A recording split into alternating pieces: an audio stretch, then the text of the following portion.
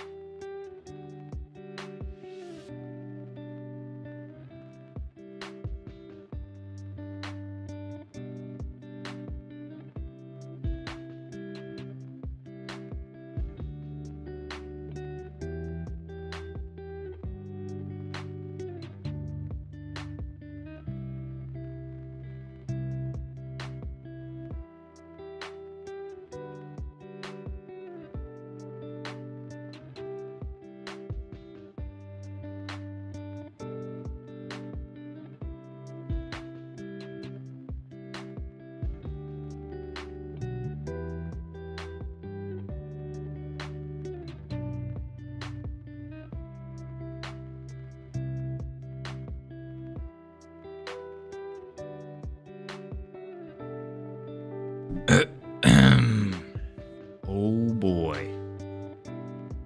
Oh boy. Are we not online? Oh shoot, I forgot to hit start.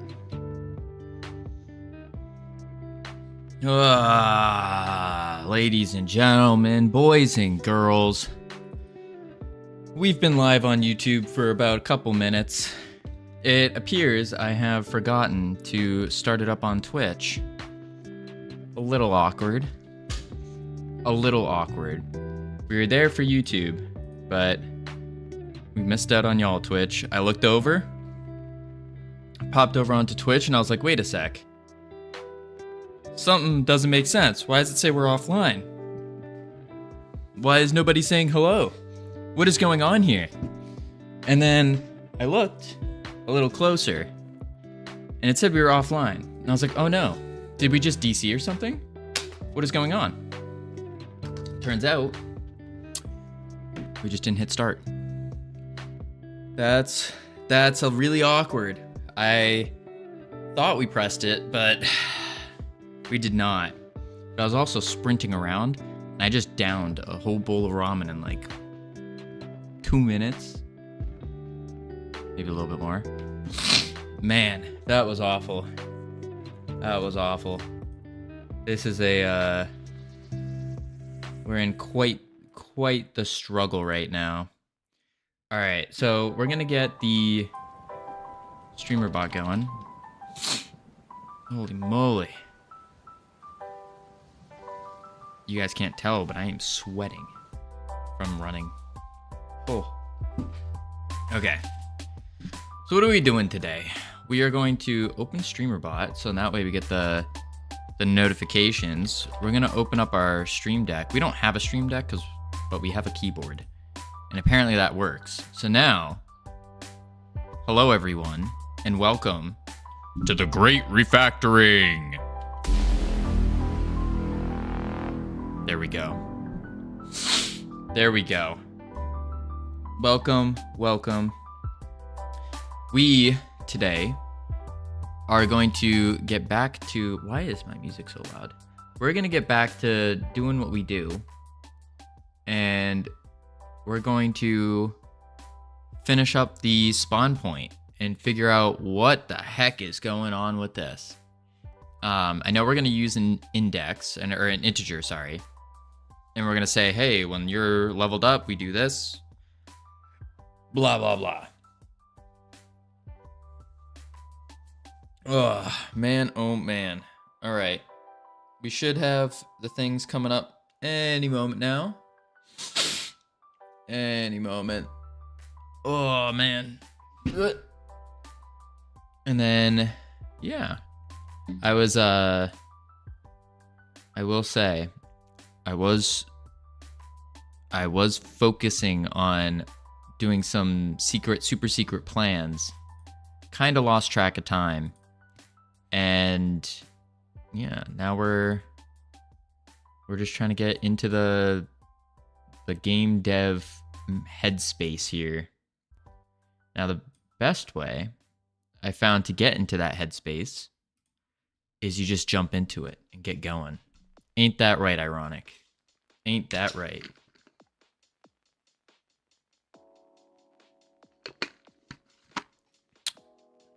Ironic said yes. I could hear it. All right, perfect. Ads are running, but while the ads are running, we're going to just jump right into it.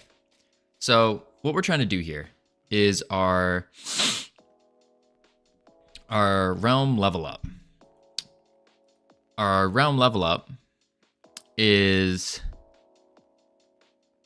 going to go into our game manager, and it's going to take our realm level.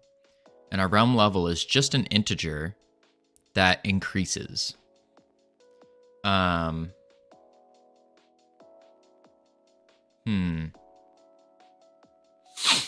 I almost feel like we need to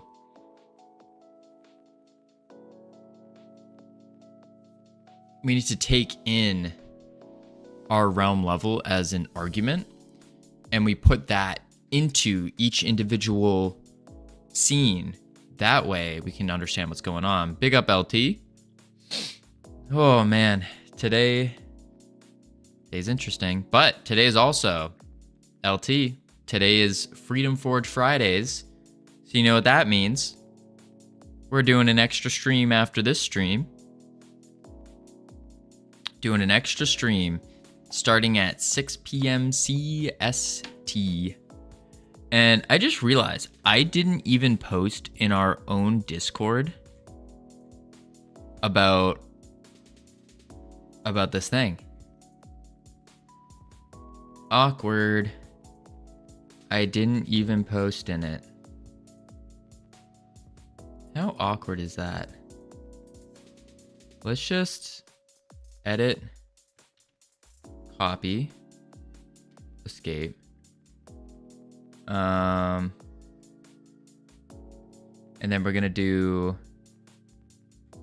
hop over to our stream, and we'll do it in our Twitch announcements, I guess.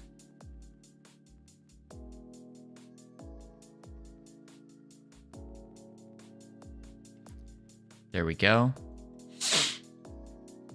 Yeah. Create channel. It'll be a media. Call it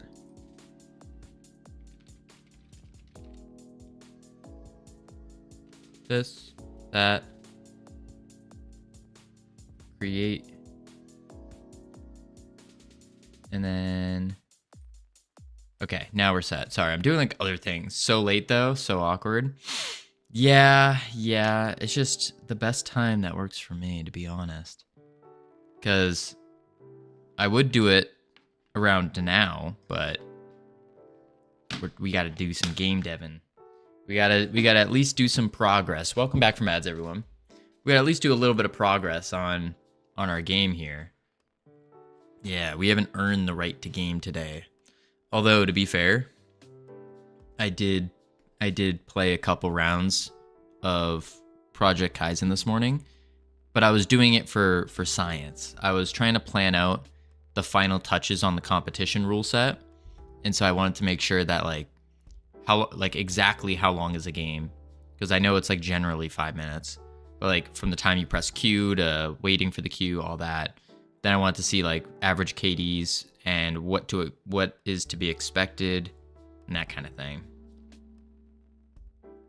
So yeah, we got a little, it's in the Discord. We have our competition set. We even have it in the Project Kaizen Discord. And yeah, we'll see who shows up.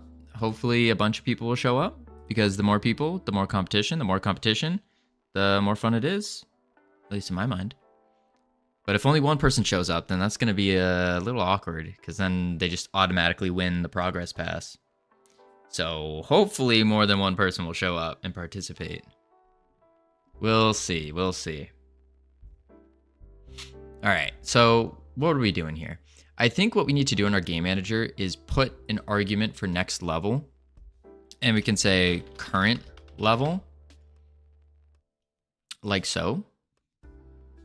And then what we do is, if realm level is not equal to 3, then we say current level plus 1, and realm level equals current level. I think that's pretty good. One person competition, yeah.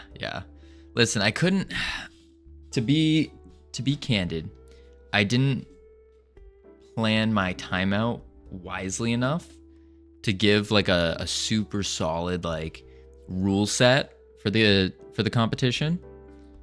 So I'm hoping the rule set is good enough. But let me know what y'all think about it. I mean, we could always change it. It's basically 30 minutes in total. You can play any game mode you want. And then within those 30 minutes, you need to assert your dominance by getting as many kills as possible. And then submit your end of match screens to Discord. And the player with the most total kills at the end of the 30 minutes wins. Kind of basic, simple. Because I don't have access to make a custom map and stuff. So unfortunately couldn't do that. And you can't make private matches yet either. So we couldn't do anything like that. But yeah, we'll see. I'll be participating in hopes that I can kill a bunch of people and win. Yeah. All right, so now we have to do a current level. Do a variable. Var current level. And then function realm level up. We don't actually want that. We want in the I think it'd be in the game manager. is next level. And then it takes in what the current level is. So realm level up.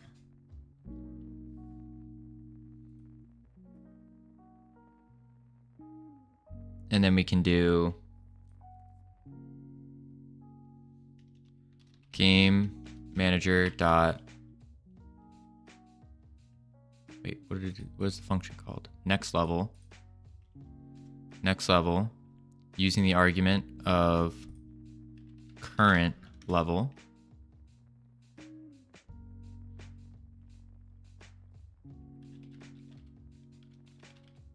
Current level. Okay, it doesn't want an argument. It needs to though.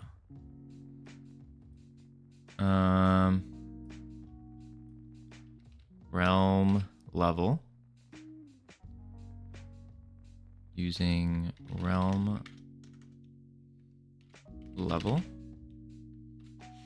Holy moly.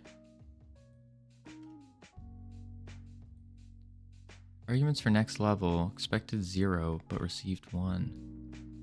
Oh, I see. I see what to do. Realm. Fuck. Flip. Level. Realm level.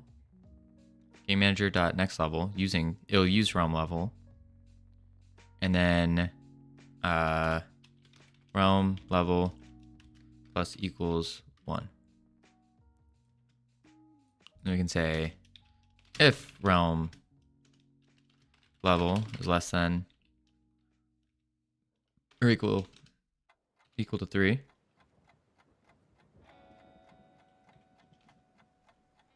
Then we increase it. Oh, we don't want to do equal to 3 though.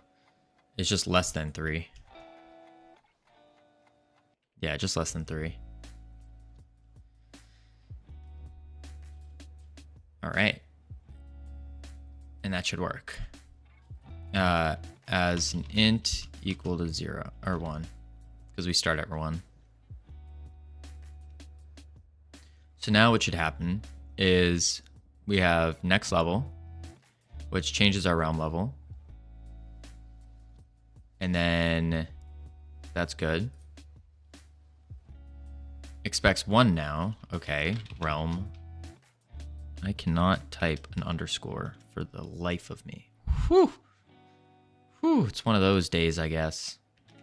Yesterday we were feeling a little off. Today, apparently, we're feeling a little off. Game manager next level, realm level. All right. If realm level equals that, perfect. Save. Next, we want to do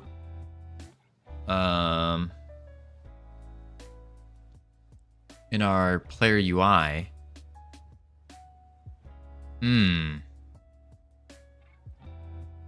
That's not good. Maybe we don't want it this way.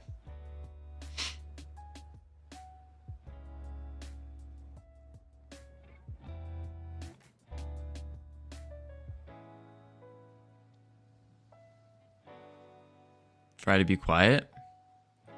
Yeah, it's kind of quiet right now. It's a little odd. I wonder why. Usually it's not this quiet. Maybe people just hated us yesterday. Hated what we were doing. And they're like, ugh, Freedom Forge Studios. More like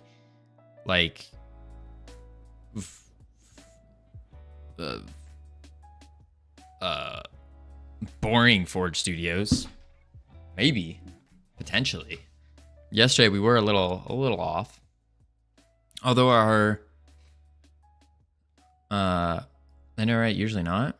Yeah, it's very odd. Maybe just people are really busy.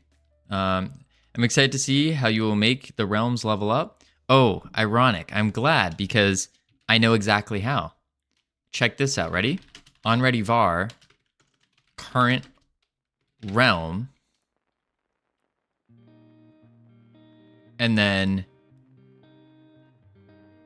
no. We'll just do a variable. Green Kitty, hello. Why? What did you do yesterday? Well, yesterday we did some work. I was just out of it. I felt a little out of it. Something felt weird. I couldn't put my finger on what felt weird exactly, but something did.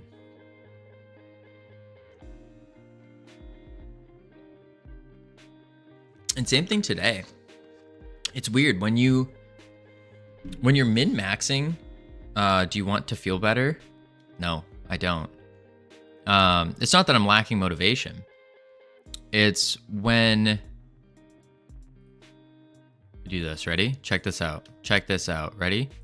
We go game manager dot current realm equals self. Oh, LT, I just ate. That's not good. That's not good at all.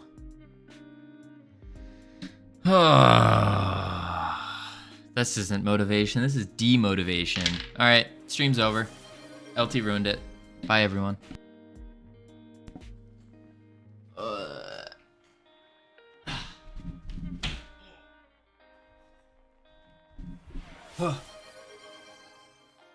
One, two, three, four. 1, 2, 3, 4.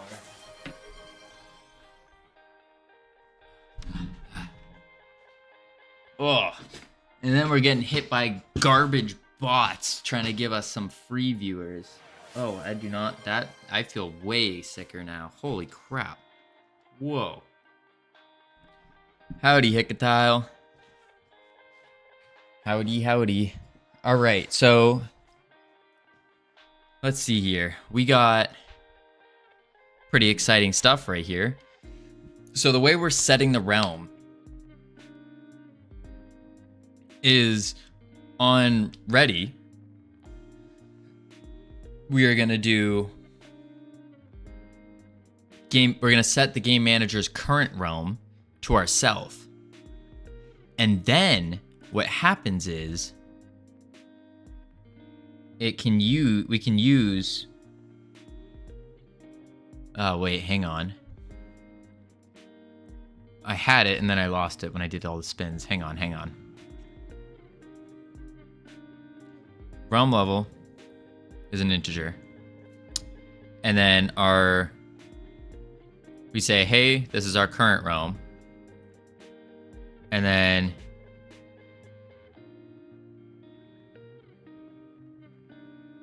current realm can do, well, current realm needs to have a I just finished Jake Blade's game. That was hard. Oh, is that the game you were playing earlier? I hopped in for a little bit, said hi, and then noticed that you switched the title to no mic, and I was like, oh, Hickatile hates me.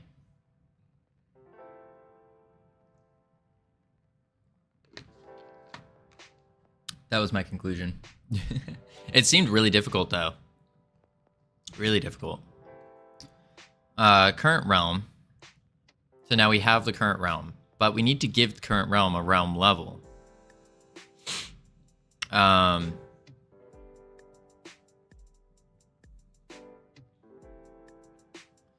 So how do you give the current realm a realm level?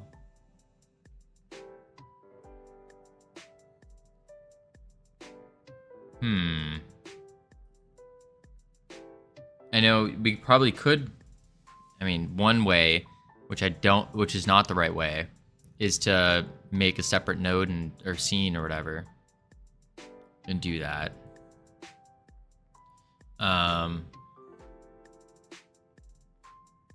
Current realm equals self.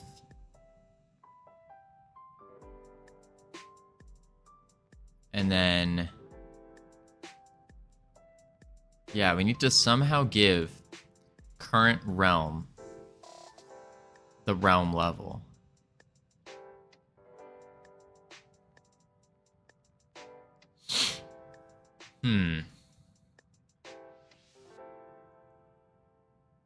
Okay, so in the game manager's ready, func ready, we can say current realm equals realm level. No, that doesn't make sense. Because we want, ideally, we want something like current realm dot realm level. Something like that. But I don't think we could do that. Well, if we're setting the game manager to it, maybe we can. Realm level equals realm level.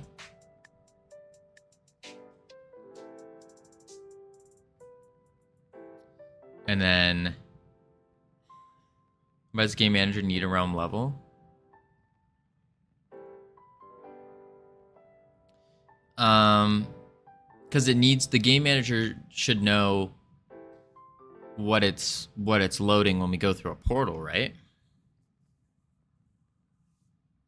I guess maybe not. Change scene to file. So maybe it doesn't even need that. You're gonna have 5 realms, right? Yeah. So it needs more than 1 realm level. Well, there's the realm, the current realm. So that's like the fairy realm, the familiar realm, the elemental realm, all that stuff. And then each realm has their own 3 levels. Oh, so it doesn't need the realm level, it just needs the realm. And then on the realm itself is where we keep the realm level and say, hey, your level is this. So what we could do instead is we say, delete this realm level, delete this,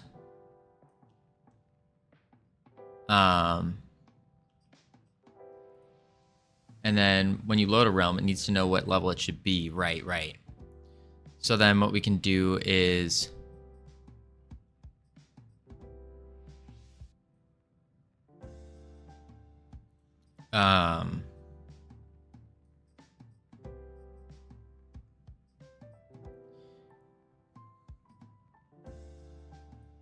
just delete all this for now. Let's go back over here. So it has a realm level. This is in the realm. We're telling the game manager, hey, this is the current realm. Realm level up.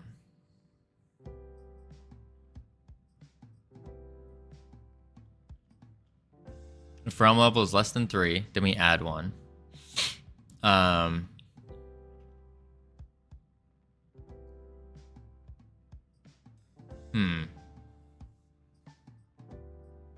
Why do we need to tell the game manager what realm we're on?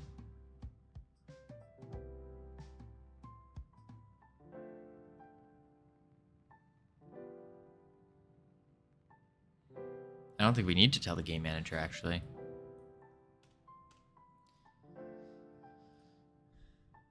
Delete that. That. And then, holy moly, just spams of bots here. Spams of them.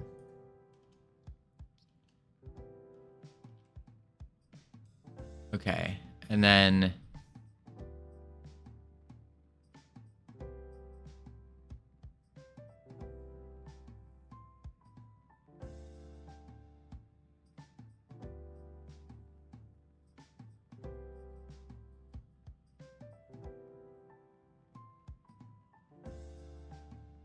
we don't need an argument. What makes sense to me is your game manager having a dictionary for realm levels that a realm can pull its level out of when loading. Oh, okay. I like that.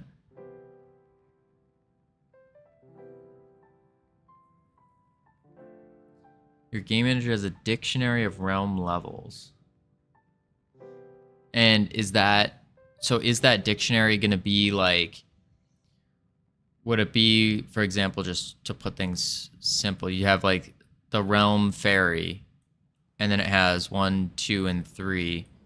Realm familiar. 1, 2, and 3? Or is it just this? 1, 2, and 3?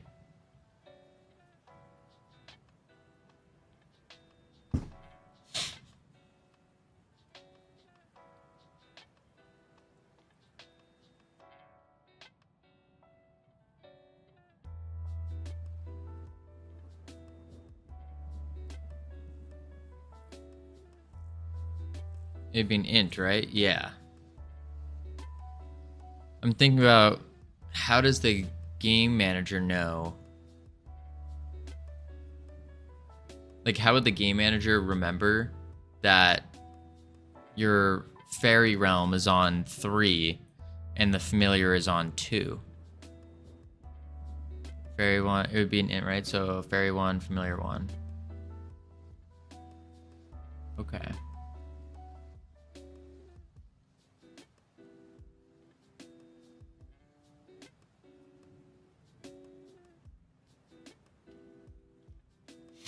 So let's make the dictionary real quick. And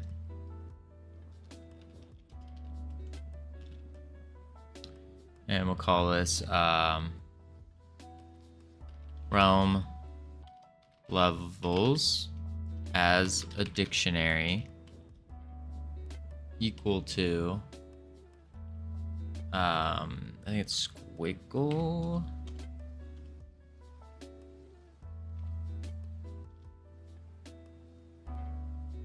Fairy, let's do lowercase maybe. Fairy realm 1. Fairy realm 2.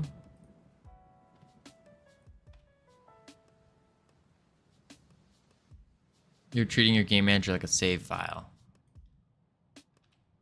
Gotcha. I think this is right. Something like this. Howdy, Bush Meta. Treating... Hammer time. Sammy, hello. Indeed, we are currently hammering out this code.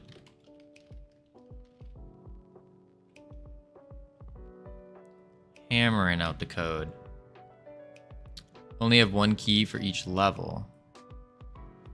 Oh. So could I do... Oh. What the heck? Could I do it like 1, 2, 3? I don't think so. I think I need to do 1, enter 2, enter 3. Like that, and then tab it. No, that didn't work. Oh, just have 1.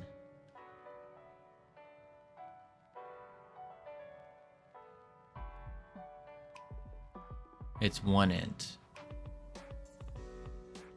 Oh.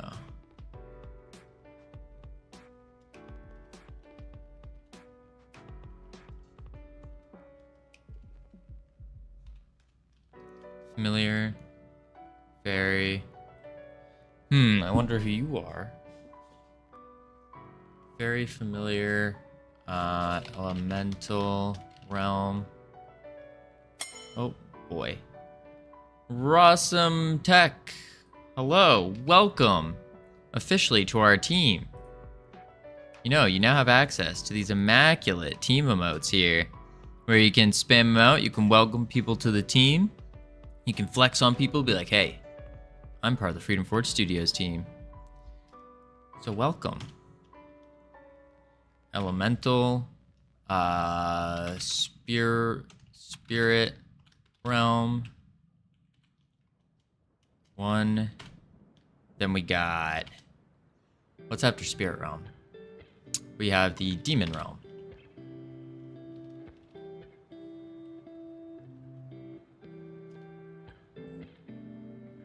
So it'd be something like that.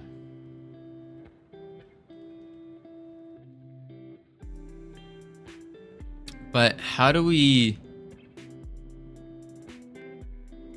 we save these? How do we increase the ints and save them? I guess you just say if realm levels fairy realm 2, 3 plus like +1. Need to figure out how to update the dictionary, basically.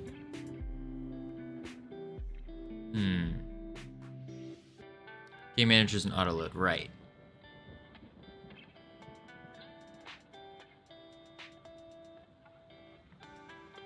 Anything can change the values in this dictionary. Okay. So we have the auto load. And then we go back to the fairy realm here. And for realm level up, we can say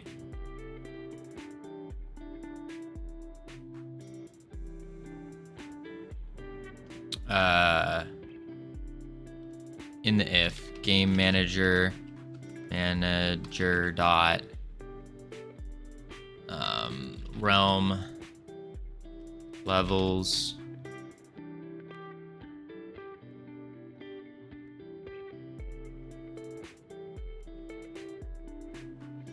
how do we access this and change this to be equal to our realm level integer?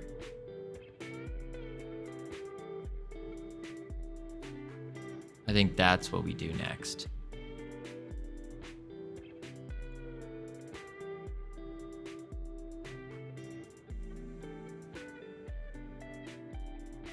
Instead of realm levels, I'm going to call this realm dictionary. I'm going to call it realm dictionary because that realm levels sounds too confusing. Let us know it's a dictionary.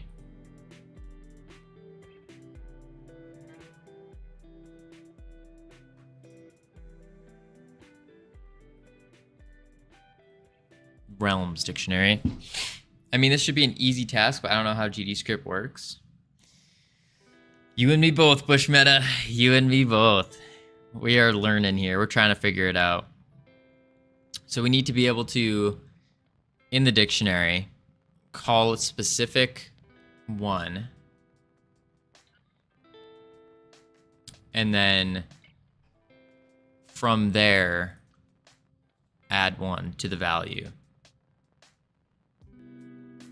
Okay, so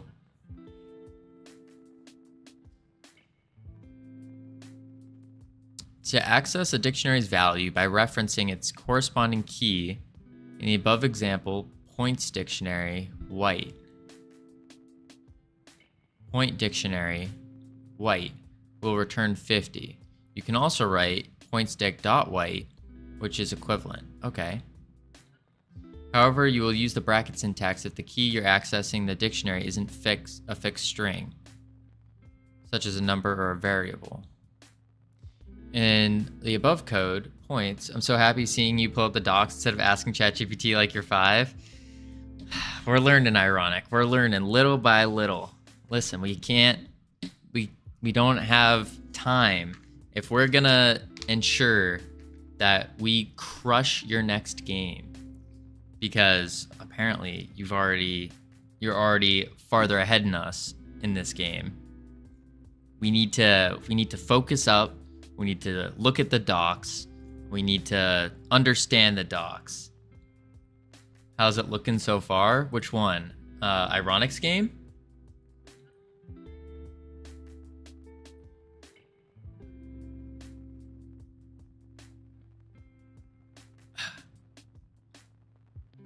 Ironic's game is, let me pull it up. Here we go. This is what Ironic's got so far. It's a little different. I think reading the docs can be a lot quicker than ChatGPT when you start to understand it better. Yeah, I think when you can understand it, yes. But in the very, very beginning, I would disagree, and I think it's more difficult because you don't know what everything's saying. Maybe. However, you'll have to use the bracket syntax if the key you're accessing the dictionary isn't a fixed string. In the above code, points will be assigned, right here, will be assigned the value that is paired with the appropriate color selected in my color. var my color string points.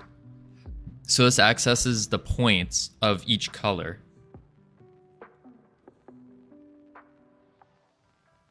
We don't care about that though. To add a key, no. Different kinds of keys, no. The key of a dictionary can iterate 4. We don't want that. So it told us it somewhere, but we missed it. So we have the key. That add part is what you want. My color. Return 50. Oh, so we do want to add to it. In the above code, points will be assigned. Oh, Bush, 15 squats. My dick blue equals 150. My dictionary blue equals 150. Right here. Add blue as a key and assign. Okay, so it'd be, we just call the key. Instead of adding it, we're just calling the key and then make it equal to whatever int we want. The key's already there, right? So it would be, for example, realms dictionary fairy realm equals 2 instead of equals 1. Need that blood flowing. All right. There's a reason why I called the dictionary dictionary instead of dict. Just saying. Just saying.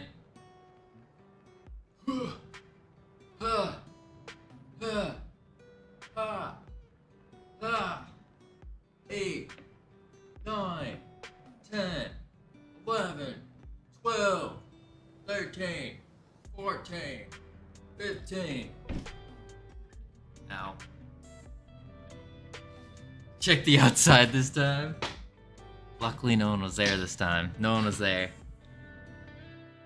Bouncing there was a little sus? What do you mean? What do you mean? Was that... I don't know what to do with my arms though. Wasn't deep enough. I went all the way down. What do you mean?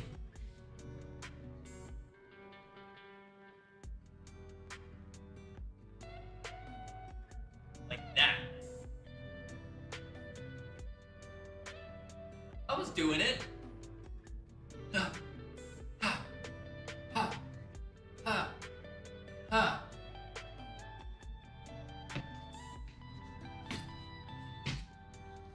There you go. 25. I gotta figure out what to do with my arms. Cause I could do the grilling dad, which is this. I could do the midlife crisis mother, which is that. I could do the 70s workout person, which is that. I could do I think I'm really good at squats, even though I haven't squatted with the squat bar before, which is this.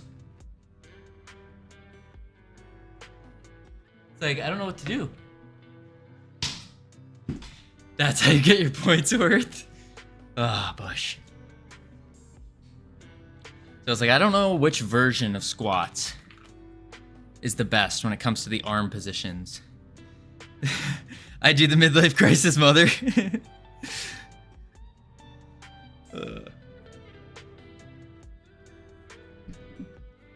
Alright, so go to our dictionary. And then realms.dictionary dot, because it said we could just do what? Okay, that doesn't work. Dot blue, but it said when accessing it, we could just say the string instead. Dot fairy realm equals realm level. There we go. So now this will add, we'll switch it.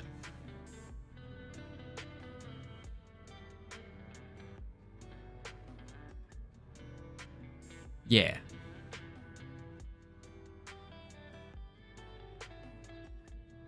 Okay. Set your realm level to that in ready too. Wait. Oh, in the ready, we set our realm level. So realm level equals game manager dot realms dictionary dot fairy realm.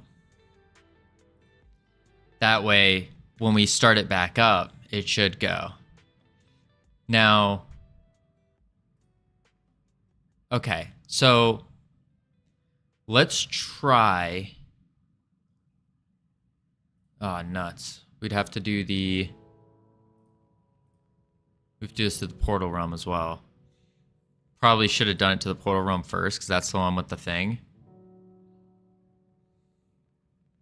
Make an area that levels up the realm when you walk into it. That could be done. That could be done. So we'll just do area 3D. Test area. Collision shape. Do a little cylinder. Drag it out.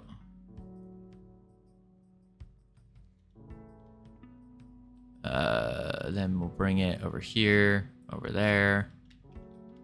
Something simple like that. Yeah. Grab this little dot, bring it up a little. And then the collisions, we'll just check for 2. And then, oh, we'd have to add a script to it though. No, I don't. I can just node, body entered, body entered, body entered. There we go. Connect. And then test area, body entered, realm level up. And then here we can also do print.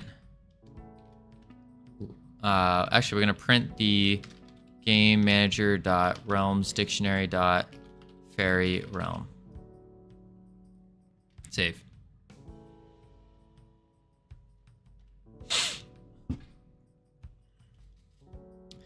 What?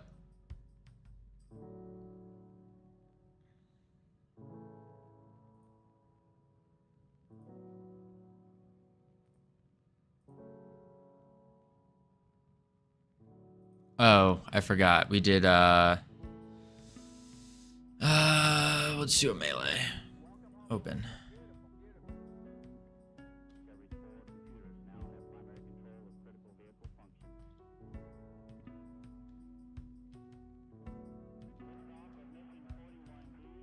All right, that did not work.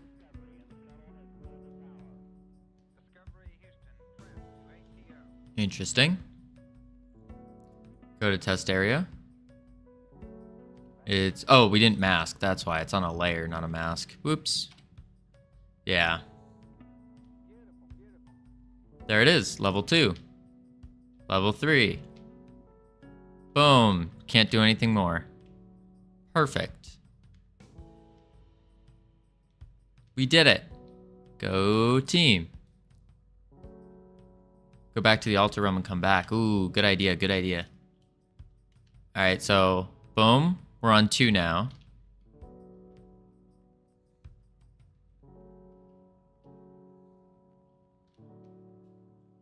Excuse me.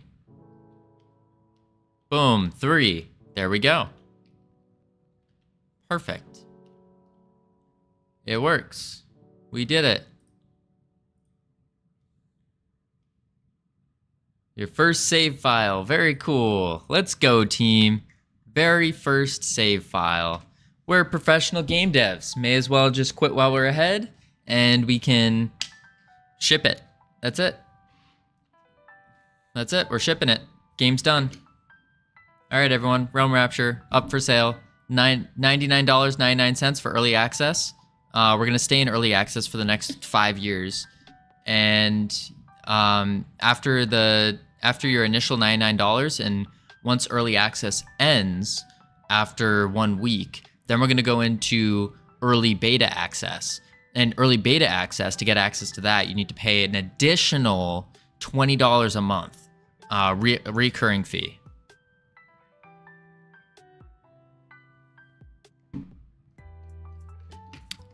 Hope every level will be separate DLC for at least $10. Oh, no, Bushmeta, don't you worry. We're not going to be some kind of scummy company like that. Instead, we're going to have microtransactions to unlock the ability to attack different enemies. And then on top of that, for a cheap price of $29.99, you can unlock the portal. Did I hear $20 a month? Agent, we are... I should specify this now. We are 100% joking. This game is completely free, no paywall, no money. We're planning on losing money for this game. I need to make this very apparent. We are just kidding here. Just kidding. That goes against everything the exact opposite of what we stand for and what we're doing here. If you pay late, it bricks your phone. No, actually, you can't pay late because you have to put in your credit card information. And if it gets declined, then it's going to keep bouncing back and then ruin your credit score. That's what's going to happen. So the only way to actually cancel a subscription is to either go through like page after page after page after page after page, and there's going to be a little fine print that says unsubscribe. Something like that. And the only way to do it is just to either cancel your credit card completely or to go through that whole process. And we'll ensure that the process takes at least 24 hours straight of constantly going. And if you're on a page for longer than 1 minute, it resets back to the beginning. That's what we'll do. I feel so dirty even just saying something like that. Buys $10 preloaded visas, big brain. Crap. We didn't think that part through. We did not think that part through. All right, we just don't accept prepaid visas. Bam. Easy does it. Debit cards only.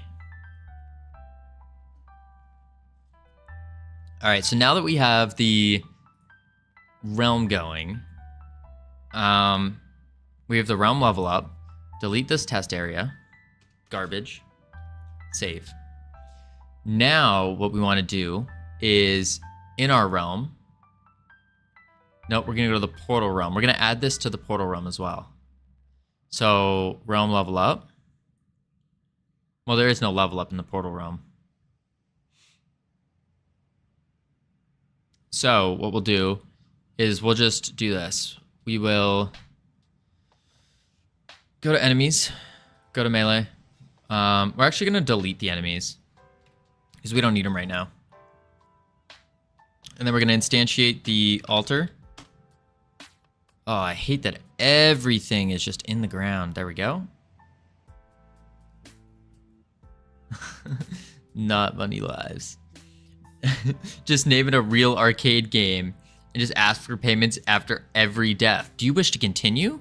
All your progress will be lost if you don't pay now. Only $1.99. All right, and then what we need to do is in the base altar. Ooh.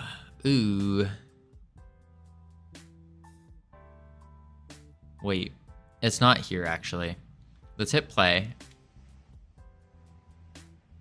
And we should be able to click it. Perfect. And then next level.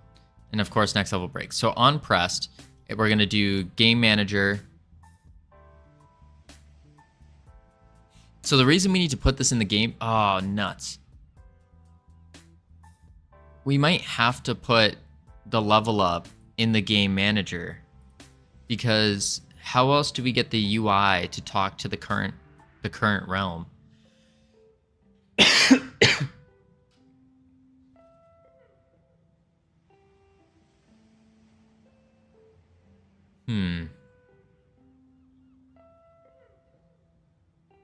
$3.99 equals 5 lives with big promotion sticker that says 20% overvalue. Oh yeah. Now I like where your head's at. Tax not included. Yeah. Yes, $3.99 for a 5-pack. Big promotion. Get over 20% value in all caps. That's how we do it. And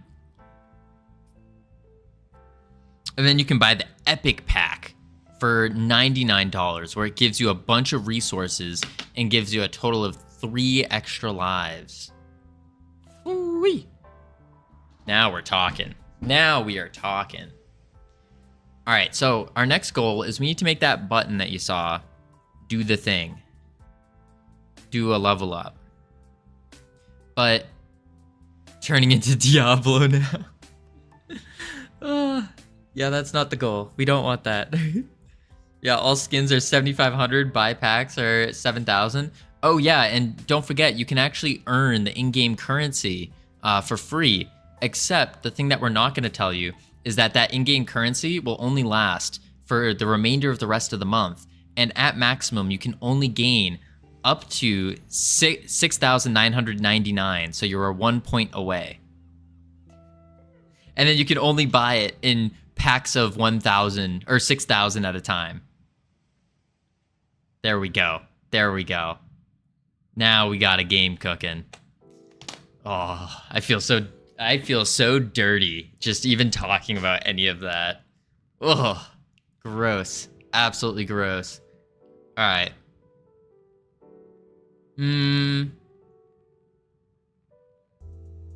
So this button needs to be able to use this function, but it will not be able to unless. Nope, it just straight up won't. Oh, I have to reopen the UI. UI. Actually, we'll just open this one. Nope, that's not the right one. Level switch button. Here we go. So the level switch button, we need to figure out how Diablo Immortal. In this case, immoral. Yeah. Warcraft 3 refunded.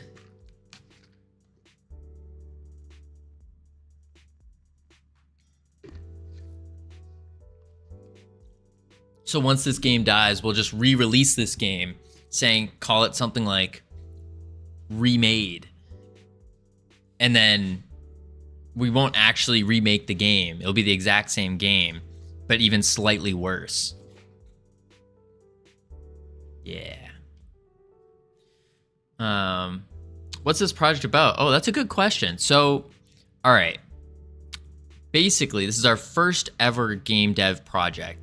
We have 0 programming experience before this. We started about 9 weeks ago, so about a little over 2 months now. And yeah, I feel ya. Yeah, 0 programming knowledge, but we're dedicating the next 20 years of our lives to this. So the idea is it's supposed to be just like a simple, free, like chill, casual, mobile game. Now, we soon learned that the 3 things you want to avoid are 3D, mobile, and complex mechanics.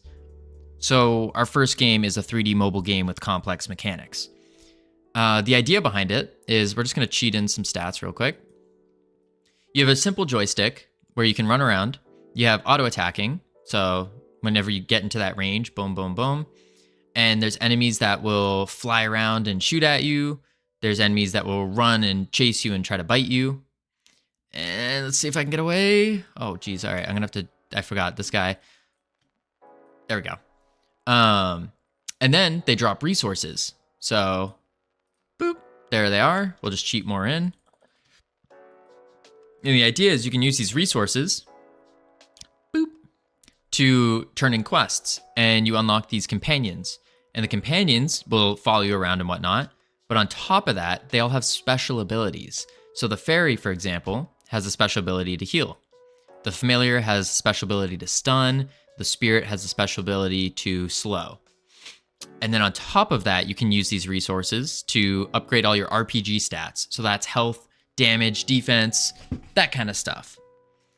And why do we need to upgrade all these stats? Well, we also have boss fights. Now, I should warn you, as you can see, all the stats in this version of the game are hyper grown. But basically, this is one of the bosses. This is the familiar boss. And the idea about it is, wait for it. Every now and then it will charge up. And if you stand in the, oh, it's dead. If you stand in the area, it will stun you, grows really big, and then super attacks you like really fast. Then we have things like the Spirit Boss, which is probably my favorite so far. And it spawns these little grabby hand areas all over the place, just randomly. And if you go into the area, it takes damage and it'll slow you. So like the hands will come out of the ground, they grab you and they slow you down and do damage to you. And then it also has one of those areas constantly around it. So the Spirit Boss will shoot out a giant hand that will go grab you and yank you into the area, doing big damage and all that. So we have a bunch of little boss fights like that. The base kind of loop mechanic is dodging things because you only have one joystick. And then you can move around your companions, kind of order them in whatever way you want. And yes, Wolfric. It's a little shout out to our buddy who used to stream Wolfric. Because Wolfric is also the term or the name for, it's a word meaning king of wolves or something like that. So it's like, oh yeah, we'll just go with Wolfric. That makes sense. I think I can't remember what this boss's name is. This was named by chat. Yeah, Casper the Inquisitor. This was named by chat as well. I mean, all of them are really named by chat. So I thought it was a wolf freak. Oh, no. Wolfric. Wolfric means king of wolves or something like that. Well, anyways, this agent isn't our game anymore. What we learned is over the course of 2 months, our programming knowledge has exponentially grown. And a lot of the things we were doing, a lot of the coding styles we were using and things we were making just don't work in the grand scheme of things when you put them all together. So basically, we're doing the great refactoring. And what that means is we are remaking the game from the ground up. Basically, trying to use better coding practices when doing it and making it so everything kind of fits together more simple. Right now, we're just starting off with a basic prototype of it. So getting the mechanics back into this game, all fresh. We're not doing any of the assets yet. We're just making our own like quick CG boxes or using mesh instances to make little tiny guys. This is like just 3 spheres on top of each other. Very, very simple. And yeah, that's what we're doing. So right now we're working on we have a portal system, so you can portal between the realms going through the donut.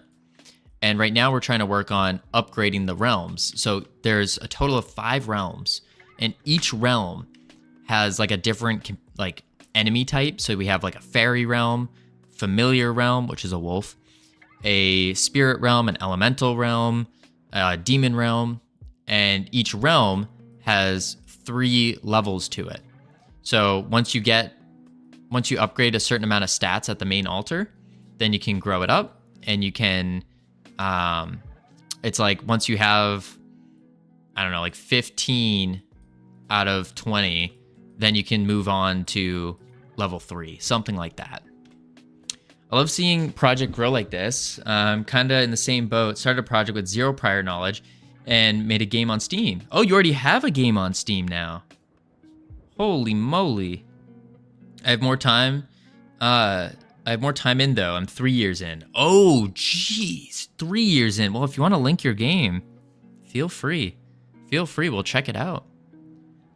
What kind of game is it? 3 years. Whew. It's a little bit more time than what we got so far. But I'm sure you learned a tremendous amount in those 3 years so far. A tremendous amount. All right, so we need this button to work. Dang it, let's close all. And then we're gonna reopen our game manager. We're going to reopen our level switch button. Here it is. So, Nuclear Mages on Steam. Oh, symbol. And a run. Oh, boy. Unique genre. Working on multiplayer patch for next week. This week PvP. Ooh, I love PvP. Symbol. What is this? Drive-by? Oh, all right. We'll do them in order. Hold on. I gotta remove the sweatshirt for this. That. Man, oh man. Symbol hates us. It's confirmed. Ugh. All right. Let's. Getting ready for stream. Waiting for my lunch. Well, I hope you're entertained. Ugh. Whew. Alright. 1, 2, 3, 4, 5, 6, 7, 8, 9, 10, 11, 12, 13, 14, 15. And then it was... Agent, thank you for the follow. Welcome officially to our team. You now have access to those beautiful team emotes. Where you can welcome people to the team. You can flex on people, be like, yo, I'm part of the Freedom Forge Studios team. So welcome. And now you gotta put on a yeehaw. Oh boy. Whew. And we don't get no chair. Holy moly. Alright. Whew. And now we get to focus on code. Shooey, thank you. And he's wearing the cool Flash shirt. Indeed. At least you can code. Very true. At least we can code. Speaking of coding, how on earth are we supposed to... How on earth are we supposed... Shut up, stomach. Are we supposed to, No, you don't. What is this ad? It's distracting me. Get out of here. How do we do on pressed and tell it to use the realm's level up feature that we're on? Man up. Bush meta, you should man up. On pressed, game manager, next level, that ain't a thing. So instead, I'm kidding. I'm joking, Bush meta, I'm sorry. Oh shucks, now we hit the ads, of course. We didn't get that no warning. Where was the streamer bot warning? What in tarnation is this? Alright, what ads? Listen, you got turbo. You're turbo charged over here. We don't got no turbo for most folk. Alright, so let's see here. On pressed.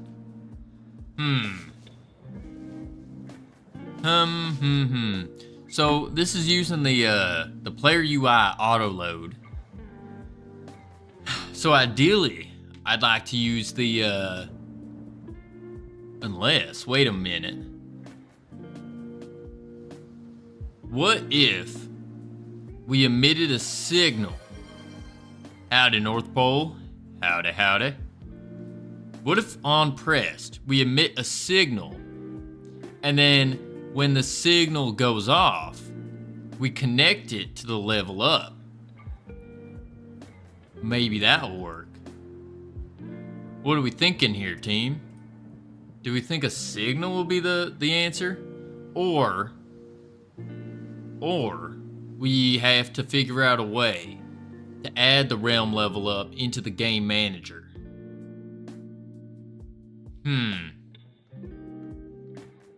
I reckon a signal might be it. But then we're gonna have to do a signal for every... Do we? No, we actually shan't. This is the base altar. So yeah, we could just emit a signal. So we could do signal realm level up. And then we could do realm level up dot emit. And then over here, refactoring today. What are you?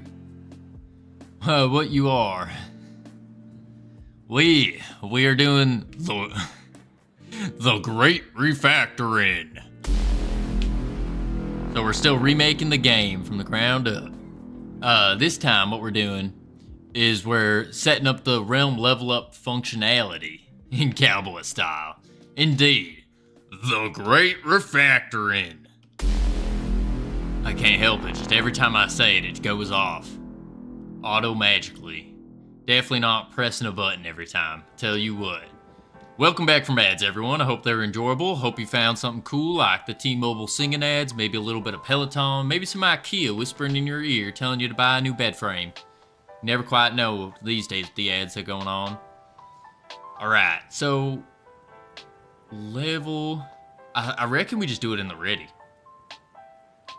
And we just say realm level up in the ready. So we could do in the ready. We go UI dot realm. Oh wait.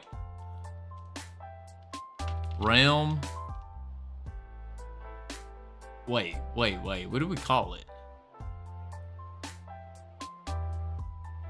I'm gonna change this. Level up realm. Level up realm. Anyone else get a lot of Durex ads from Twitch? I don't reckon I do. I don't reckon. But I do reckon I get my chair back. Ugh.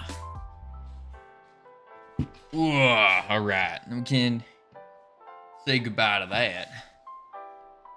Woo-wee. Oh. I don't usually get ads. Lucky you. Lucky you.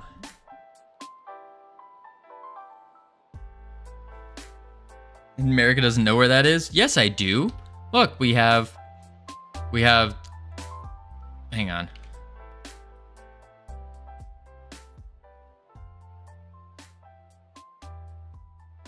We have the US. Actually, no. We have... Oops, I didn't mean to undo that. Okay, this is bad picture. Don't worry about it. We have North America. And then we have Europe. We have Africa. We have Australia. We got China. Or no, we got Asia. And we got Russia. Something like that, right? Oh, we don't worry about, we got the North Pole. And we got the South Pole. Oh, forgot about Hawaii. And forgot about Alaska. There we go, right? That's how it works. Something like that. I'm not that dumb. Slovakia, if I remember right, you have Europe, which kind of looks like... then we have there's Greece. Then we have the shoe of Italy. Then we have this, and it goes like that. Something like that. And if you want to count England. And you have Iceland and Greenland and all that. Slovakia, oh, it actually goes off a little bit more here. I think Slovakia was somewhere around this section. Yeah, UK are faux Europeans. South America. I know listen, I was pranking y'all. I know my geography-ish. I think Slovakia though is somewhere around that box. The green box I made, this thing. I'll make it orange. I want to say it's somewhere around here.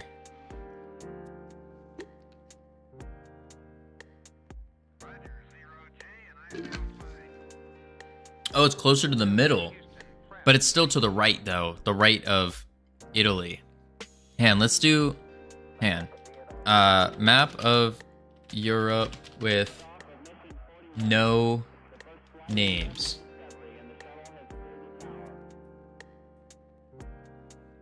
We'll pull this one up. Okay, here we go. I think Slovakia is... Alright, this is Italy. This is... Wait, this is Portugal. Is this Spain? That's France. France, Spain, Portugal. I reckon this is Poland. And then we have something like that. Maybe Poland's over here more. And then this is not that. Germany. Yeah, that's Germany. Like that. There we go. Poland, Germany.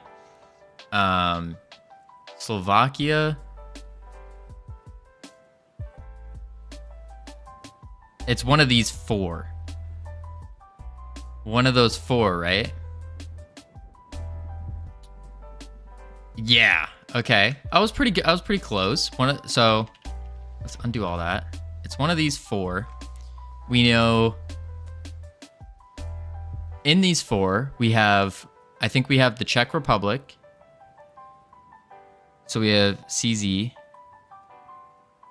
We have, of course, Slovakia. I think Albania is in here. Like, this might be Albania. So then that means this is Slovakia.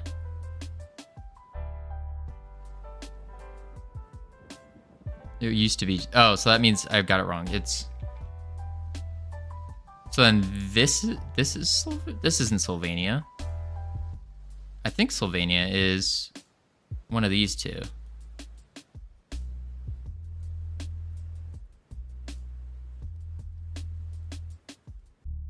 Upper right. So it's this one.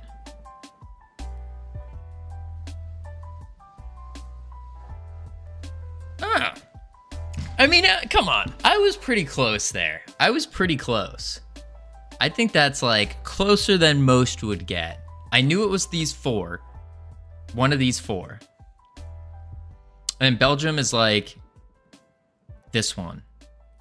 Or it's this one. One of those. Yes. And the other one is Switzerland. Or Switzerland. First one? So is this one? Netherlands. Yes, Netherlands. Then this is Switzerland, or is this Sweden? This is Switzerland.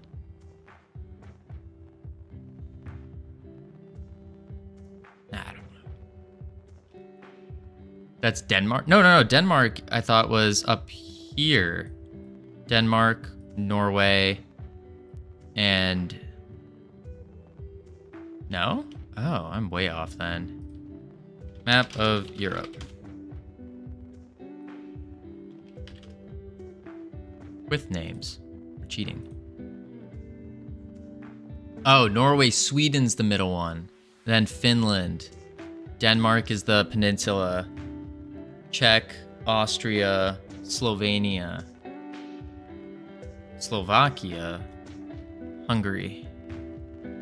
Romania. Moldova. Ukraine. Latvia. Huh. Okay. We're pretty close. Andorra.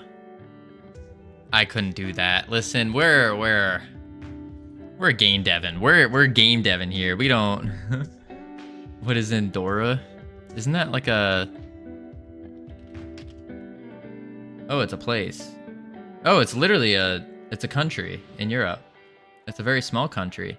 It's a tiny independent principality situated between France and Spain in the Pyrenees Mountains. I'm not gonna lie, Andorra does look pretty cool. Check that out. That's Andorra. That's not bad. Andorra's kind of nice. Andorra's kind of nice.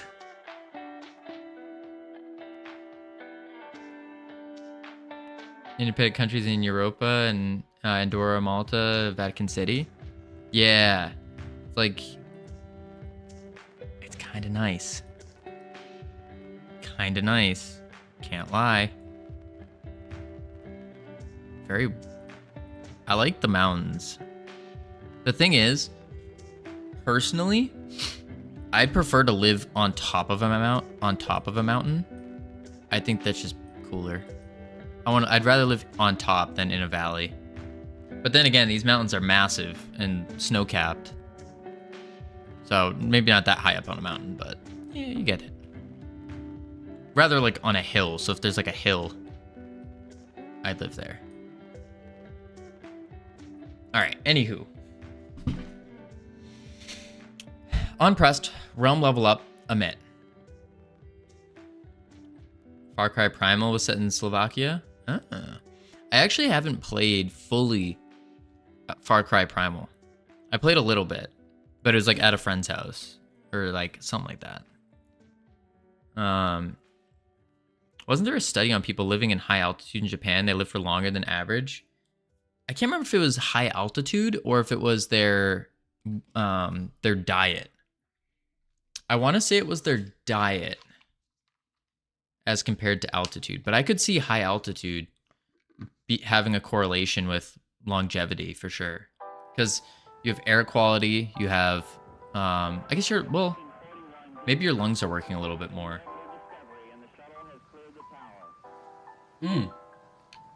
Or maybe your lungs become more efficient. I'm not quite sure. Yeah, more efficient oxygen, right? Like I was living in a higher altitude, just slightly, and then I moved to a lower altitude, and it almost feels like the air is heavier to breathe. It's like I have to take smaller breaths. It's very strange. It's a strange feeling. It's not that much of an altitude difference, but it's like I go outside and I'm like, I go to take a normal breath and I'm like choking on too much air. It's very, very strange.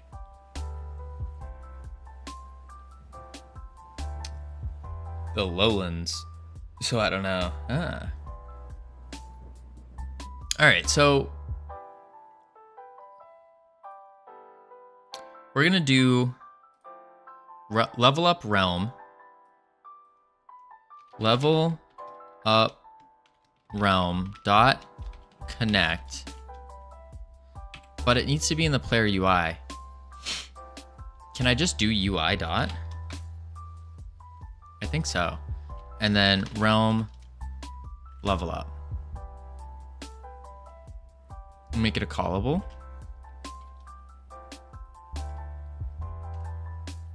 Anyways, gotta go. Good luck. Thank you for stopping by, Bush Meadow. Catch you later. Catch you later. All right, so now, hopefully, when we press the button, it's not on the UI's GD because it's on the other one. Okay.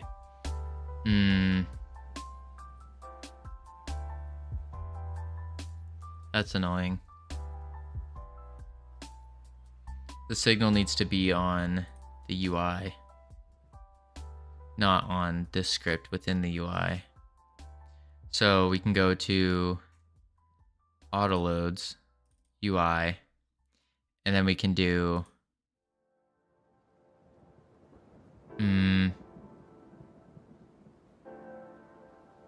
we'll do the signal. We'll put the signal there.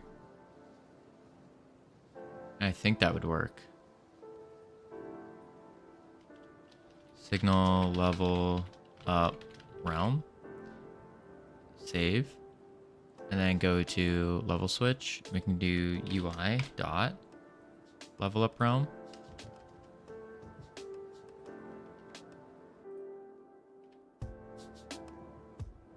All right.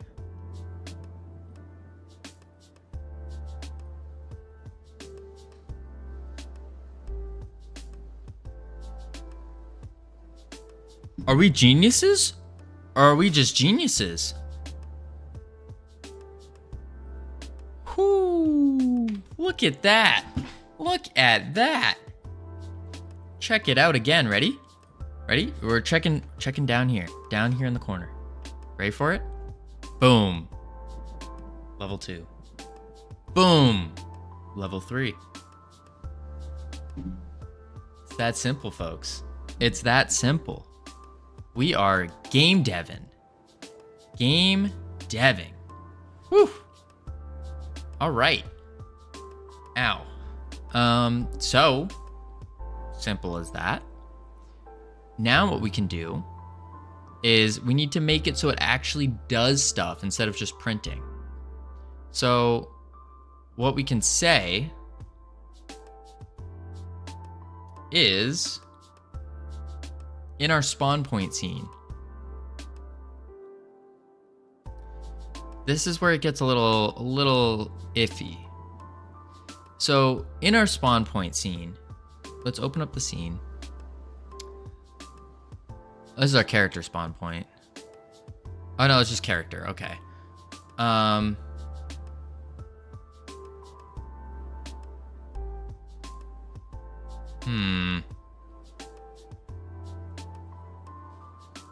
How do we... Howdy, Magnetonics. How you doing?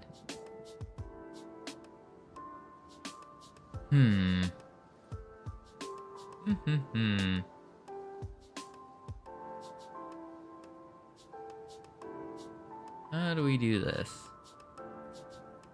There's a couple different ways, I think, but the main way is we have a spawn point scene.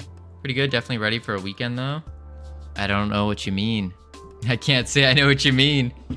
We don't do weekends here. We work every single day. We stream every single day. No such thing as a weekend break here. Although today is Freedom Forge Friday, so you know what that means. We have an extra bonus stream coming up at the end of the day where we're gonna be gaming with y'all, or whoever wants to join us. And on top of that, we have a little competition going on today. Little competition. Winner gets a progress pass to Project Kaizen, the game that we're playing. And it's gonna be cool. It's gonna be fun. Progress pass, just like a battle pass. Nice and simple. It's gonna be fun.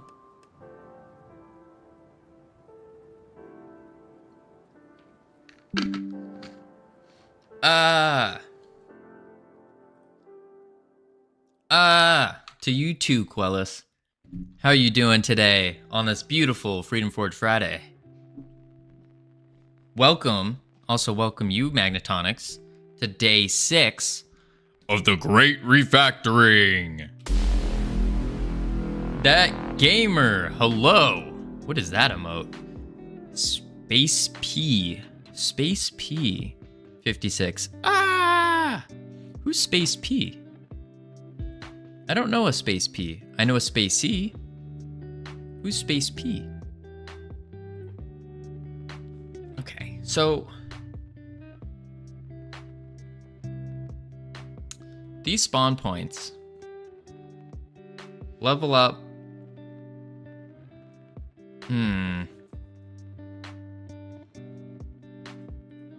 Gotta think this through.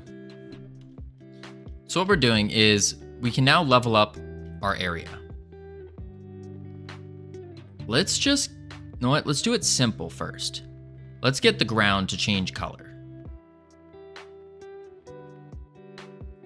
So what we'll do is we'll say,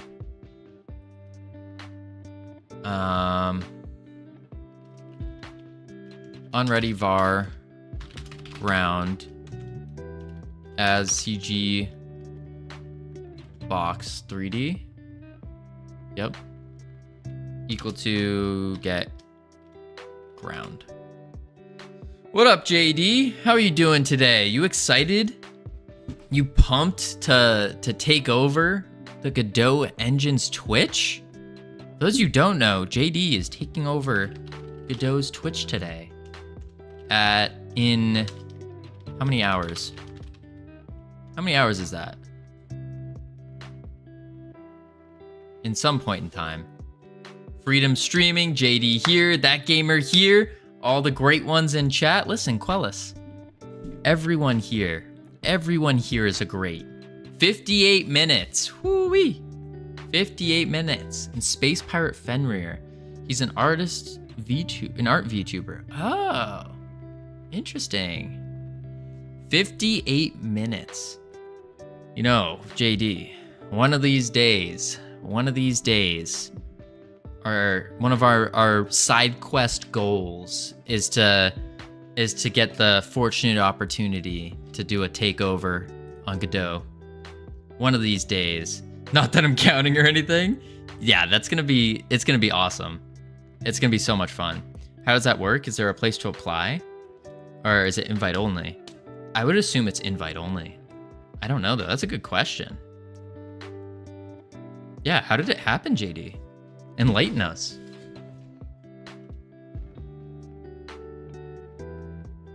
All right, so, on ready var ground, we get the ground, and then we're gonna change the color. It's happening, JD does takeover. Yes, I love it. It's a bit complicated. I had a conversation with Nat, the community manager. Ah, gotcha. Now, did you, who reached out first? That's the question. And I think a big thing, especially Quellis, like a big thing that I've noticed is the people who have games that are like coming out or have just released, those seem to be the best ones that they put up on the Godot takeover. Because of course, Godot engine, you want to try to promote people who made a game in your engine or are releasing a game in your engine. And it's like a win-win for everyone that way, as compared to just like a single win for one person or one party than the other. So we got some work to do. Something I don't really want to get into. I'm getting ready. Yeah, no, that's fair. That's fair. Yeah, no sweat. Get ready. Get pumped. JD, if you want, we'll pump out a couple push-ups. Just you and me together. We'll do some push-ups. Get our blood pumping. Get ready. I'll give you some free push-ups. None of my projects really show off what Godot can do. Ah, gotcha.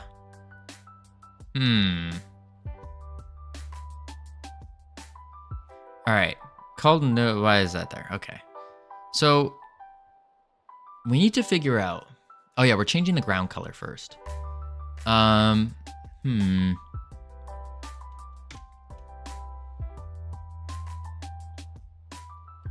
yeah, JD's gonna crush it. Funk. What do we want to do? Funk. What do you mean? Every single one does? You're a Godooter? You're not wrong, that gamer. You're not wrong. What is this?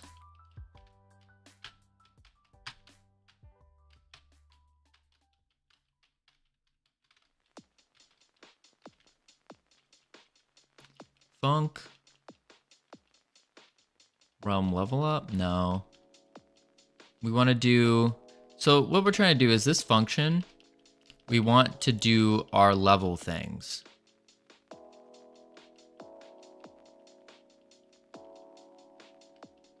So first thing we want to do is change the color. No one's going to see my programmer art and be like, wow, Godot can really make some beautiful games. I mean, Quellis, have you seen our current placeholder art? I don't know. It is pretty beautiful. Definitely not terrifying at all. Definitely gives you the vibes of like, oh, if I wake up in the middle of the night and see this in my closet, I'm gonna feel protected. That's the vibe this guy gives off.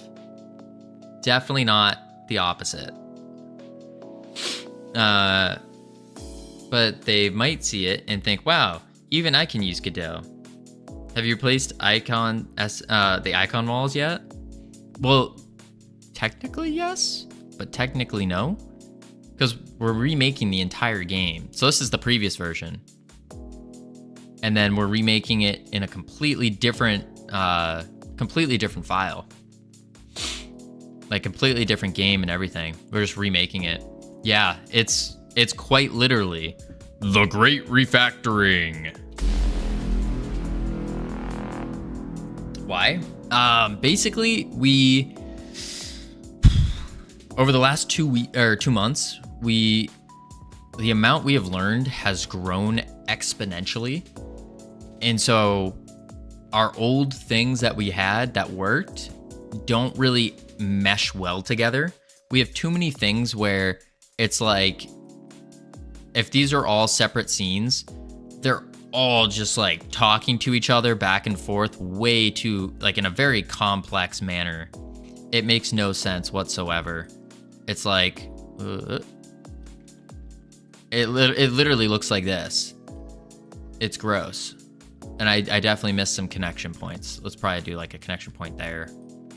It's like, and that's for like a simple thing, because we really just messed it up. I mean, our players ready is ridiculous. This is the ready here. That's too much.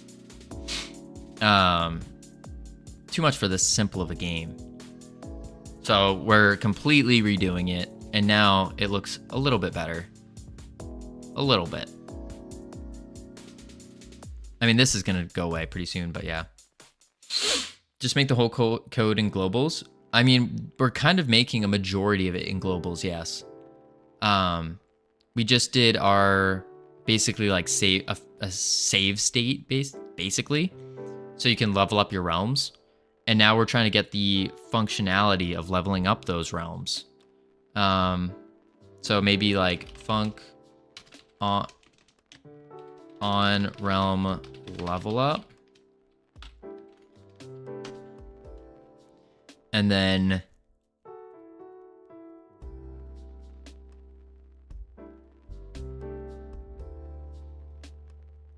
actually no, we'll do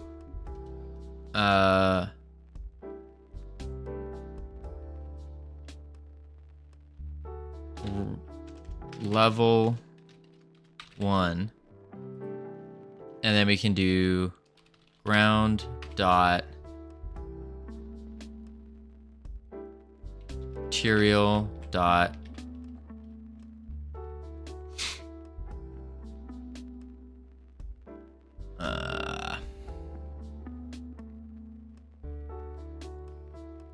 dot color equals color dot yellow.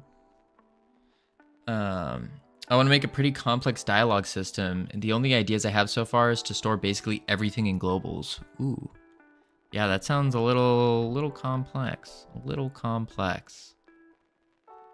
Albedo underscore color. Albedo underscore color. But I think for the material, we need to get the standard material, don't we?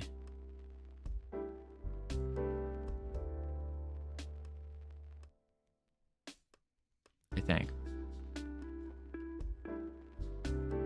Let's just do this, and we'll do level 1. And we'll hit play. Oh, it worked. Oh, that's an ugly color, but it worked. It worked. Okay, level 1. We obviously don't want to use color yellow. That's painful in the eyes. How do we do a hex code?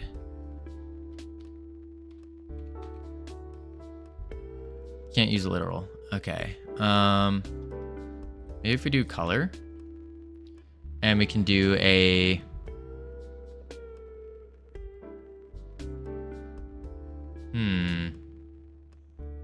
yeah, that's all I can think of for dialogue 2. My game is going to have minimal dialogue, though.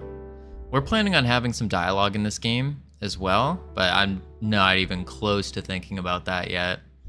Because the idea is we want to get everything working, and then the dialogue is really just to help direct the player. But direct it in a way where if you want to read it, you can, but like, I know a lot of people just don't even bother reading. Color, oh, we have to do the literals. Okay. The RGBA. So we need to do... Oh. Okay, that didn't work. The RGBA equals color dot. Wait, was it brackets or was it color? Okay. Woo! Bless me. Woo-wee. Color. And then we want to do... Oh, I just want to hit enter a bunch of times here. Color.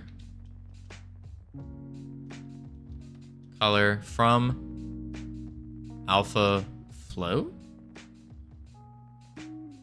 That doesn't make sense. Let's try a random RGBA from... Let's just do 0.5, 0.06, 0. Random numbers 1. RGBA. And let's see what happens.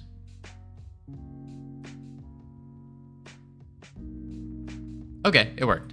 Sweet. Okay, cool.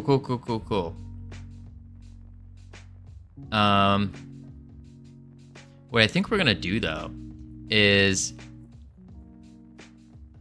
I kind of want to export it so then we can just manipulate as we want.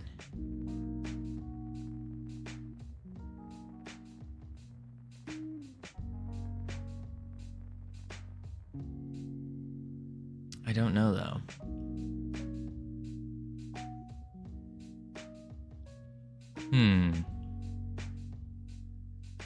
Let's think. This is technically level 2. So level 1, we'll just say, we'll do this. We'll do 3932, 3932, 14. That's level 1. And we're actually gonna get rid of that. And we can go here in the ready. And we'll just do level 1. And then we can do func level 2. Ground dot material dot albedo color equals color. What's your background? Were you a programmer or artist before you started forging all this freedom?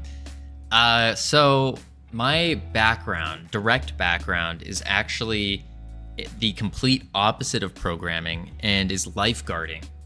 I had just a small lifeguarding company where I was going around. I was a licensed training provider. I go around to different community pools, camps, stuff like that, and train lifeguards.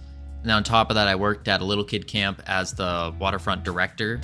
So basically the head lifeguard who was in charge of managing and hiring and all that within the lifeguards. And on top of that, I was a assistant reservation director, so I would help run the camp as a whole as well. So doing things like swimming, boating, anything that touched the water was my domain. And then before that, I got a little bit into real estate and like investing and stuff like that. And then before that, I had basically I had a bunch of different businesses. I had probably like 4, and then all 4 failed. Oh, I would say 3 failed, and one of them I failed because I didn't want to do it anymore. So I just kind of closed that down. And before that, I see you're basically Poseidon. Everything water related is your domain. Something like that, Captain. Something like that. A little bit. But yeah, that's before all of that, in college, I went to college for computer security and information assurance. And that was my introduction to computers, because longtime gamer. So I was like, oh, that makes sense. That sounds cool. I didn't know what it was, but it sounded cool. I got myself involved in every single computer club possible. The Association of Computing Machinery, got into like digital forensics club, stuff like all these, like every club that had to do with the computer, I was in and I was running.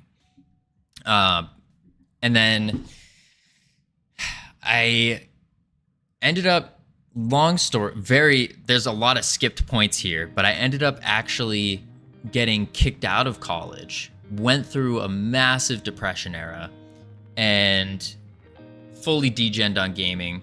And it wasn't until I learned about business and all that I kind of pulled myself out of it and realized I just want to provide as much value as possible to as many people as possible. And I realized, looking back on it, that what is my unfair advantage in business? And my unfair advantage is that I spent 2 or 3 years as a completely depressed, like full-blown degenerate gamer. And I mean the most degen possible.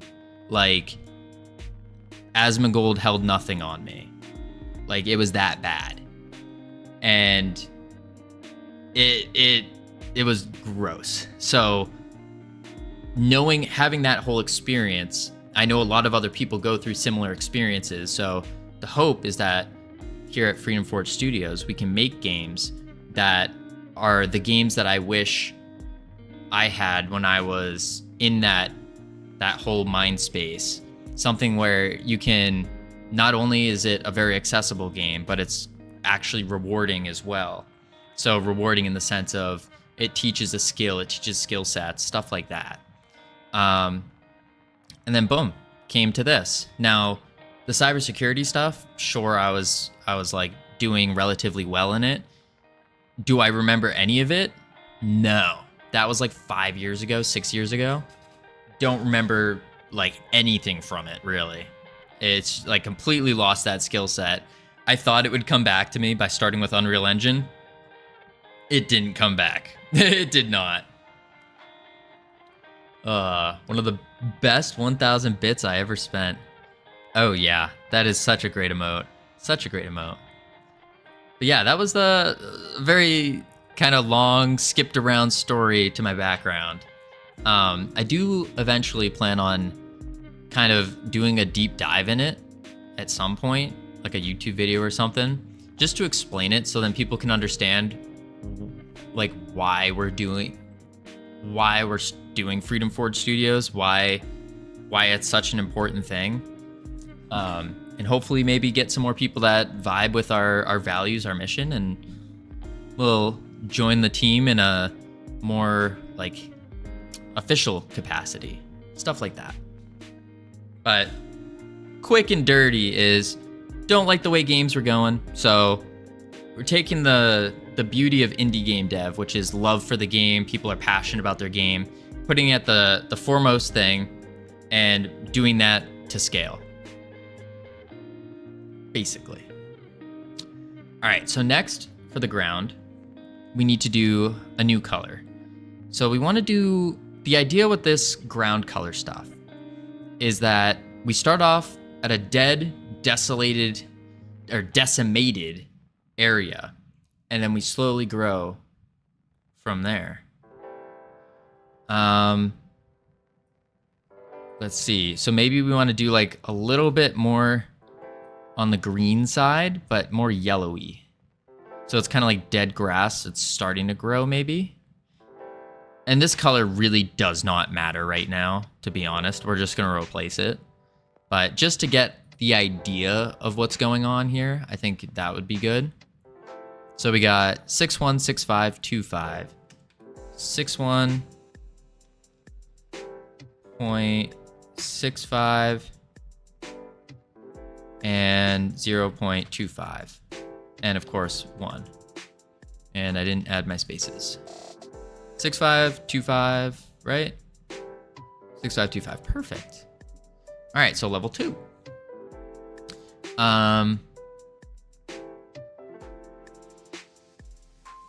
Yeah, let's try this. So we can do if realm level is equal to 2. Level 2. Let's try that. So now it should, when we press the upgrade button, should start off brown. Perfect. And then when we press the next level, boom, it upgrades. Nice. I don't like this color, but it's nice. Now last one, function level 3.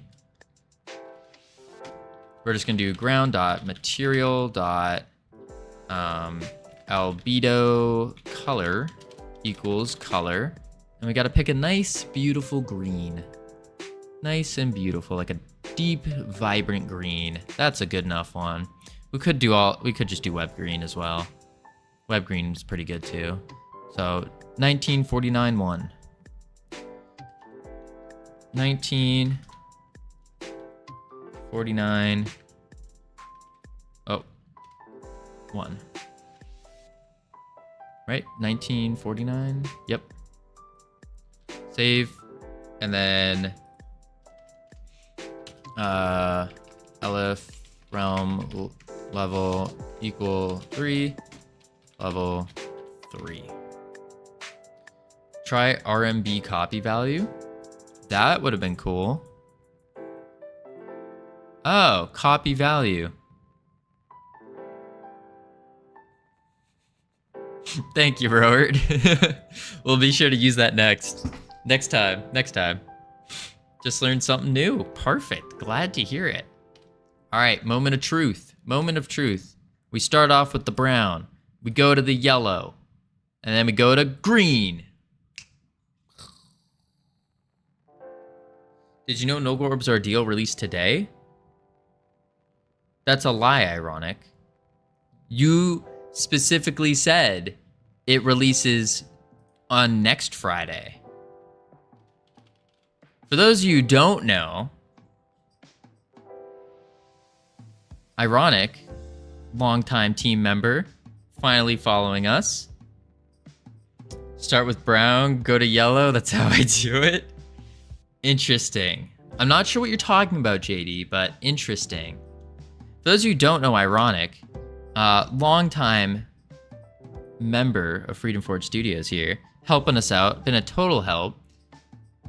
Releasing No Gorb's Ordeal, just released it today apparently. Introductory offer. Offer ends September 6th. Finally got a team. Congrats. For those of you who don't know, we played No Gorb's Ordeal a couple times. We're gonna have to play it tonight as well. I did not know you were releasing it. I thought you were releasing it on September 6th. But No Gorb's Ordeal.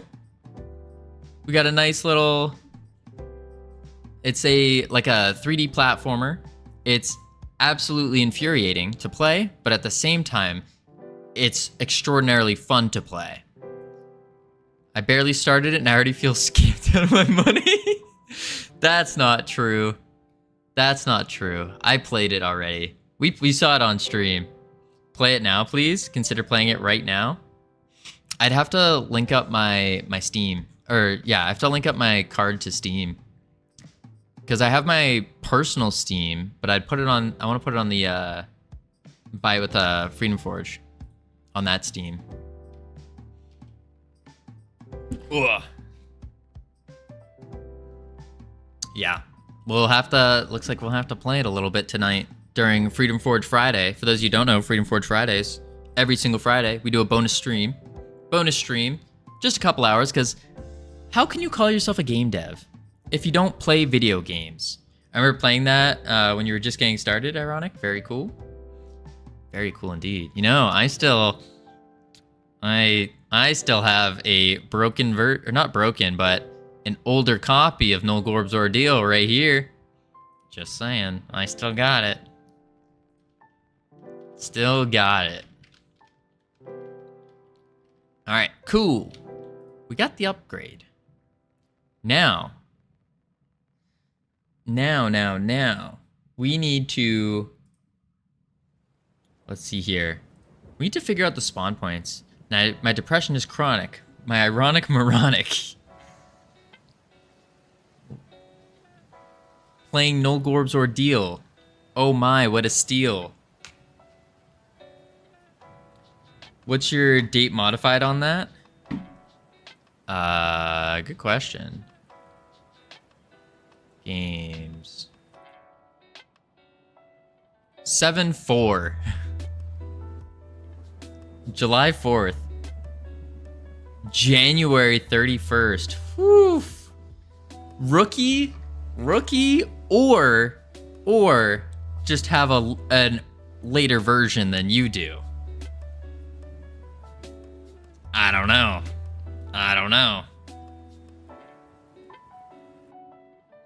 A more updated, a more premium version.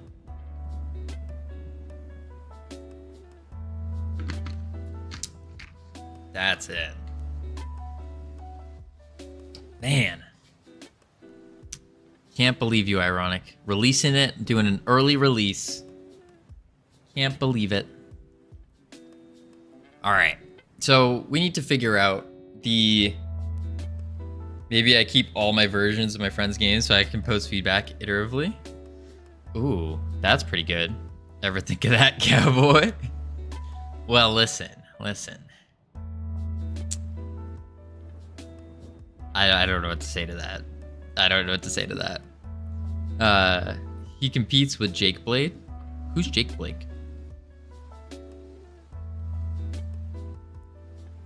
Jake Blake? Or is that Jake Blade? Jake Blade. I still don't know who that is. I watched Hicatile was streaming earlier today and was playing his game. It seemed like a very difficult game. But yeah. An amazing Godot streamer / dev. He's great. What? When does he stream? How have I not... Kirker is fun. How have I not come across Jake Blade before? Does he stream at around the same times? In the mornings? That's when I'm watching, is in the mornings. What is going on? I'll have to look deeper in. Jake Blade.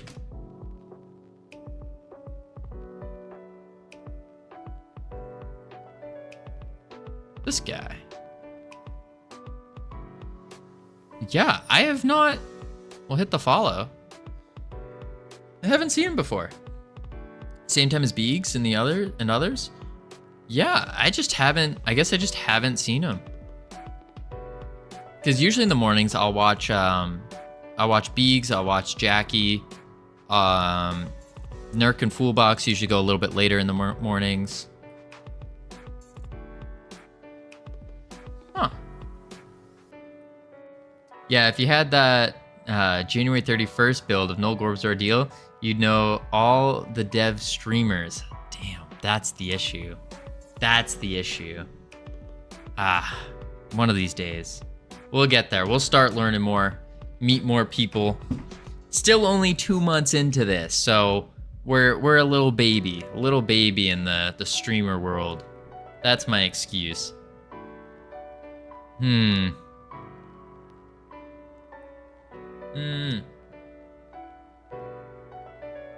Little baby in the streamer world. All right, so we got the ground updates. Next, we need the spawn point updates. So we need to be able to get these spawn points to spawn other places. Oh, that reminds me. I'm going to need someone to raid to after the takeover. Keep an eye out for smaller Godot streamers. I'm not going to Jackie because she doesn't need the help. True. You're doing better than me 2 months in? I mean, listen, JD. The thing is, when I learned from people like you, so it's like, this is like what we do, is hopefully someone will see all the knowledge that I took from everyone else and then do it even faster and then faster, and everyone builds up off of each other. That's my thought. You 2 months in, better than me 18 months in? It's purely due to everyone who's been streaming. that's what it is. Like, I've just been learning off of everyone and trying to fit it my own way. But yeah, still not fast enough in my mind. Gotta keep going. I mean, a great example of what not to do. That's cap.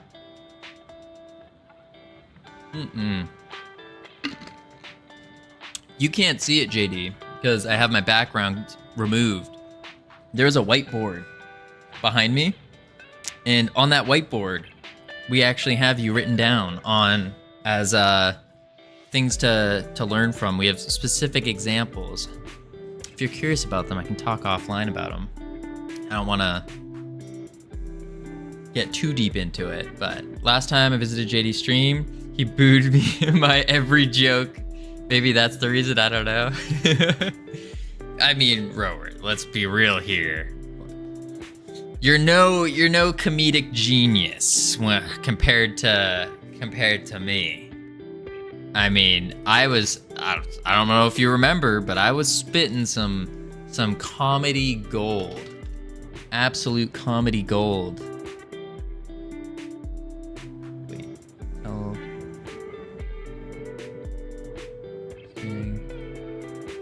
Like,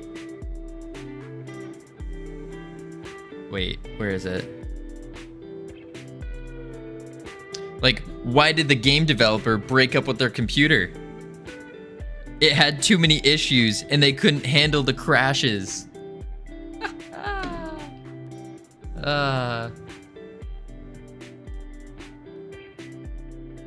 No, I can't recall, sorry. Love to hear your feedback. Let's chat on Discord when we're both free. Yeah, for sure. I will not be free tonight though, because we got Freedom Forge Friday, everyone. Freedom Forge Friday. Little competition going on. Stuff like that. JD, when does the stream end? Like, when does the takeover? It starts in, what, 30 minutes-ish? Why did the geologist get dumped by his girlfriend? He took her for granted.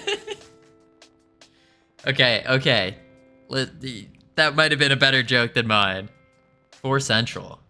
Gotcha. 4 Central. What time is... Wait, that's 4 Central here. Ah, 4 Central. Okay.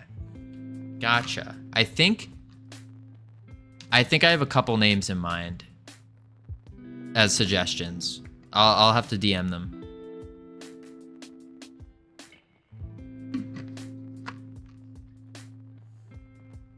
Yeah.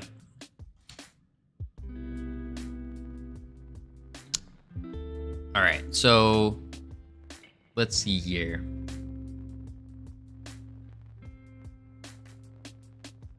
Granite, that's how people spell granted. No. Granite is a type of rock, Rower. I'll be looking to see who's on, otherwise Nat will choose someone. Gotcha. Well, I know we will probably not be on. Probably not. Let's see.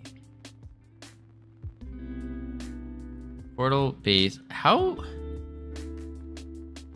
I don't know how.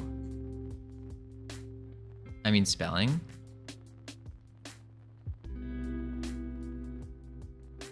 I don't know how to tell the spawn points to spawn certain things based on the level. Maybe it's like get parent, get level.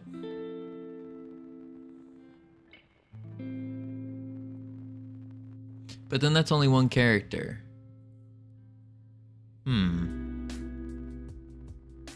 No, that wouldn't work.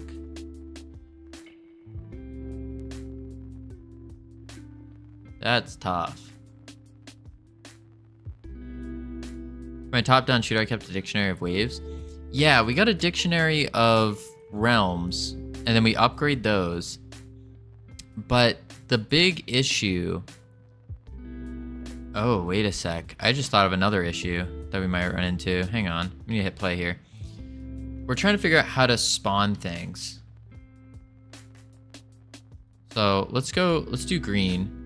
But first, I want to see something. If I do this, I go through the portal, and then I go through the next portal.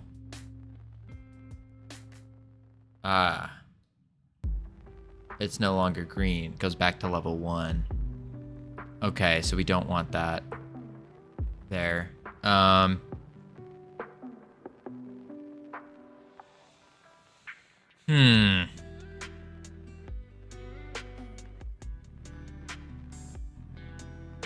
have to drop. Get ready. Sounds good. Best of luck. You have a phenomenal stream. Hopefully we'll catch part of it. Hopefully. Man, oh man. Again, guys, JD's taking over the Godot engine stream today. So look out for that. We'll probably end at around 3 or so that we can catch it. Catch like the last hour or so. Got ads coming in 1 minute. I'm gonna probably grab some more water because I need water. I am thirsty. So what we're gonna do is we're gonna chuck up the words. Now, I don't know if y'all remember, but we destroyed our record yesterday. Had no clue that we were like just out of nowhere. We just obliterated it.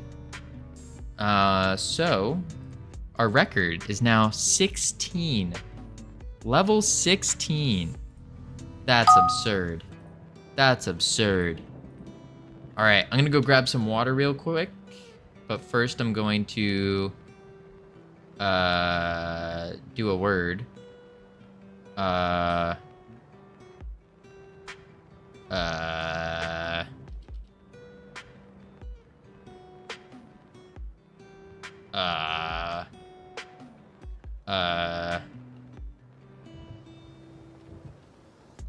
Troy. There we go. All right, I'll be right back.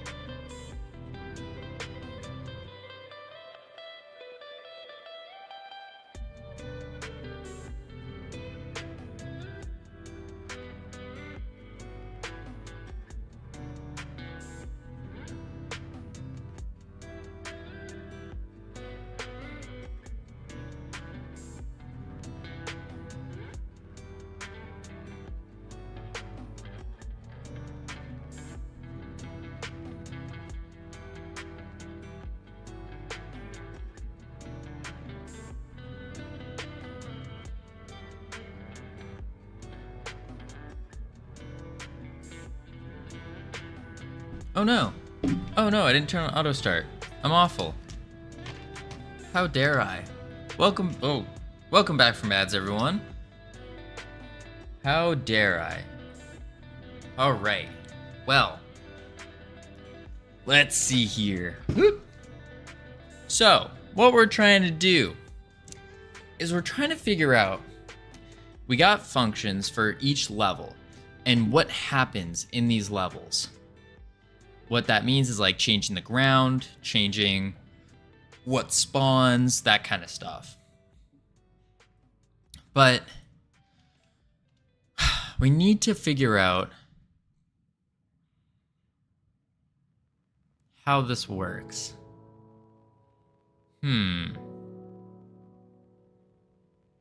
Maybe we do a signal. No. Realm level up signal. And then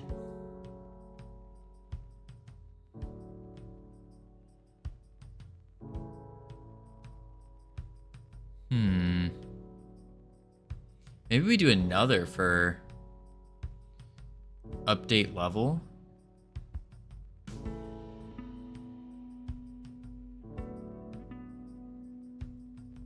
This might be a bit crazy, but func update realm. If realm level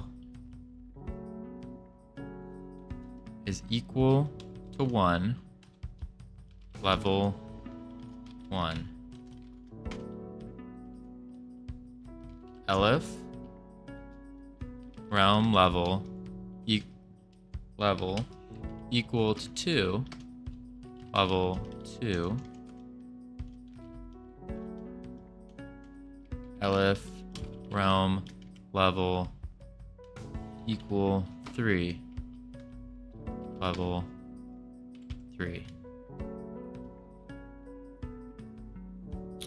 We do that, and then here we can close that, and then we can say update realm. And then in the first thing we can call, in the ready, we can say update realm. That way, this is gonna save our material color and everything else that happens. So we start off with the brown. Let's go to green. Let's go take the portal. Godot. Take the portal. Dodge this guy. Godot. Now it's green. Perfect. Okay. Oh, there we go.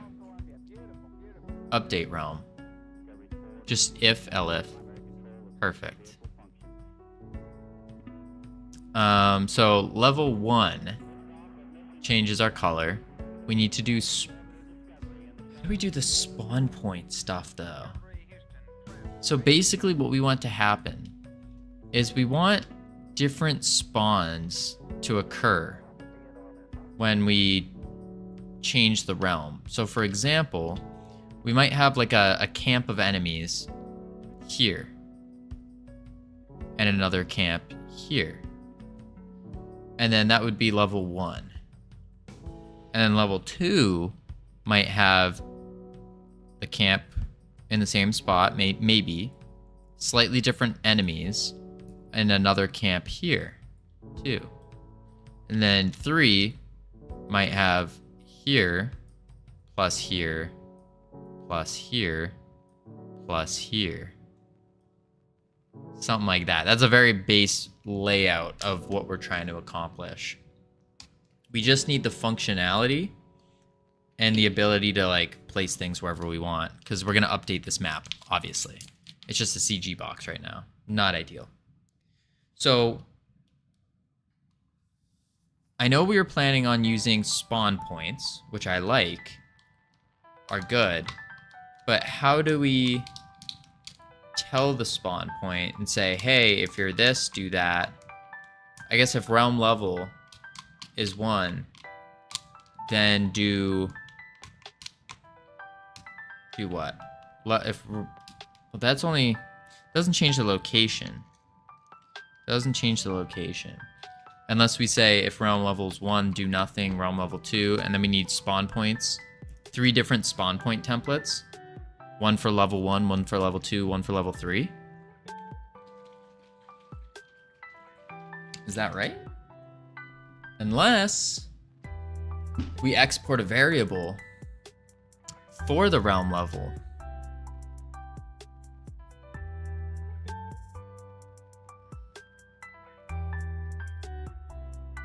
That might work.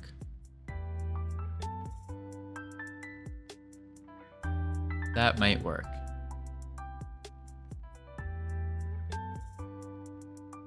So we could do something like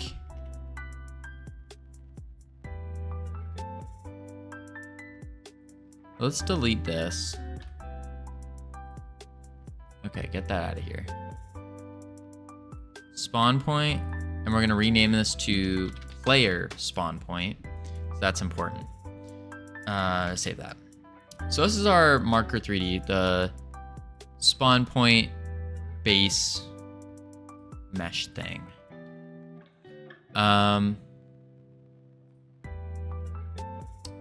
What we could do is a at export var level as an int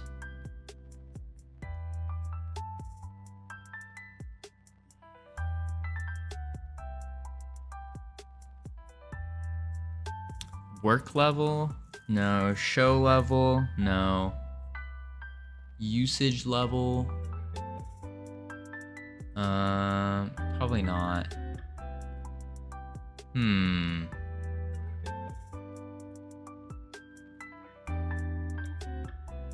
Work level, show level.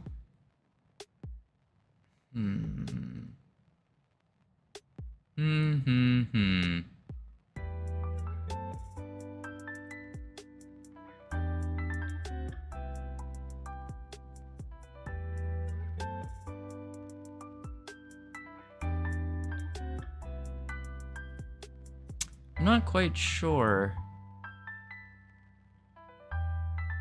I guess we would have to, the level doesn't matter the name doesn't really matter right now. We can always change it. But level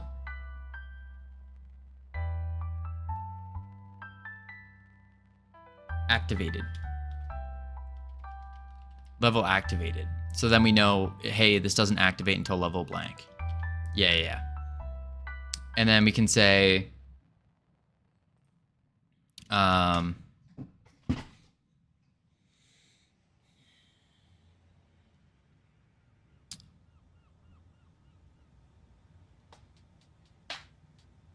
speaking of activated, what happened to activating Windows? Yeah. Last night, ran into some problems when we tried activating it. Basically, my only option right now is to take the time, because we tried to re-download the ISO file and it just didn't work. I need to retry it again later today, or hopefully later tonight, maybe after our bonus stream. But yeah, we were not able to do it, unfortunately. We're gonna try again. We'll try again for sure. But yeah, currently it's like I only have an opportunity to try it once per day, basically. Like give a try, or else I'm spending too much time trying to do something. He's gonna Sleepy the Bug. He's gonna stream. Oh, awesome. And start creating a new VR game tonight. Let's go. That's awesome. That's awesome. I love to hear that. Love to hear it. Yeah, we were talking a little bit last night, and I was like, shoot, do it. Start streaming. Now, I wish he was streaming Godot, but hey, any game dev stream is still a win. Still a win. Okay, so spawn character packed scene. I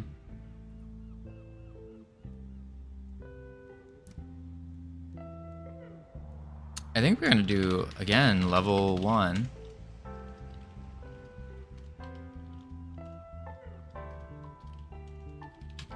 level 2.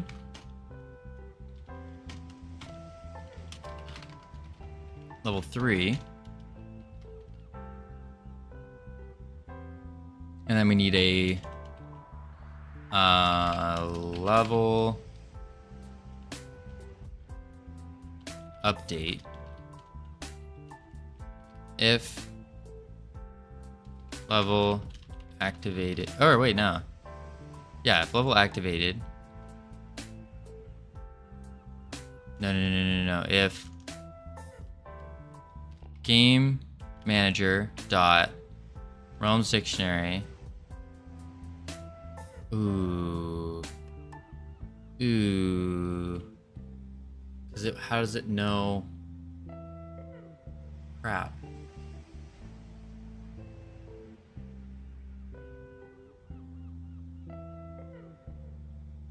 How do we get in a dictionary the value of any of them?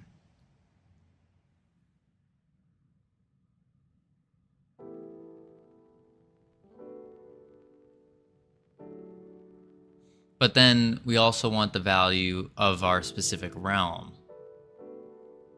We want the specific one we're in, but we'd have to do a spawn point for each specific realm. So that won't work.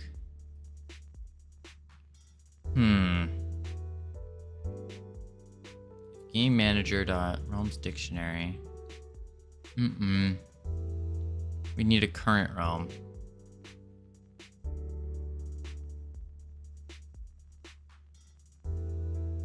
Unless we get parent.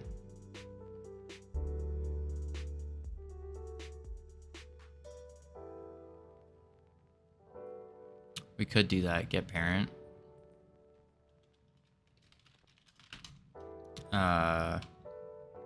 Realm level as an integer equals get parent dot realm level.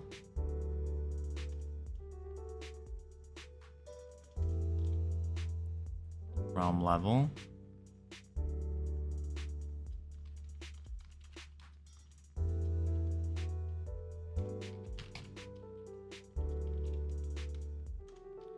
Elif realm level equals 2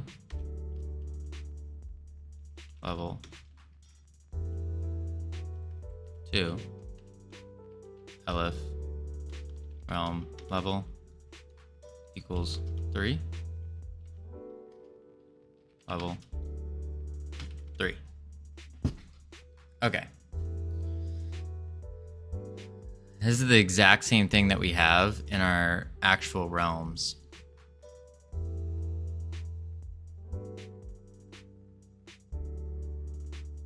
I almost feel like we need to do different spawn points, but no. One spawn point doing everything.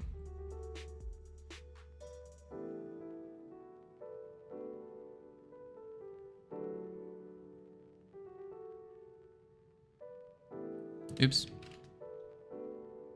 There we go. And then we can do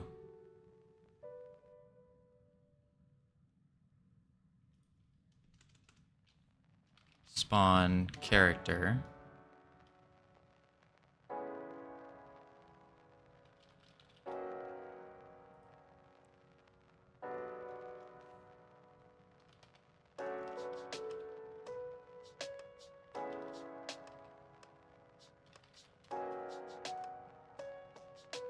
I don't like that.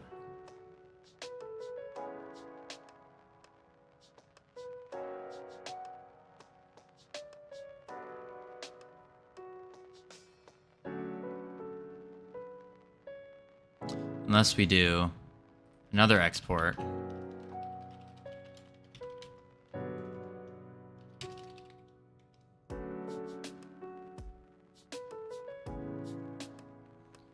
Stats, enemy stats, and then we can say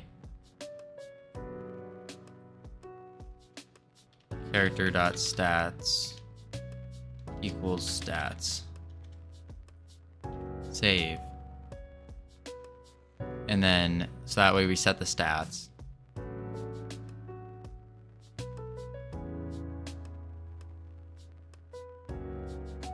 And level 1, we're gonna spawn the character.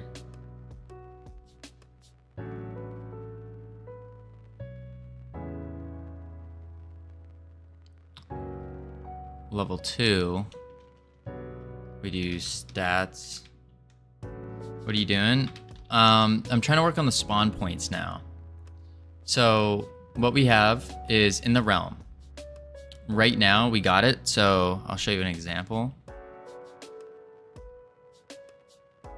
Wait, what? Why did that not work?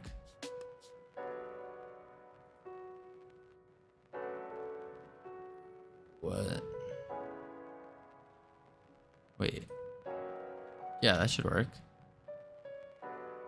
What? Goal position. Is this not the player spawn point? Oh. I forgot I renamed it. So what we got going right now is we click it, we go next level, changes the ground, next level, changes the ground. And then it keeps it too. So if we go through the portal,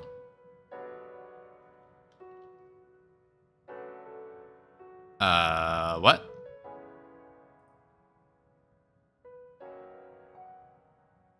What the heck just happened? Wait, what did I just do?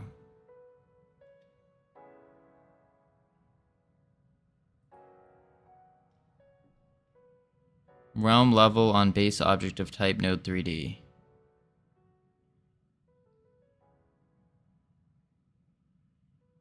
Oh, because it doesn't. The portal realm doesn't have a realm level.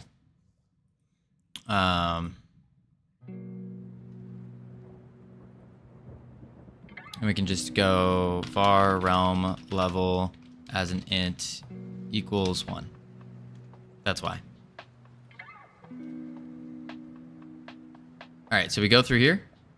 There we go. And then we can go back.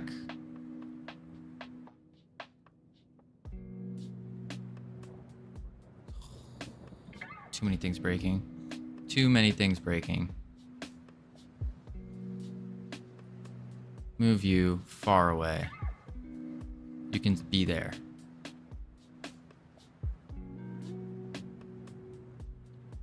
All right, this is it's a little broken right now. Hang on. Okay, so we get back here. We can go like this. We go to the next level twice. So now we're on level 3. Then we go back through the portal. Boom. And we go back again. Boom. So it saves it. So now what we're trying to do is say, hey, when we level it, we also want to change everything else. So we don't want to just change the ground color. We want to change the spawn, like what the spawn point does. So what we have is in the realm, we have an update realm function. So the update realm function is just gonna, gets called in the ready. And then it's gonna call either level 1, level 2, or level 3. So this is gonna handle all of our things that are in that realm level, such as walls, terrain, that kind of stuff. And then in our spawn point here has the same set of functions where depending on the realm level will depend on what the spawn point is doing. So is the spawn point spawning a specific character? Is it spawning, like what is it spawning? And so we can do, and when does it activate? So we have a character, so pack scene, we can enter in. Then we have a level activated, so when does this go off? Should this go off during level 1? Should it go off during level 2 or level 3? And then we have a stats. So it's basically the spawn point is gonna set the stats of the enemy because we want, as levels progress, we want the enemies to get more difficult. So that's what we're currently working on right now. What if it's supposed to spawn on multiple levels?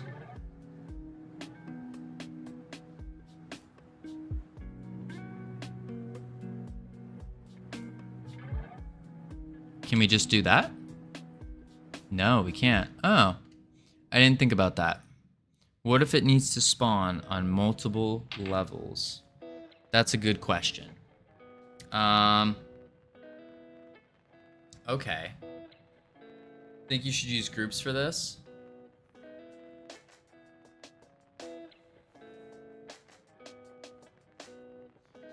How? Oh, that's right. Use groups for it. So how do we use groups for it, though? That's the question.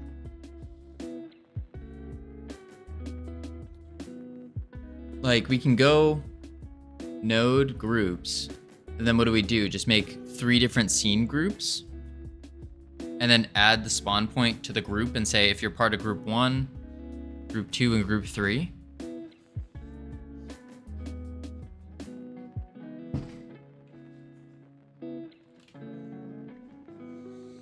Because the spawn point is basically a base class.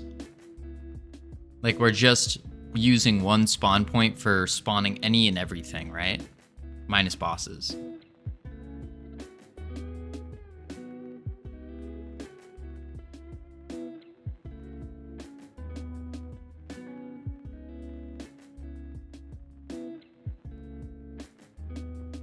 I think.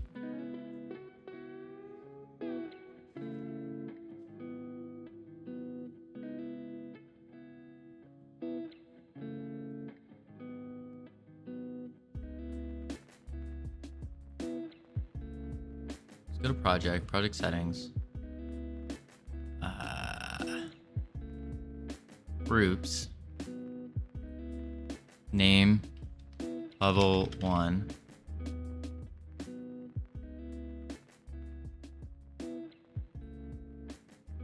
Level 2, level 3.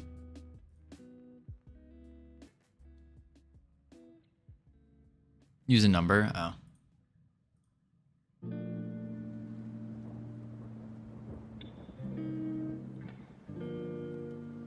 Level 1, 2, 3.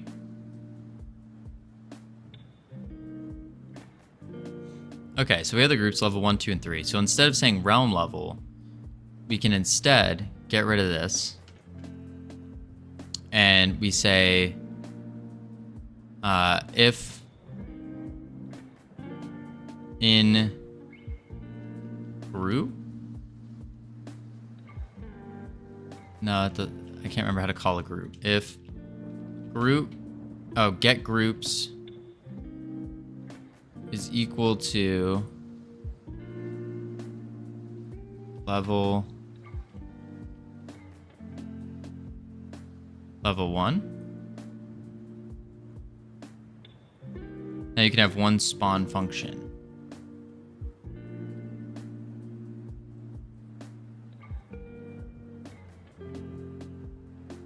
One spawn function.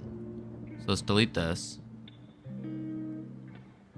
And your realm tells everything in group level plus string to spawn.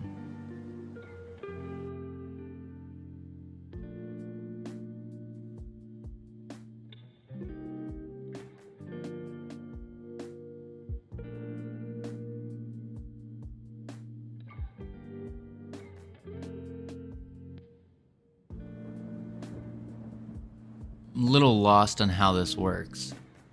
So we'll just delete everything we did here. And this is in the spawn point script. But we don't need to do anything here. We need to go to the realm. Is Pong a banned word? No. Pong is definitely not a banned word.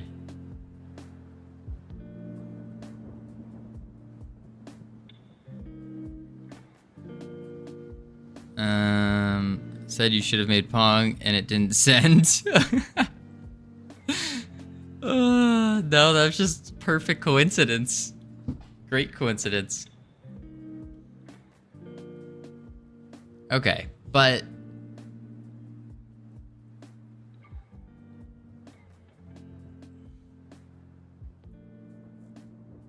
so instead of doing for this update realm function, we keep this, and instead of saying if realm level is equal to 1, we instead go if in group.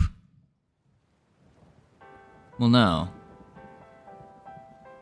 Oh, then we keep it like this, but this would say level 1 would say whatever's in group 1 spawn all that. You can call a function every group in every node in a group.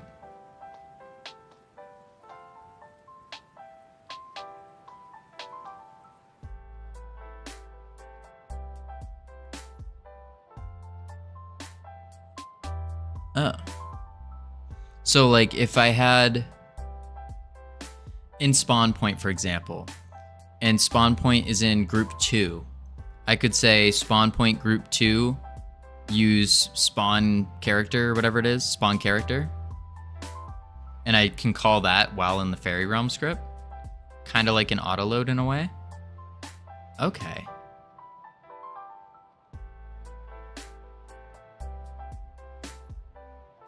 And then how do we do physical objects though? Your realm has a function like spawn enemies. Right. Oh.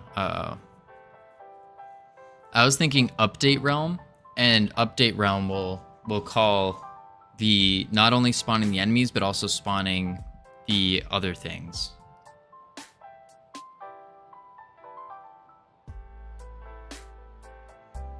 Is part of updating the realm. Right. So we need a new function here, func spawn enemies. And then in spawn enemies, we can say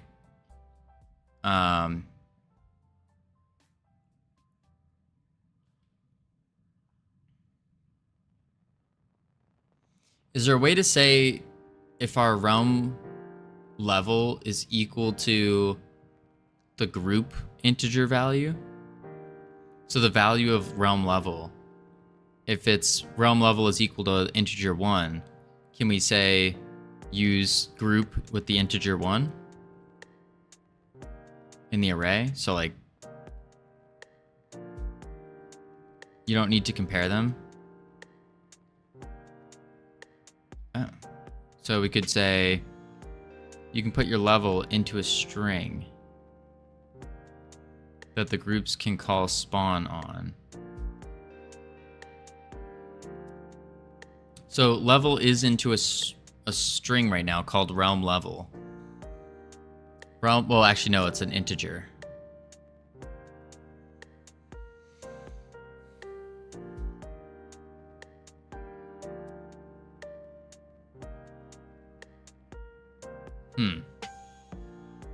But your group name is a string.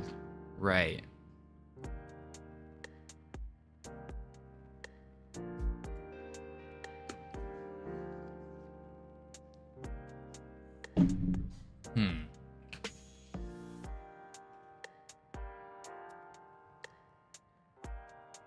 So the group you want to call spawn on is level plus string realm level.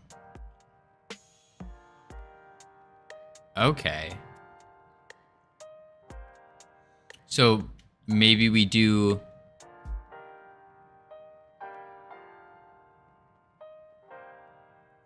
if the spawn point isn't in that group, it doesn't spawn anything.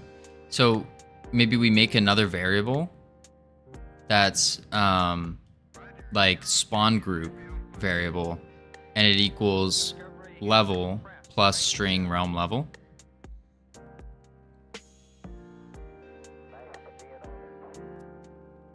And then when the realm level changes, it should update. I don't think it needs to be a variable. Okay.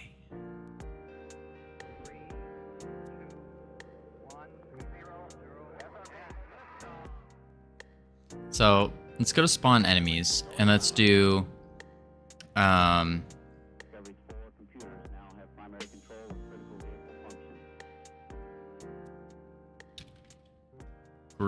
get groups.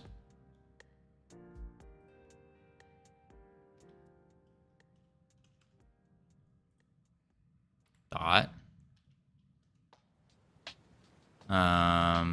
No.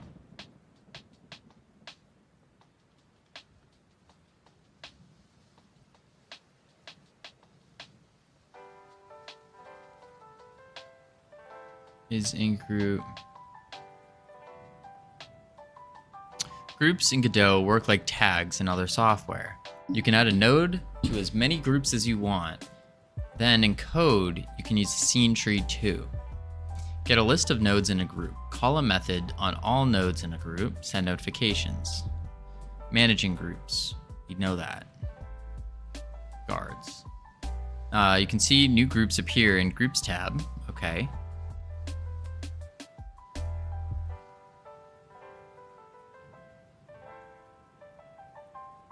All groups present in the project that are marked as global create a scene under global groups.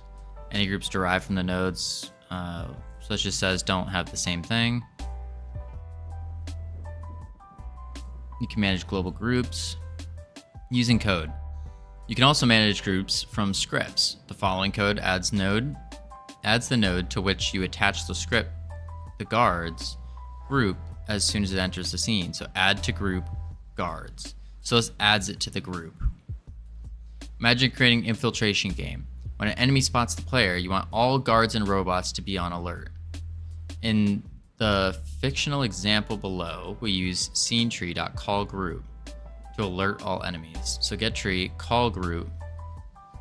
Okay, so we need to get tree, call group, level 1, followed by spawn enemies. Or spawn character.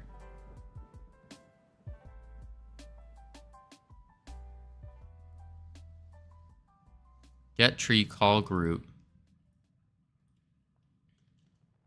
Get tree, call group. Group is, this is gonna be the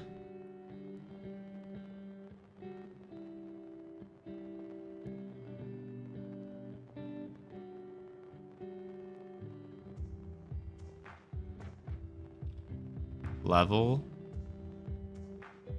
But how do we do an integer value? Because it's called level 1. But we want to do level, that's level plus string name. Oh. Level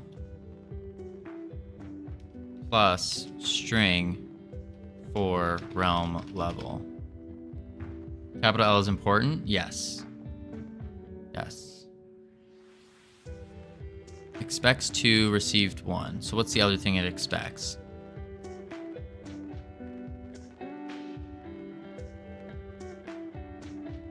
Oh, whoops.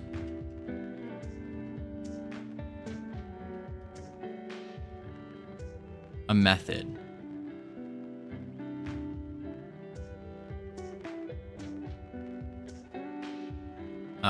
Spawn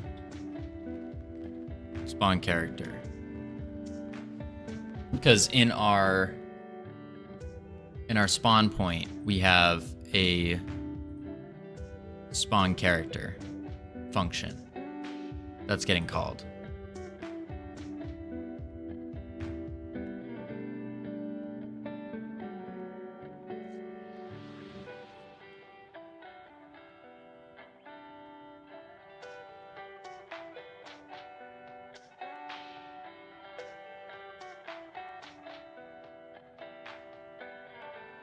Okay.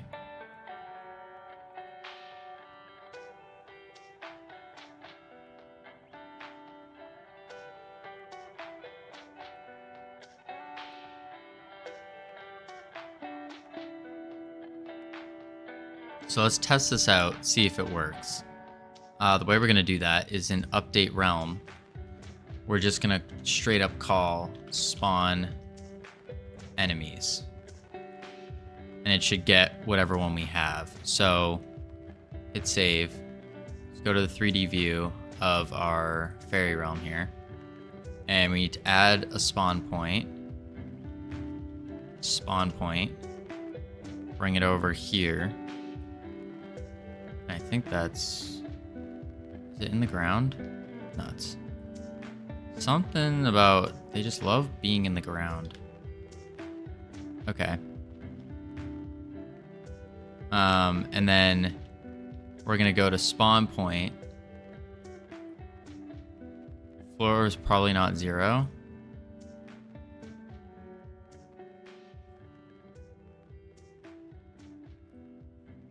Floor is 0.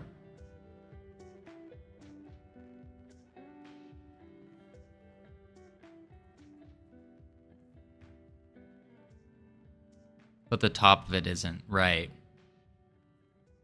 And I don't know why.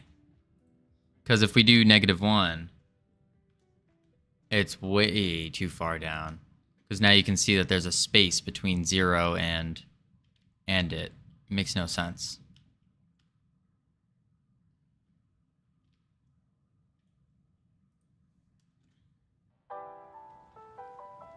It's at divided by the height of your floor, right? Because it's taking the center of our floor, which is like technically right here.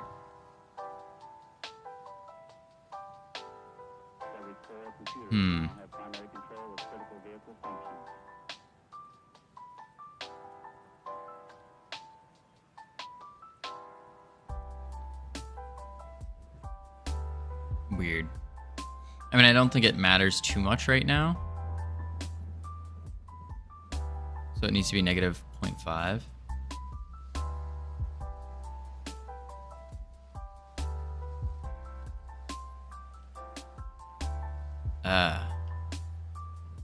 Okay.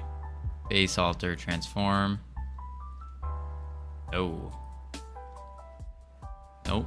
Can't be -0.5. Or else the alter's floating. Then again, the alter mesh instance size transform is at 0, even though it doesn't look like it. Man, that's annoying. So I guess it has to be at 0.5. And now it's technically on top. Okay. And then collision shape also needs to be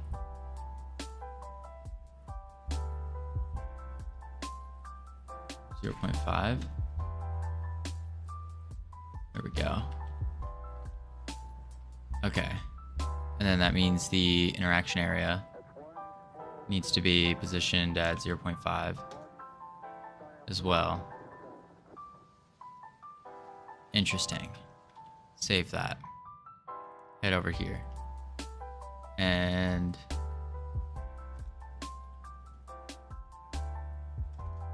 there we go. That's fine. So then spawn point needs to be there.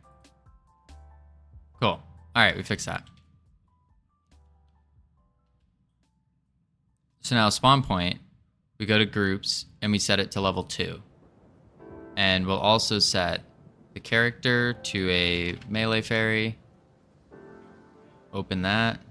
Give it a stats with a health, defense, damage, attack speed, movement speed. Health will be 100. Max value 100. In value 0.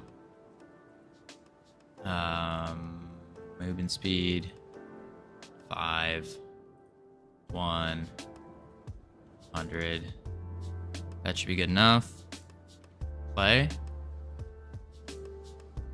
So nothing should be spawned, but something is spawned. What the heck?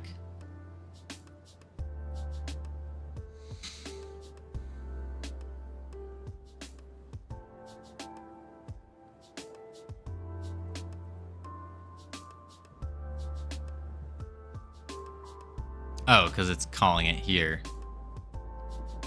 So we don't actually want anything to happen in the ready. Hit play. There we go, nothing is spawned. Now when we go to the next level,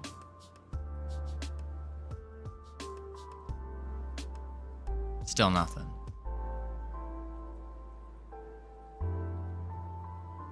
Nothing. Huh.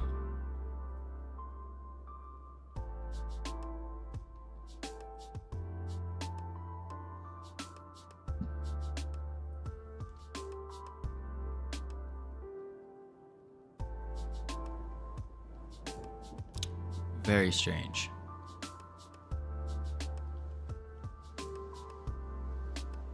Let's go to the script. Update. It should spawn enemies. Get tree, call group, level, plus string name, spawn character. So it should just be calling spawn character and everything that's in that group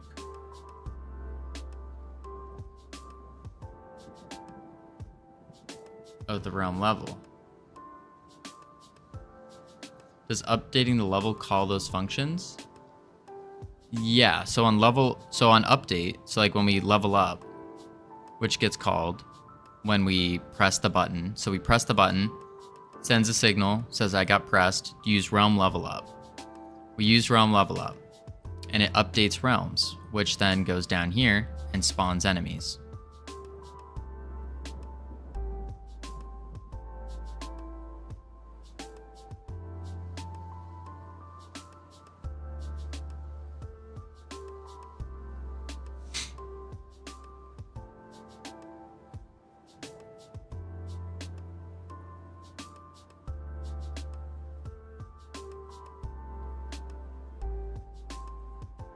What's the function called? Which function? The object calls to spawn? That the object calls to spawn. So the button itself emits a signal. And on that button press, we do realm level up, which is this guy here. And then it calls update realm. A little triangle, that's the spawn point. The spawn point has a function in it called spawn character. And it will take whatever exported packed scene it is and run it.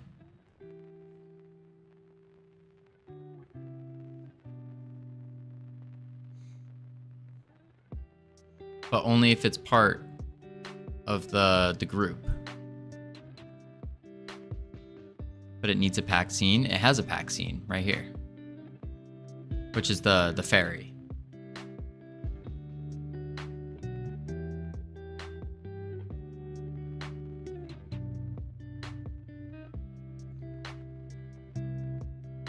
Unless I have to specify here, give it the argument here and say character. Maybe that's it. We weren't specific enough. I thought looking for a string would... Yeah, nah.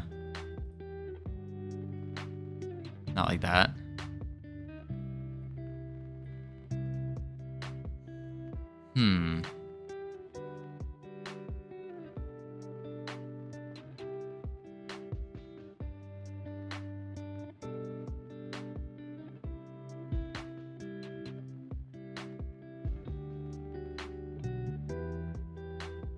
It might be an argument on call group. Let me check.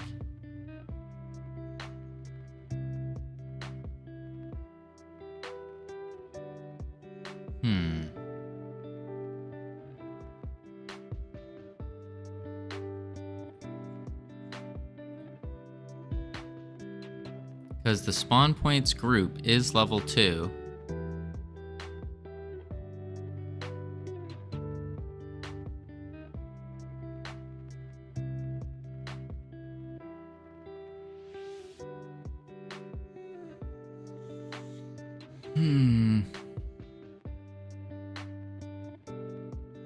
Unless the group of the get tree needs to be updated as well.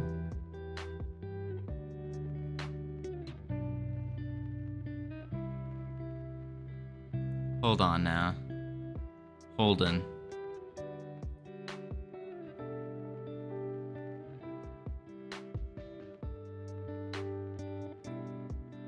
You should print stuff so you know what is actually happening instead of guessing. Why you need to pass the character if it's a property of the object.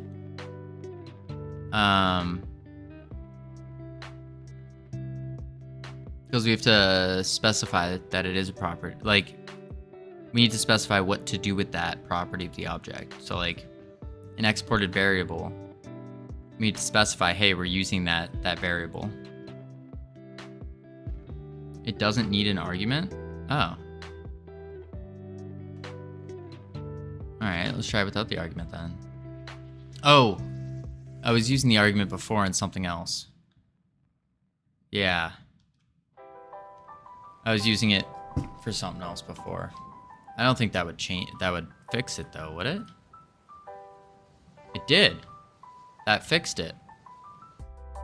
Oh. Okay. Now we have to figure out why the heck is our fairy running into the ground? Why is it spawning our fairy into the ground? Is it because the fairy here is not inspector, transform, Y1? That's not on top though. What the heck? 0.5? Why is our floor 0.5? I thought it's usually 1. Strange. Because you pass character, it was null. Yeah. There it is. Nothing there. Level up.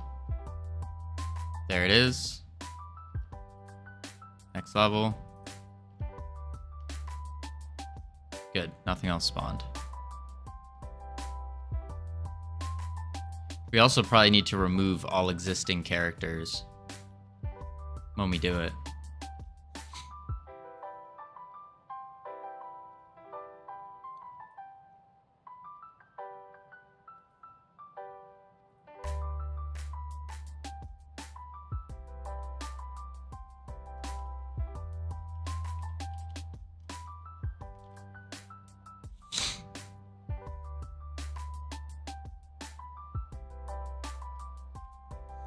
Okay, so now we got not spawned, spawned. We're gonna kill it real quick.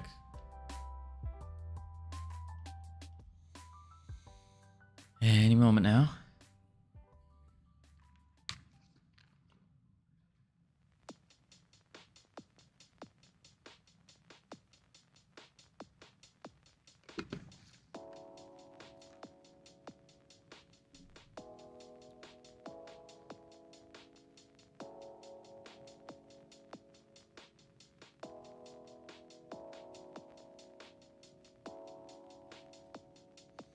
Interesting.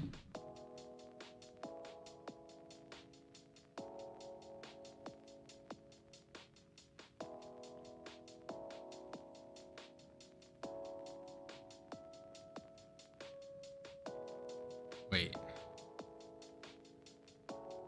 If the health value is less than 0, then it returns false, so it's not alive. Otherwise it is. So why did it think it was alive?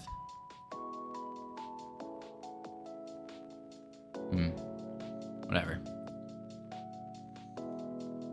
Okay.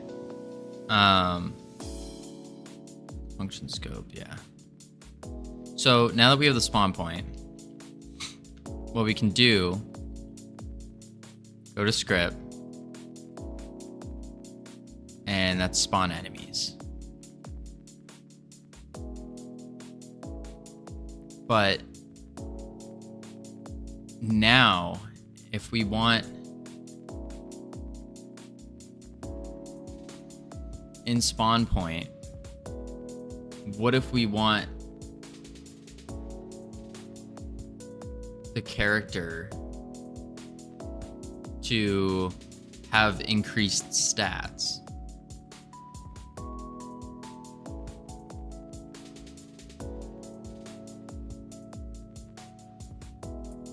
So if we want its stats to be increased, I guess we just keep it the way it is now, and we would add in more stats.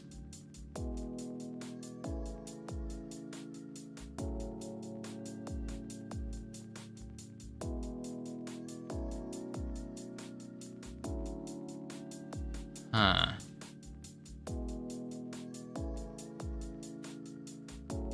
But then also, we're gonna want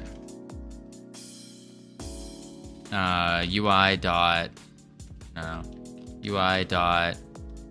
realm level up dot connect, and we're gonna want to do a I'm just doing this for now.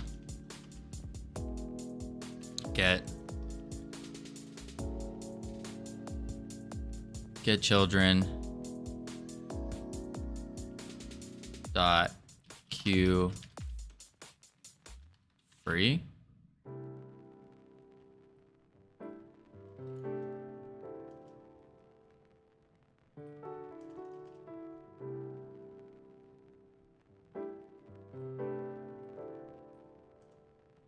Get child index 1.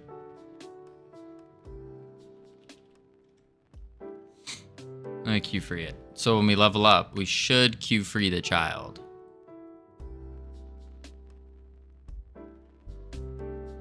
This is a child of the spawn point. You could add another function on your character itself called buff. Call the group enemies buff. Could. I want to try this. Oh. Get children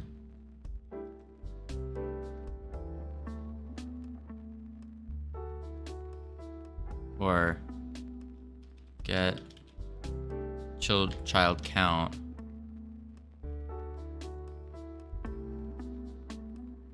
if get child count less than or is greater than 0. There we go. Play. First child is 0, not 1. Oh.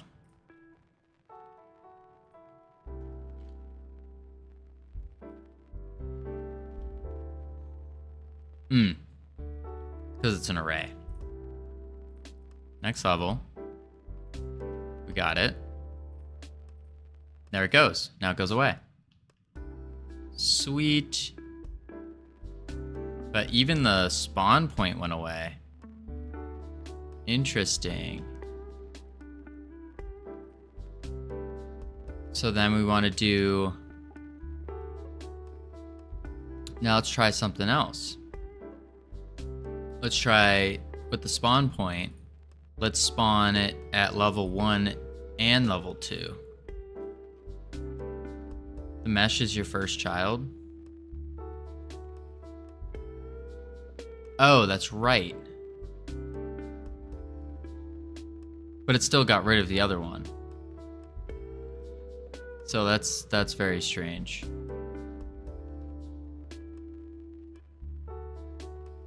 Let's see. Because watch, it's here. Next level. Oh, it didn't get rid of it. Then it gets rid of it then. Because it got rid of the mesh first. Okay. So we do need get child 1. And then now let's try it. So it should spawn it. Perfect. Bring it over. Get rid of it. And a new one should be spawned now. Perfect. Bring it over. Get rid of it. There we go. That's it. Do you want the old enemy to disappear? Yes. I think so. I think we do.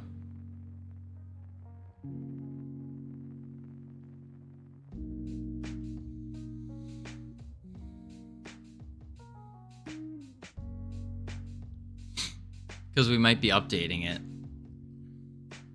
You have a reference to character? Just queue free that. Maybe you should add your spawned enemies to an array.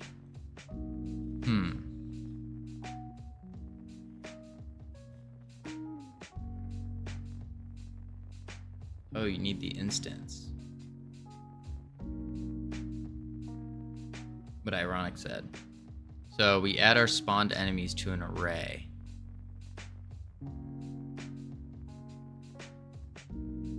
Well, why would we create an array for spawned enemies? Because the spawn point's only ever going to spawn one enemy at a time.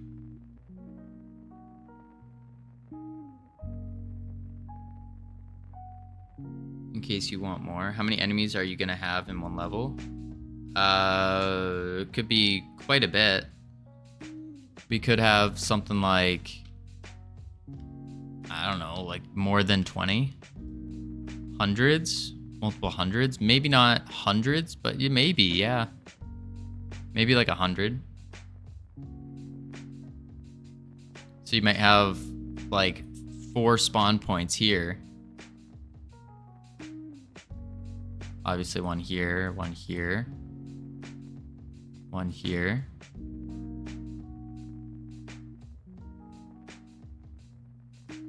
It makes more sense for a spawn point to be able to spawn X number of enemies. The problem is if one spawn point can spawn multiple enemies, then now we're dealing with the positioning of those enemies, or else they're all going to be on top of each other. And that sounds like a pain. I'd rather place individual spawn points, I think.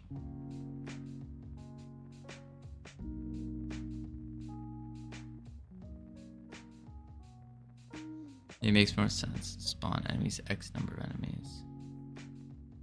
Or else we'd have to make a whole new scene, and it's like a group scene, which we can also do by just fixing up this singular spawn point.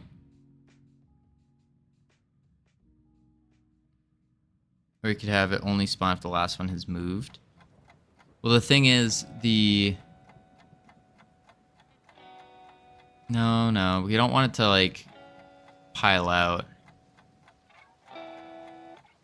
Let me do this. Let's add another spawn point. Bring it over. Put it next to this one. We'll add another one as well. Here. Like that. So no, if the player is not in the area and attracting them, they don't pile up. Right, but then if the player is, then they're just going to keep spawning out of that area, and that's not ideal. So this one's going to spawn one at 1 and 2. This will be 2 and 3, and then this one will just be 3. And then Inspector, quick load, just do melee for all of them. Stats. I think this is all they need right now. 5. 1. Oops.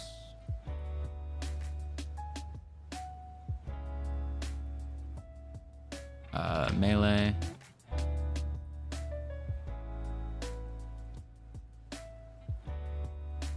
Five. 1. Howdy, Hypnotic. Why not randomly pick an X and Y chord within the area each time you want to spawn? Ooh. That could work as well, but then we'd have to change our spawn point to a spawn area. Which isn't a problem.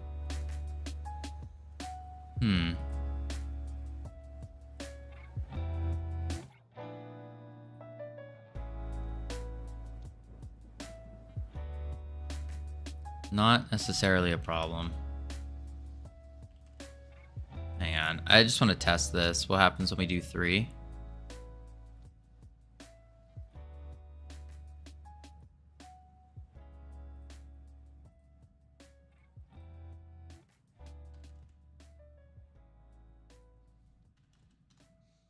That way they can spawn anywhere on the map, and highly unlikely they will double up.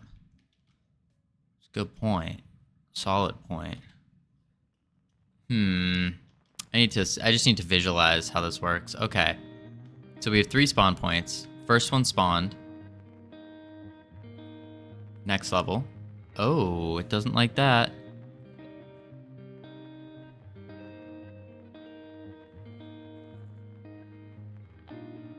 Did not like that. So that's the problem when we have multiple. So I have a reference to your spawned enemy. I see what you mean now. Instead of guessing if there is a child.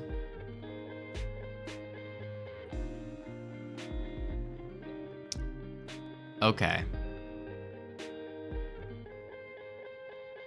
Solve that with an array or a reference. Okay, so let's do an array.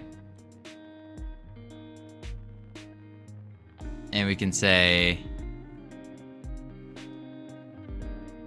what? At onReady var enemy array as an array of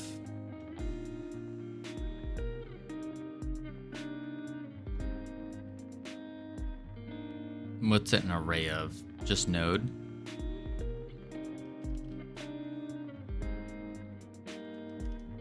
Equal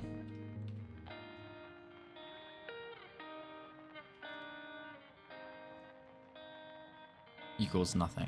It's empty. An array of nodes. Well, wouldn't it be a node 3D?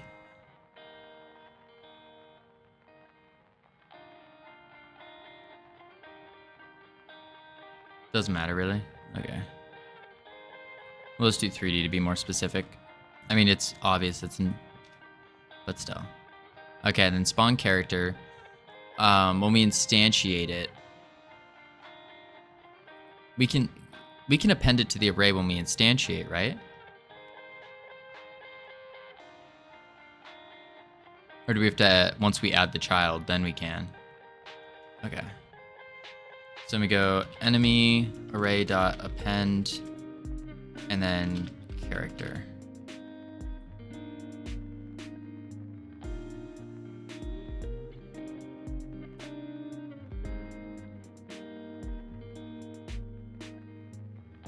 And then we can say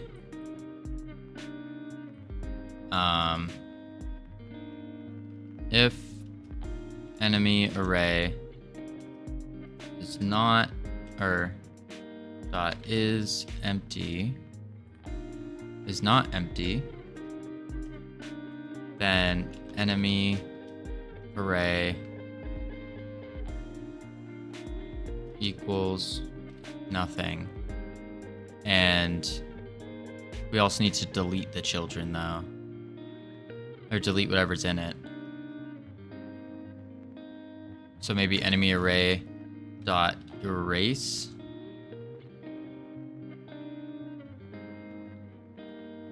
zero. While enemy array is empty, enemy equals array dot pop. Pop front. I don't think GD script does pops, does it? Nah.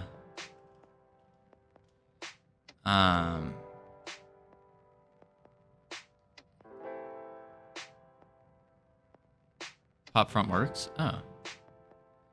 So a while loop.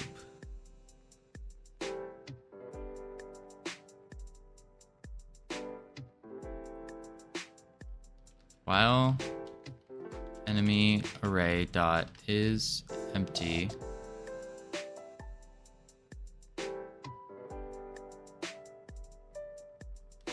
enemy equals, well, we don't have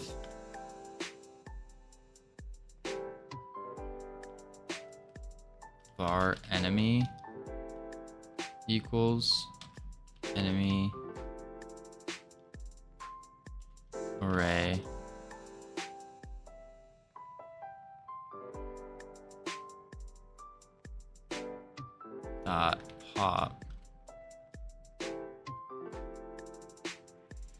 enemy dot q free.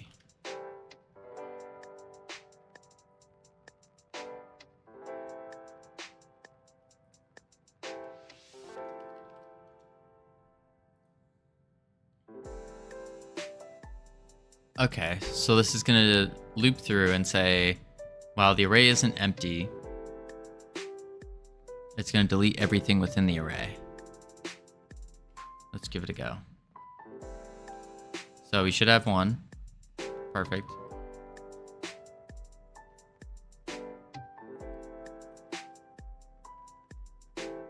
Two.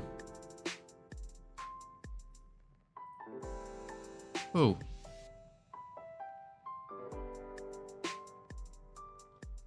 Invalid access to property or key goal position on a base object that was previously freed.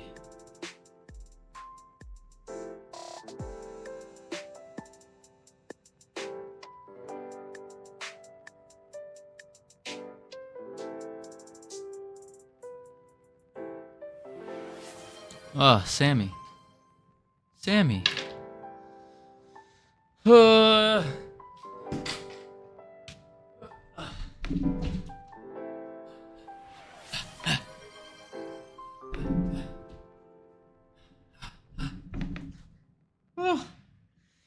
You look like you need it.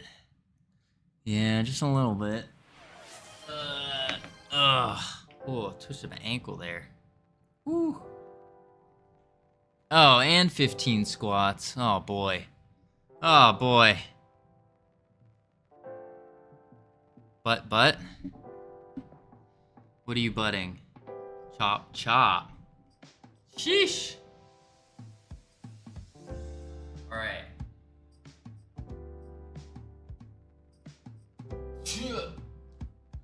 1, 2, 3, 4, 5, 6, 7, 8, 9, 10, 11, 12, 13, 14, 15. Whew.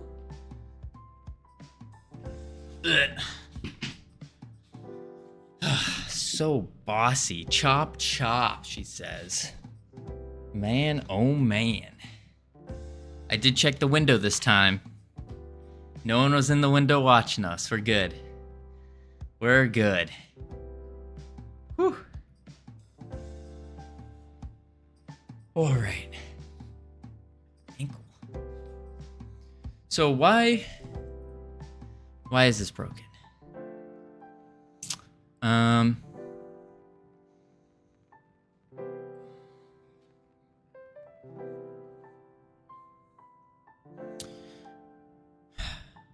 I don't know. I think it doesn't know if there is or isn't one.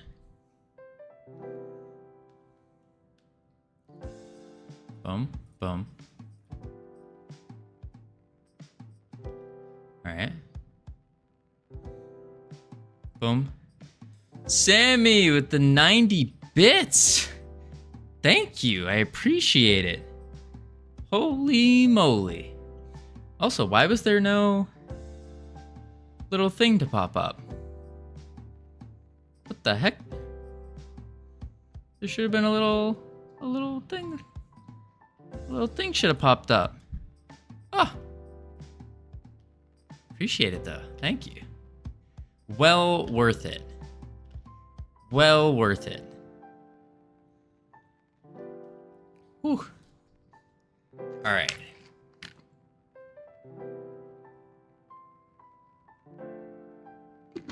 Hopefully you're a little more awake. Ever so slightly more. I also got even more caffeine. Whoa. Man, oh man. All right. We gotta be top energy because we got not one, but 2 streams tonight. Whew. An extra stream. Man, oh man.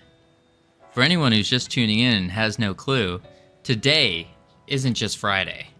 Today is Freedom Forge Friday. So not only are we doing the Great Refactoring. But we are also, today is Saturday. Well, not in Upside Down Land. Over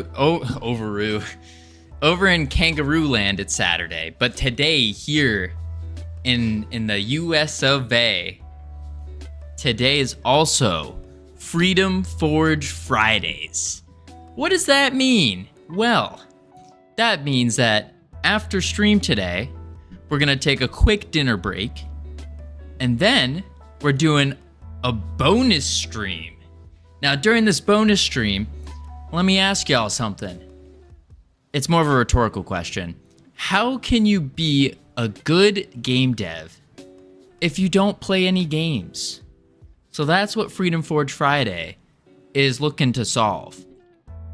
So at around 6 p.m. CST, or if you check Discord, there's a little like time slot thing under the Twitch announcements that will tell you the time. We're gonna play some games together by deving more.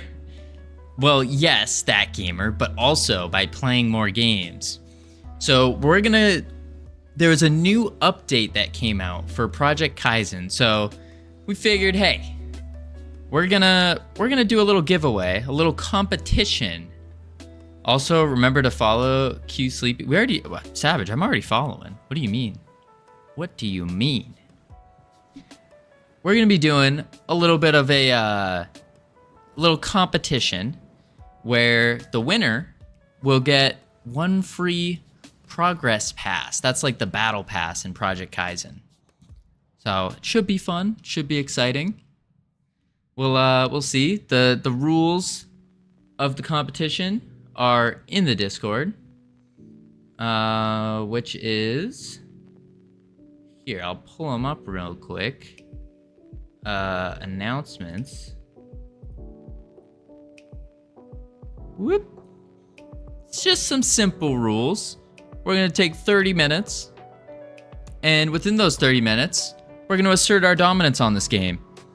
Whoever has the player with the most amount of kills total after those 30 minutes, doesn't matter the game mode, will receive the Project Kaizen Progress Pass. That's right, folks. One free Progress Pass. Indeed, indeed. So that will be happening at 6 p.m. CST, or whatever other time that is for you. Maybe you're from Australia, it'll be at like 6 a.m. So perfect timing, Hypnotic. You wake up early and you get the blood pumping with some good gaming.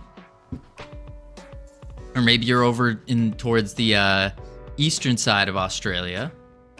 So you can go to what would that be, like 9 in the morning?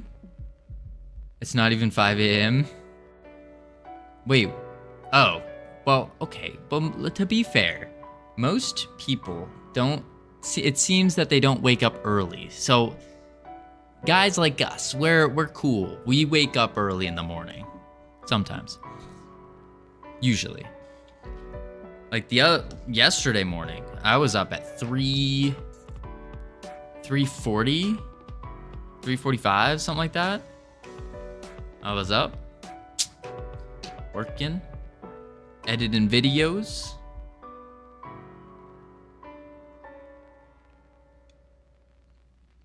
Yes, that is what's gonna happen. If I don't wake up, I feel like I'm wasting the day. I feel that. Even now, waking up at like, if I wake up at 7, it feels like I just wasted so much time. It feels awful. I hate it. Okay, so we got that. Let's commit this. Spawn points plus realm level up.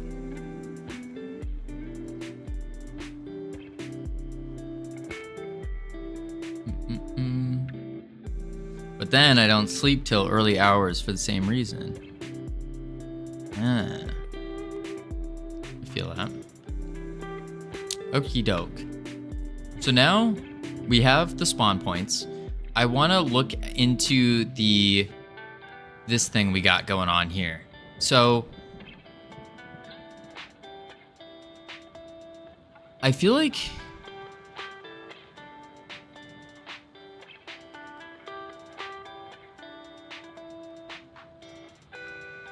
do we even need a function to spawn enemies? Or do we just take this line and plop it at the top of update realm? Because it's a function with literally one thing. I feel like that's kind of useless. Freedom Forge Studios, more like Forgedom Free Studios. Got me there, got me there. If that's all you're doing or planning to do. Because the next update part with when we level up a realm is we want to add walls and stuff like that.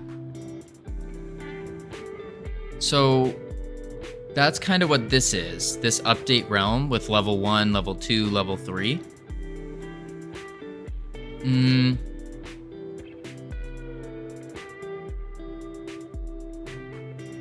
I feel like what needs to happen is we do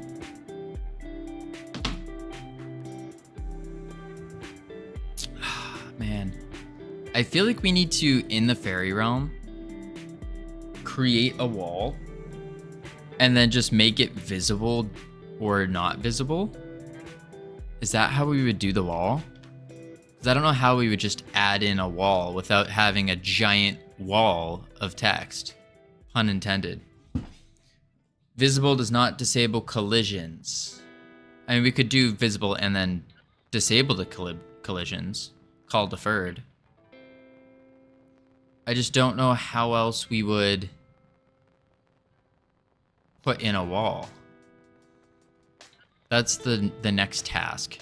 Is we just want like a wall to be placed in.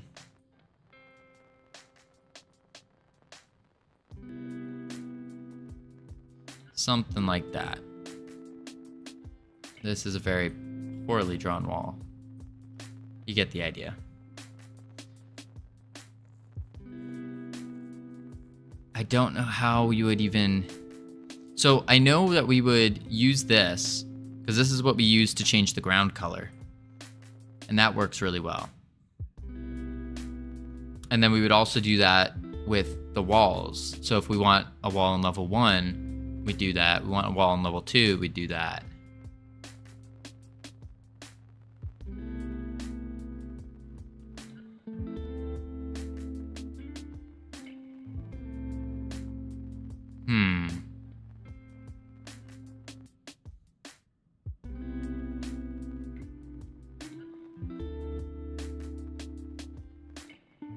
I'm not quite sure.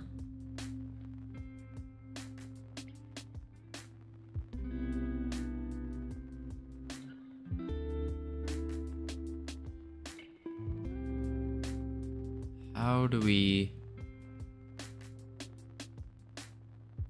I mean, unless we do a asset spawn point, so we make another spawn point for the wall, but getting the positioning on that would be kind of annoying.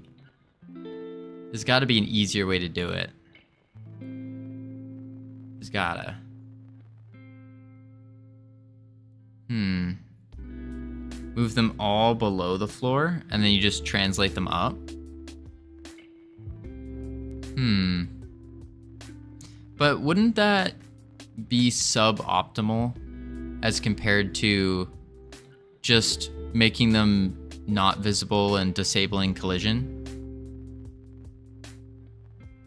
Because at least that, like, with making it not visible and disabling collision, that's less data as compared to having it already in there, right?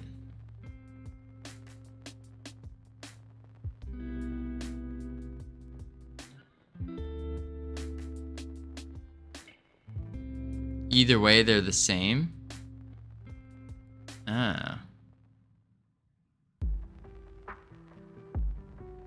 If you leave it instantiated, it'll take up the same amount of memory. Crap. Crap. So what's a way to do it where we won't take up memory?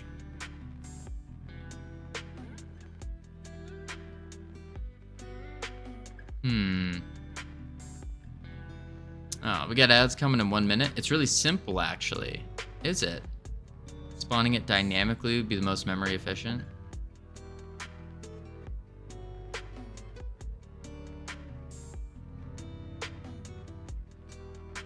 Also, why am I halfway invisible? Heads up, stream hiccuped, but it came back to life. I think your timer got restarted. These are the anti-pre-roll ads. What? What in tarnation? Oh man. The stream dropped. Nonsense. Fix your internet. Aaron, if I had the money, I would. I would. You're already doing it to the enemy? Stream has been sought on my end? Well, yeah, Quellis, but except it's still reset. Aw, 15 push-ups? Alright, hang on. We got the ad break, or the anti-pre-roll ads rolling. After the ads, we'll do the push-ups. After the ads. Did you do all the push-ups from last time? Yeah. Yeah.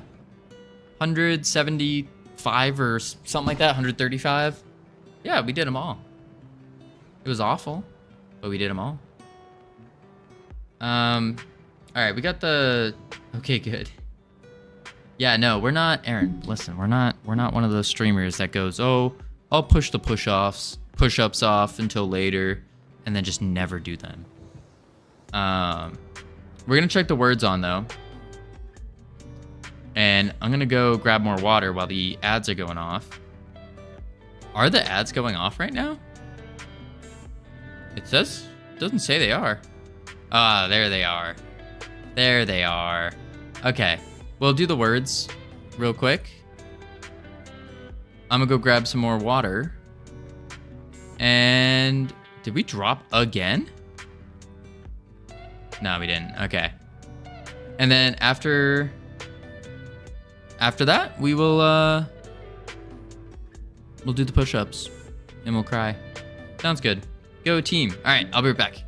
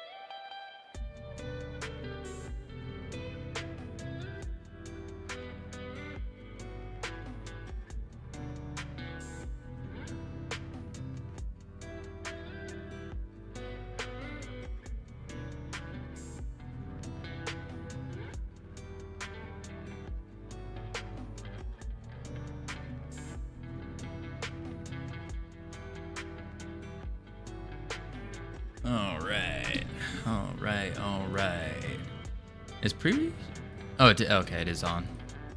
I wasn't sure if auto start was on or not. There's an anagram.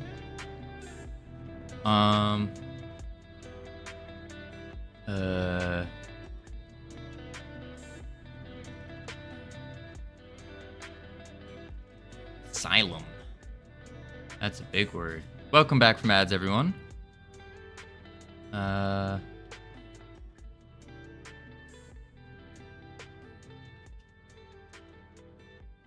Slum.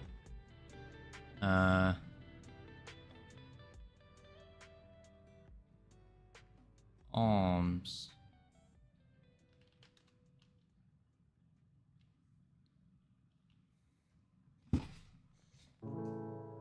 I don't know what lambs is, but it's a word. Apparently it's a word. Oh, wait, I got the next one. Oh, wait, yam's already taken. Dang it. We got slam.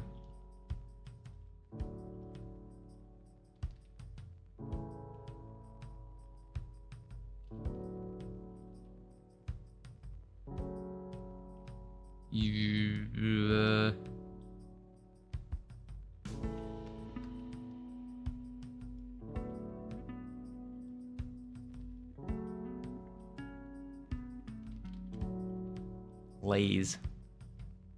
Muay. And Muay Thai. I'm just typing things. Yeah, that's usually what I do. Usually what I do.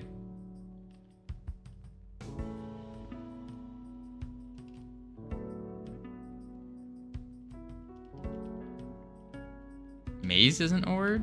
Weird. Not bad, not bad. We still did it. Skip 2 levels. Not too shabby. Turn autopilot off for sure. Alright, back to work, team. Back to work. Oh, I have to do the 15 push-ups. I wasn't gonna forget that. Don't worry, Aaron. Just did 15 push-ups. Or push-us. And some wall ones. Yeah, I'm probably gonna keep on doing it. Yeah, if this time my arms hurt. Yep. Just keep doing it. Just keep doing it.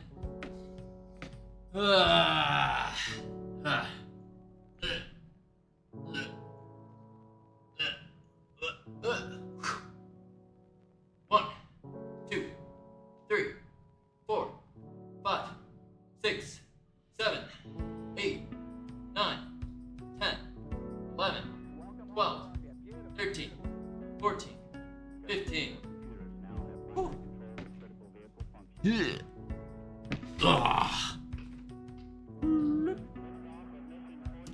Oh, that didn't work. There we go. Whew. Holy moly. So refreshing to see good form on push-ups. Yes, yes, yes. We're all about the form. So many people are bad at them. Oh yeah. Oh yeah. Listen, I hate to say it, but I don't think there's a point in doing push-ups unless you can do them properly. How do you do push-ups without arms hurting? You want the quick and dirty answer, or do you want the better answer? Quick and dirty answer is you gotta get stronger. The other answer is yes, advancement. You wanna, if your arms are supposed to hurt, your chest is supposed to hurt, because pain is weakness leaving the body. You're doing an exercise, you're working out. The pain never goes away. It only intensifies. And your ability to withstand that pain increases as you get stronger. Sometimes pain is things entering your body. Right, but the weakness from the things entering your body is leaving. I mean, my chest didn't hurt much as my shoulder area. Probably doing it wrong. Yeah, I mean, you want to keep solid form. I'd watch a YouTube video, but also I think it's just a matter of your form just might be off and you might not have developed the specific muscles, so bicep, tricep, and then your pectoral muscles enough to be able to do the push-ups. Take them super slow, like super slow. Don't try to like pump them out. Take them slow. Don't be afraid to do knee push-ups as well. When you're trying to get good with push-ups, don't be afraid to just be on your knees and do it. My sub. Oh no, Rover. It's gone. Whatever you gonna do?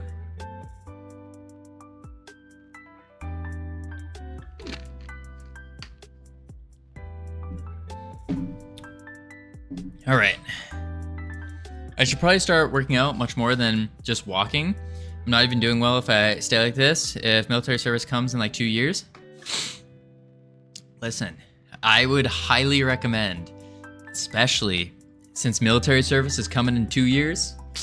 Yeah, you wanna start prepping. You start prepping now. Woo. I'm considering resubbing since I love watching your stream in the background. Aw, I appreciate it, Rover. Keep body entirely straight. Don't go all the way down. Elbows should be 50 degrees and count on the up. 1 rep is all the way down to 90 degrees, then all the way back up. Yep, you wanna break the 90-degree angle with your arm. If you can break it, then you're good. I don't think cardio is everything needed in the last, if it will last 9 months. Wait, what about cardio? Oh, focus on cardio for military service. Yeah, I mean, it's a big part for sure is cardio. But even now, Aaron, just the fact that you're walking every day, that's better than most people. Most people don't even walk every day. Most people don't even hit 10,000 steps in a day. Myself included. I haven't been hitting 10,000 recently. You want to try to, ideally you try to get about 10,000 steps a day, maybe more. Really, any exercise helps. I feel so called out. Don't worry, Qualls. I'm calling myself out. Calling myself out as well. Burpees are my cardio. Interesting. But yeah, even, I think, I might be misquoting this, but I think on average, people who walk like 15 to 20 minutes a day, which equivalates to about 10,000 steps in total for the whole day, have a increased life expectancy of 10 years. So you can add 10 years to your life by just walking every day. I had big plans to go on a walk today. Instead, I ate a burrito and yelled at an Xfinity salesperson. Ah, that's funny. That's funny.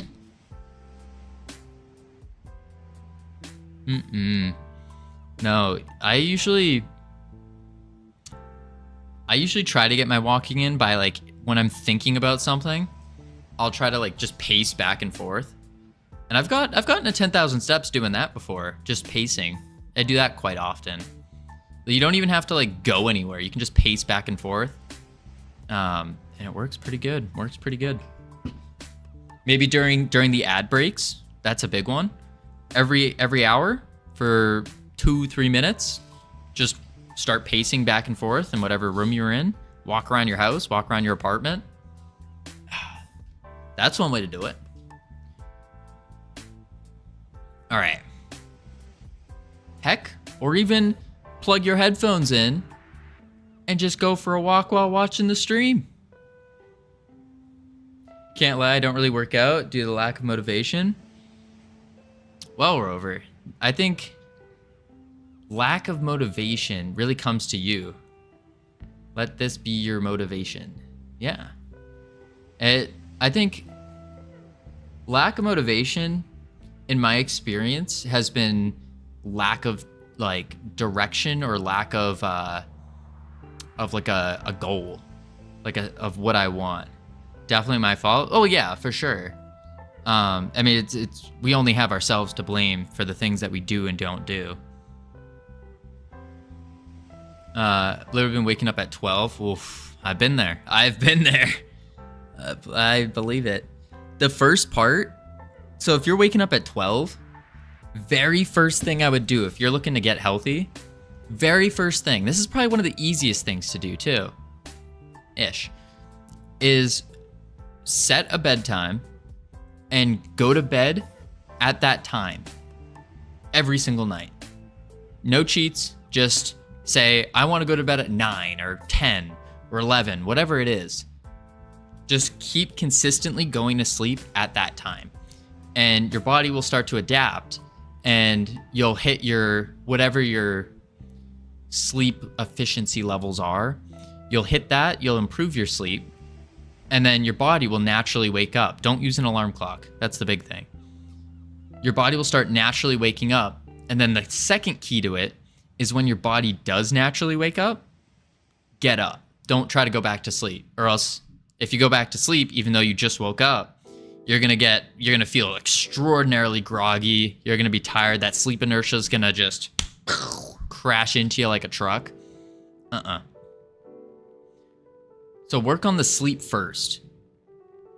Then, after your sleep, you start doing the workouts. Start with something very simple. Very simple. Just go to the gym. That's your goal. Your goal isn't to work out. It's just to go to the gym. Do that for like a week. And I can promise you that when you get to the gym and you're going to be like, well, since I'm already here, I may as well do a quick workout. And if you don't work out when you go to the gym, you already hit your goal. Your goal was to go to the gym. Then over time, you can start to introduce more and more things. But I found in my life when I break things down to where if I think about it, I'm like, oh, that's stupid. Like, that's it? Just go to the gym? No. I have to, like, if I go to the gym, I have to work out. I have to do this. It's like, nah. Bring it down even lower.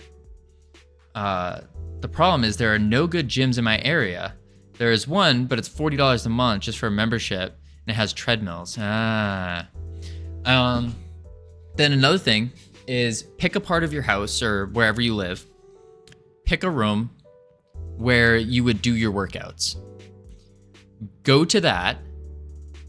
And for example, if you want to work on your chest and your arms, make your goal just getting to the push-up position. You just walk over, get to the ground, get in the push-up position, and that's it. You hit your goal. Start super simple like that. And then, well, hey, I'm already on the ground. I'm already in the push-up position. I may as well do one push-up. Oh, that wasn't that bad. Maybe I'll do 2. Take it super slow, super simple. You got 2 years to do this. 2 years. You can improve a dramatic amount in 2 years. Dramatic. I mean, in 2 years ago, I was full-blown degen gamer, living in a pigsty, like rolling out of bed at like noon or 3 o'clock in the afternoon, something like that, crawling to my computer, getting up to my computer, and just immediately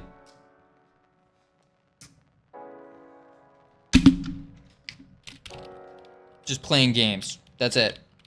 That's all I was doing. That's all I was doing. Half the time I wouldn't eat, or sometimes when I would eat, I'd overeat a lot. Just order McDonald's or something. So yeah, you don't even really need a gym, especially if you're training for military service. Did I resub? Oh, whoa, Rover, you got a new sub badge. Why did it not pop up? Did you do an anonymous resub? That's not there for me. One sec. That's, wow. Are my... Some of my alerts are showing. It's there. It's just white. Yeah. That's weird. My alert didn't go off. It's a white anvil on a white background. Yep. Oh, you make subs anonymous? No, I don't. I don't. But people have a choice. Like when you go to sub, you have a choice to do it anonymously. That's weird that it didn't show up unless Rover did it. Strange. Thanks for the advice. I mean, only time I wake up early is when I drink the night before. Yeah, I don't recommend. That's the other thing. I don't recommend drinking. I mean, drink water. Drink water. But I'm literally drinking right now. Drinking water, though. Only water. That's your big thing. Only drink water.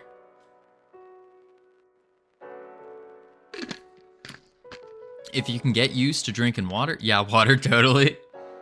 Listen, I drink quite a bit of water. I think it's, what's the metric conversion? Is it, you guys use liters? No, you don't use liters. You use, I don't remember what you guys use. Yeah, you want to drink at least a gallon a day. That's another big one. Drink water. But if you're drinking alcohol, it's quite like, now, I'm not one to say don't drink alcohol. I mean, I was a big fan. And I will, like, very, very occasionally. But I keep in mind, how do I cancel auto payment thing? Oh, you have to do, go to your Twitch and then go to subs or something like that. Like that. Oh. Manage your sub or something. It's kind of confusing. But yeah, the big thing is alcohol is quite literally poison. That's why you get the feelings. That's why you get a little dizzy, a little crazy. And it actually destroys your sleep. Destroys like so much. Your work ethic, your capacity to work. If everyone has a battery, it literally just makes it so you can't hit the cap. You're sitting there with your battery. If this is your battery here, you'll only be able to hit, this is your like your maximum, when this is your true max.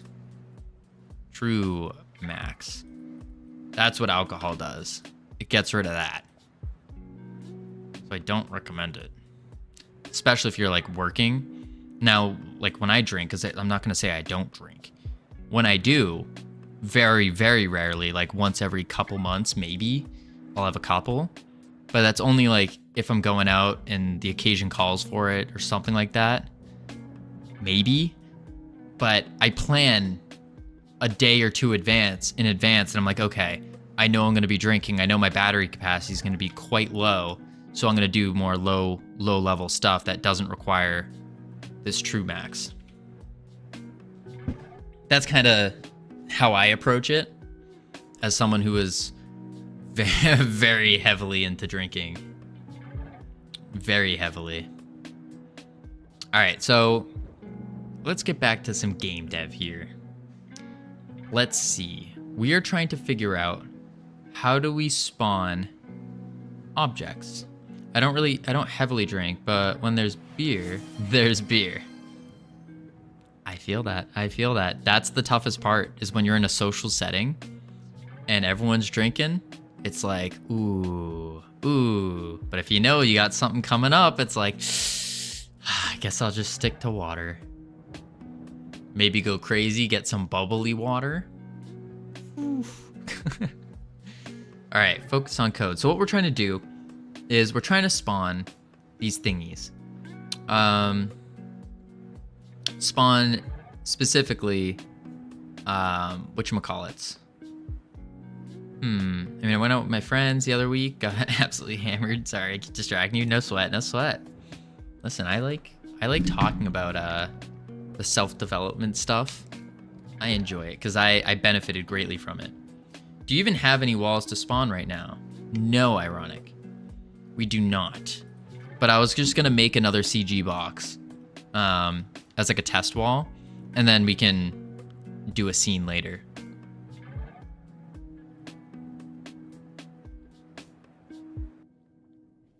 But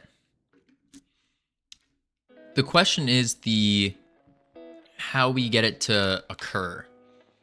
So it uses the same memory allocation by making a wall and then putting it underground versus keeping it invisible, or turning off the visibility and turning off the collision. But is there a better way of going about it? Is there a better way? I don't know. Used to be heavily into self-improvement, then I stopped. When I was 14 when I got into it. Oof. I wish I got into it when I was 14, and I wish I stuck with it. I mean, I never even glanced at it when I was 14. Might be better to instantiate the wall when you need it. Right, but how do we instantiate it to a specified location without having to, instead of trying to juggle 3 sets of walls? I don't know how we would do it without...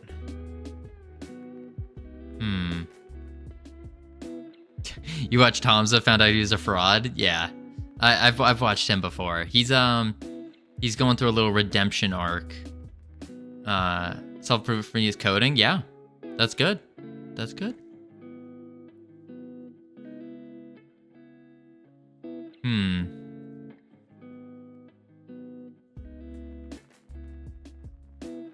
It's funny. Hamza, he's a funny case study. He basically got so involved into the self-improvement to where he became like almost like toxic, because he was trying to be someone that he wasn't. And it's like, nah, you want to just be yourself. That's the best version you can do. Is just be yourself. Don't try to be an amalgamation of all these things that you should be. It's like, nah, just whoever you are, figure it out, and then be you, and be the best version of that you possible. Yeah, you didn't bring up be yourself part. Yeah, right. Because that's what I watched a recent interview of Chris Williamson, which I would suggest check out Chris Williamson. And he interviewed Hamza like a couple months back, or 6 months back or something. And they were literally talking about that. Like, Chris called him out, and it was beautiful. It was really nice. Chris Williamson is the guy who makes the brain juice, by the way, guys. Makes the brain juice, which we need to get more of eventually. All right. Walls. Because I'm kind of procrastinating the walls. So if we instantiate the walls, we add a new wall scene or whatever, and then I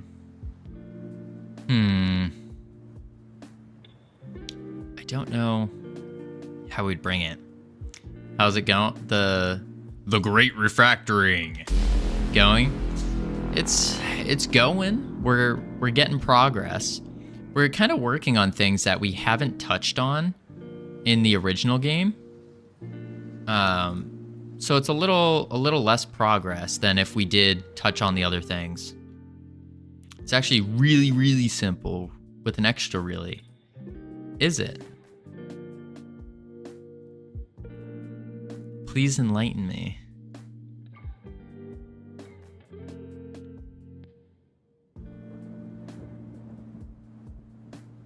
Start on basic, move on to software, yeah. Put down a node 3D. Whoa. Node 3D. Check. Save node 3D as seen.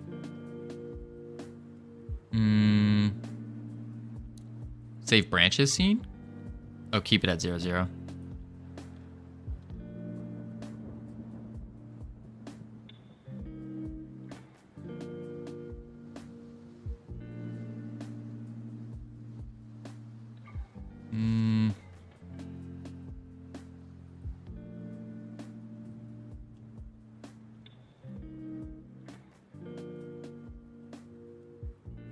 We're gonna call this the...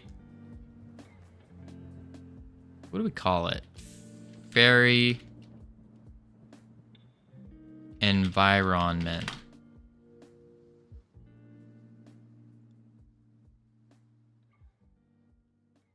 Save.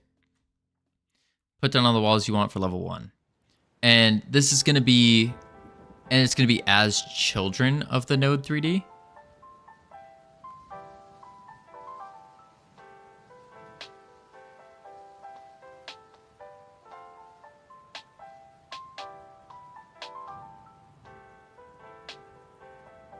I think I see where you're going with this. We're just going to do one wall for now. Keep it simple.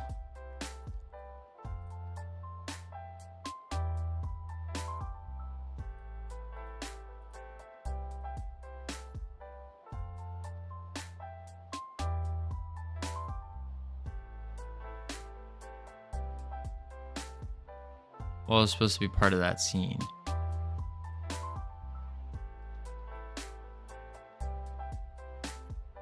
But not children?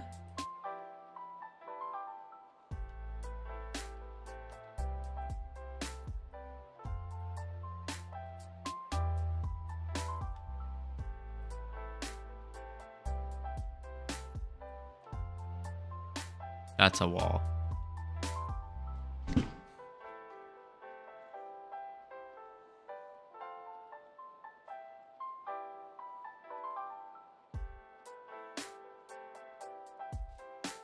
We'll just make it...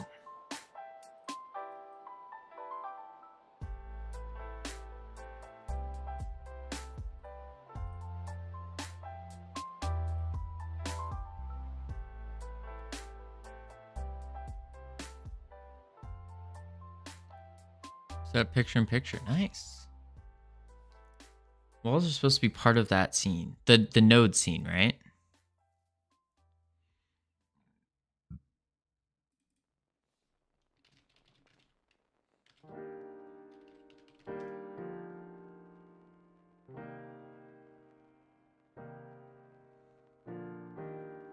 That scene is your level 1 walls.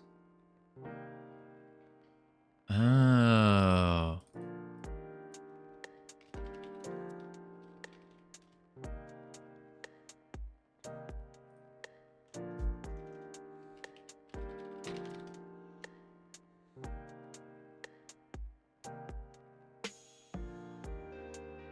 Okay, so we set it up like that.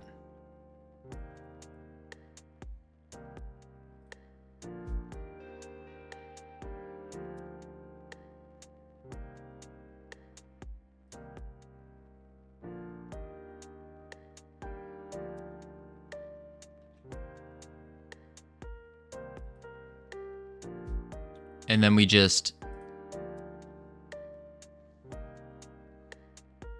Oh, wait a sec. Oh, but how does it save over?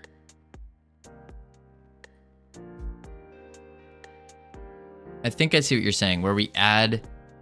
We're instantiating these one at a time or removing them.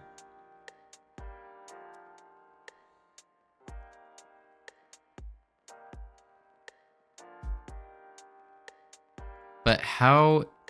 I guess we have to reparent and add it to the level 1 environment.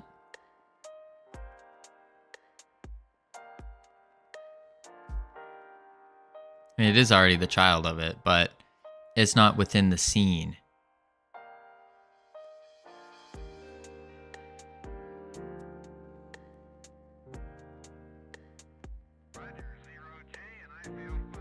Unless you saved it before adding the wall. I see what you're saying now.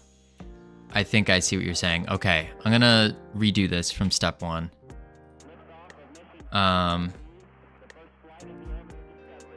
Realms. And then we'll go to Fairy Realm. Delete.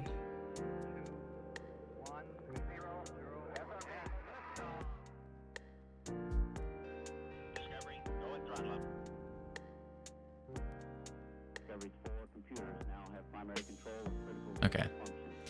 Hair's finally making a return. It is slow and steady, slow and steady. We can start to run our fingers through a little bit. Just a little bit. Okay, so what we want to do is we do a node 3D. And we're going to call this the fairy level. No. Yeah, fairy level 1 environment. And then we add a CG box. Bring it over here. If I shaved my head, my hair would have grown back within 2 weeks. It's actually annoying. I don't know if you did it from where I was at with the hair. My hair had, like, in the past at least, I know it used to be growing really fast. But yeah, I don't know. Okay, let me just do this. We'll add a little albedo. Make it like black. Sure. Perfect. All right, there's our wall. And then we would save it as a scene.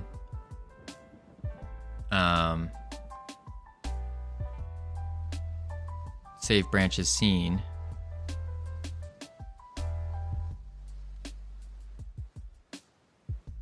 Cancel. We're gonna actually make this a level 2. Save branches scene. Save. Now what we do is in the realm, we can export 3 packed scenes.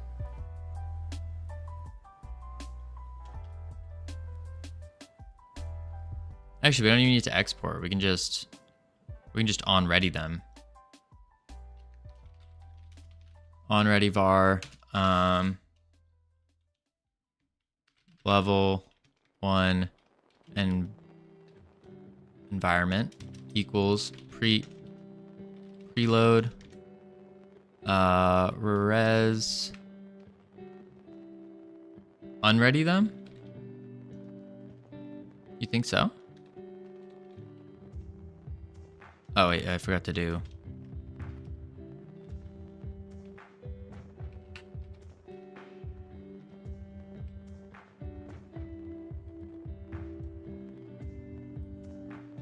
Oh no, I'm joking. Whew. I was about to say, wait a sec. Okay, save. And then here, level 2, we can say var 2 and environment 2 equals level 2 environment dot instantiate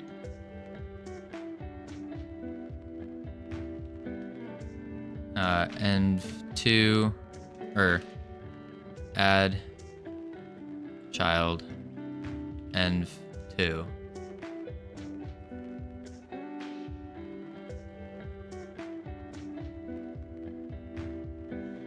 Now, do we delete this from the scene?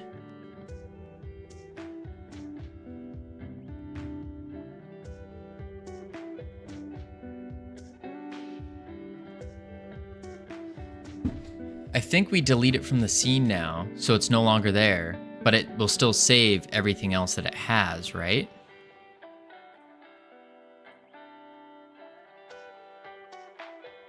Because if we open it, there it is. Yeah, so we can just delete it now.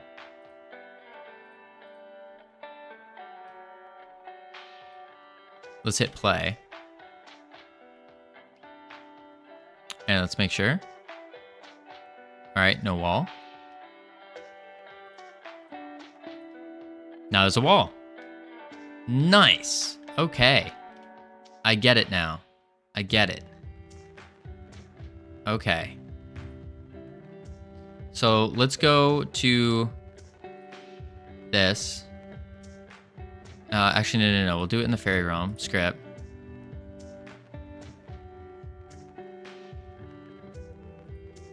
And we're gonna do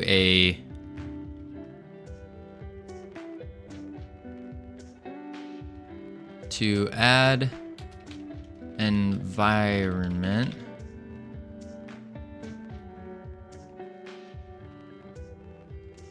Create node 3D. Place walls. Save. Uh-oh. Oh, phew. Save parent as new scene.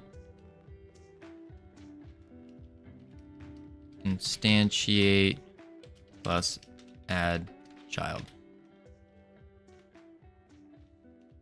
Where required. There we go. Have you ever done any development other than game dev, like software dev and such? I'm curious, that's all? Not really. I did, I guess, technically some software development when I was in college.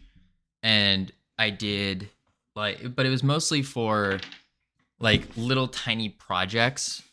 If you were smart, you'd make it remove any walls that's there. Well, yeah, that would be in the next section. 8.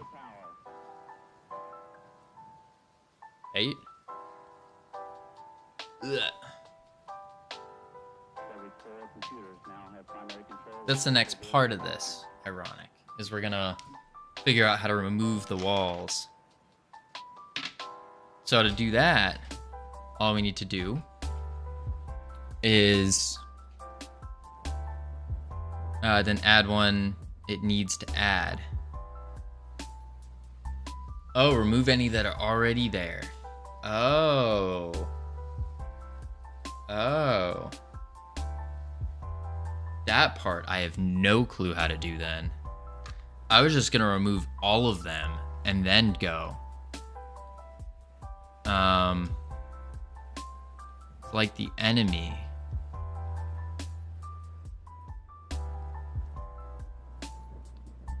So we add the walls to an array?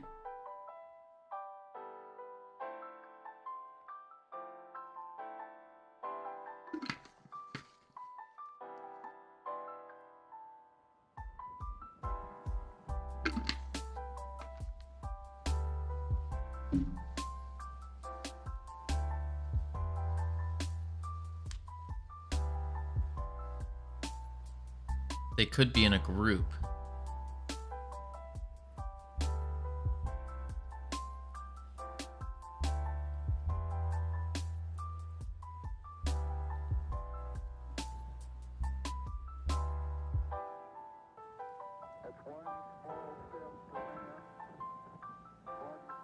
Our boy is live. Let's go. Add child.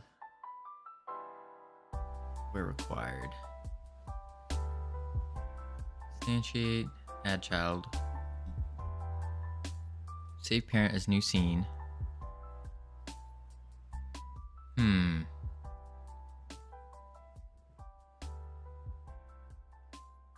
So basically what you're saying, ironic, is we could put the level 2 environment on a in a group, or in the same group, actually, be like level 1, 2, or 3, and then from there we can call the group to spawn.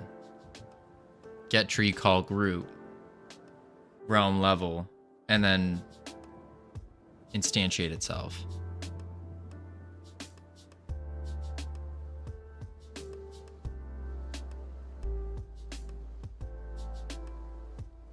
The problem I see is if it doesn't have a spawn character.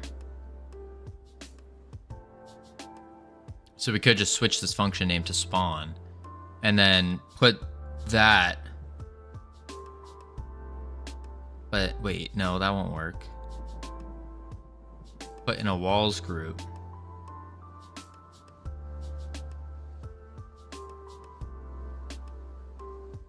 Okay.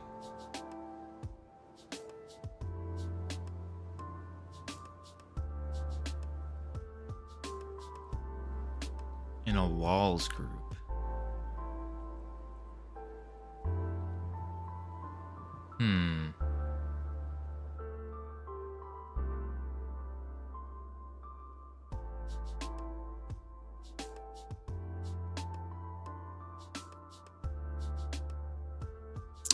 Okay.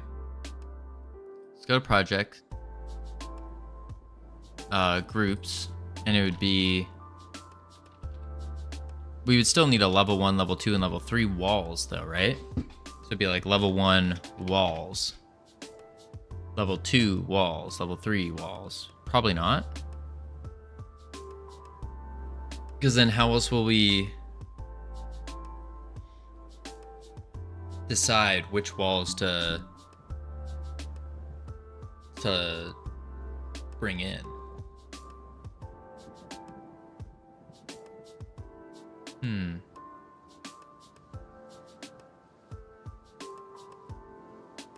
Level 1 walls, 2 walls, 3 walls. Are you gonna have hundreds of wall objects or one set of walls? I mean, probably one main set of walls, but there will be a part where we will have, so here, we would have like, for level 1, the place where the boss is will be locked. And then level 2, this section of the wall will disappear, allowing people to go in. And then the other thing is the walls themselves will be assets that will change. So in this, for the fairy realm in particular, the walls are actually going to be tree trunks, or like trees that have fallen. And then level 2, they're going to be trees with like growth on them. Level 3, they'll probably be just like a wall of trees. Something like that. So it'll be different assets every time. We won't be using the same wall assets.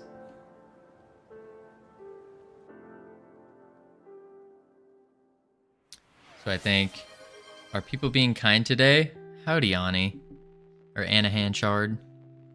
People are yeah, I would say so. Being kind today.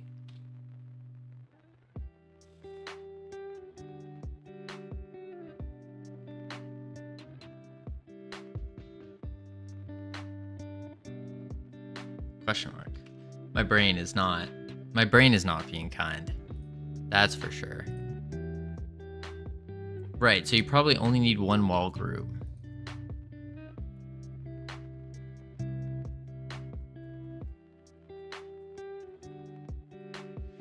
But if we have one wall group, then how does it know which set of walls to use? If that makes sense.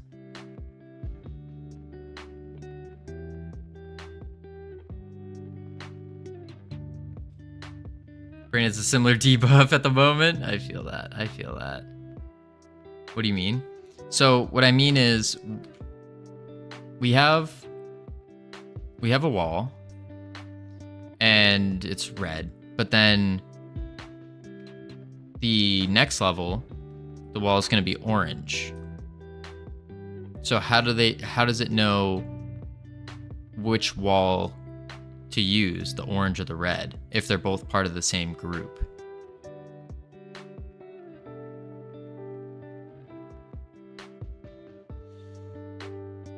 That's what I'm trying to figure out here.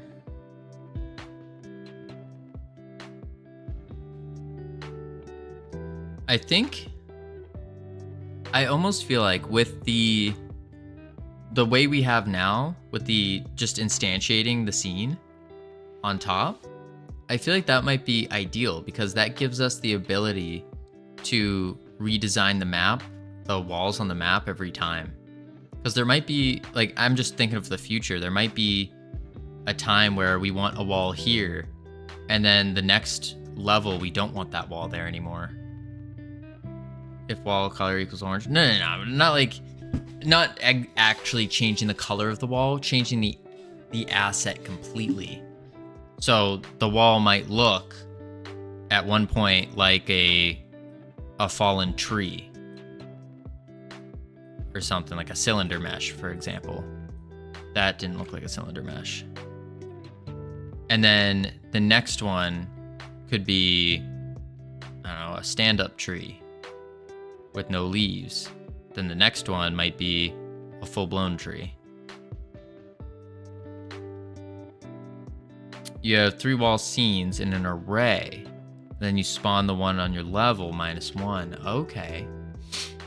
Okay. And isn't that overcomplicating it though?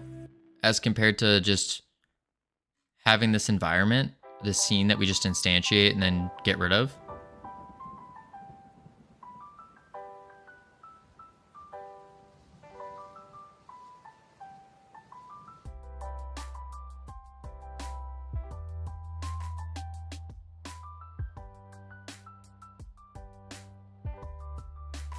I feel like that's overcomplicating it a tad. That's what you're doing.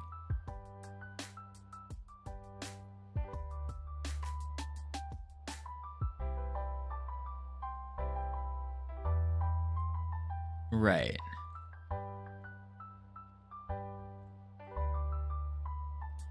Oh, so you're saying instead of...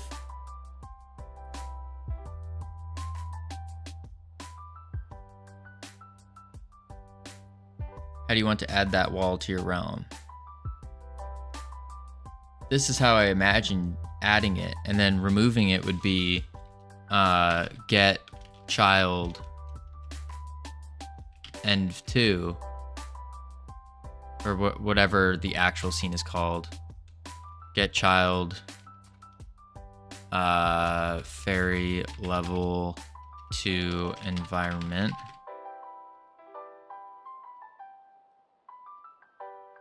I guess it would be end2.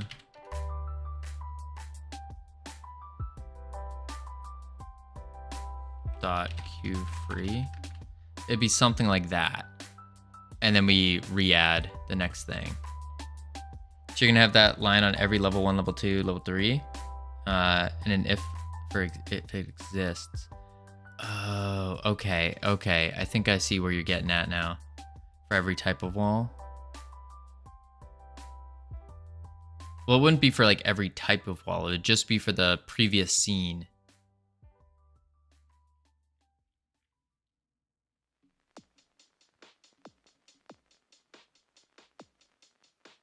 Okay.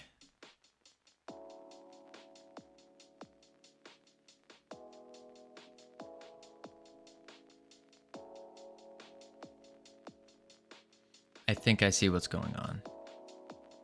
Kind of.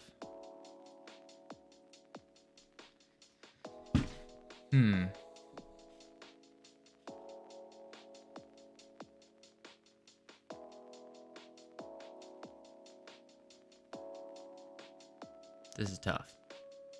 I'm trying to wrap my head around it so then I can do it. But at the same time, it's like maybe that's not the play. It's just start doing it and then I'll start understanding it. So we'll do project settings, groups. We'll call walls, add. Next, what we want to do is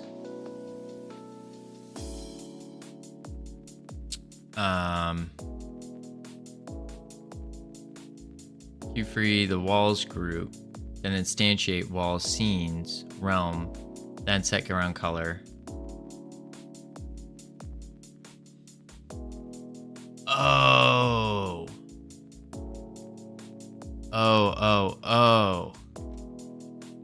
So it would be get group.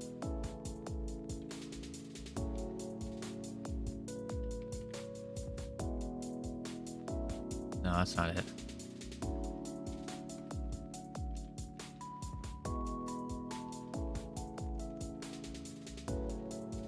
get tree, call group walls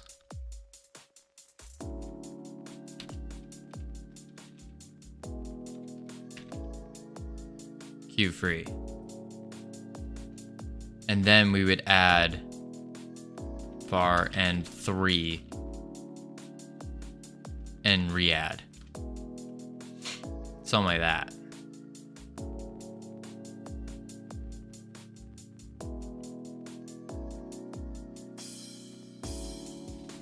And then all we need to do...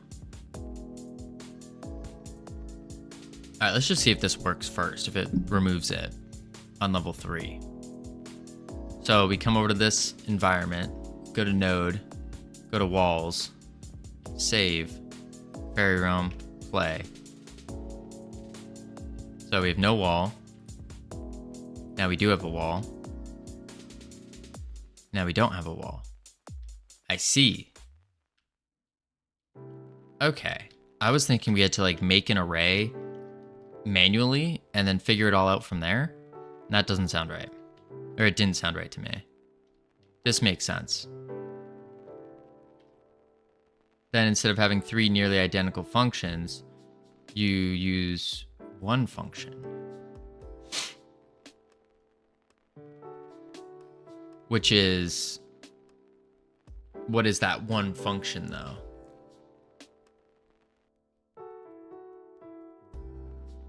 We'd have to put a script on every wall scene, right?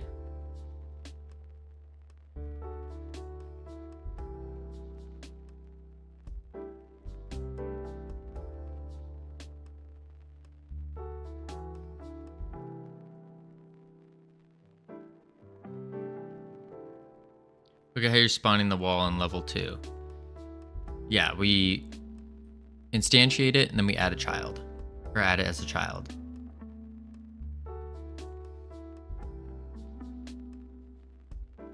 You have a packed scene. Right. What if you had 3 packed scenes in an array? Okay. 3 packed scenes in an array. So, environment array. One function could spawn a different wall depending on what your realm level is. Okay, hang on. So that would look like...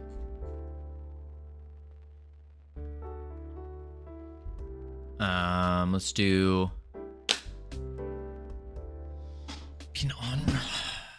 Maybe...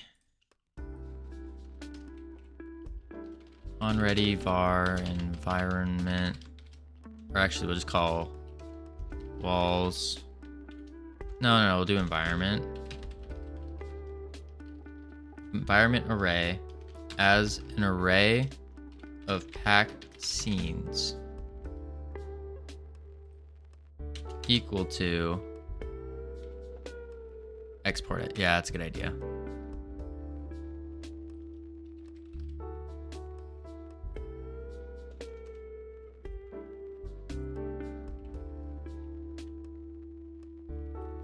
Okay, now we save that. And we don't need level 2 environment anymore. That's gonna break.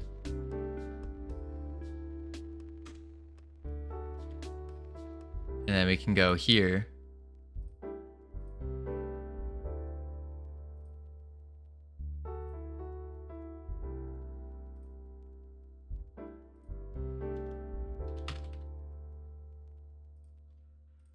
Level 2 environment. And what if we leave it empty? That shouldn't do anything, right?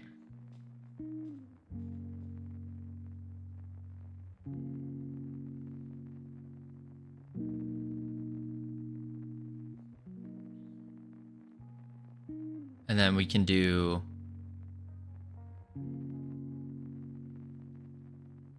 part of the walls group.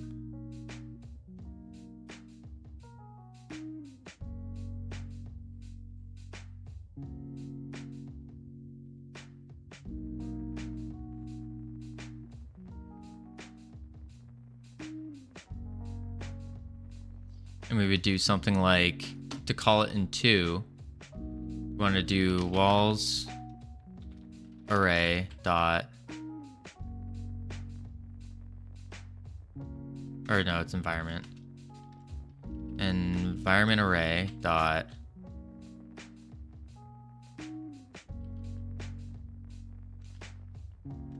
insert, nah. Make an array of colors too.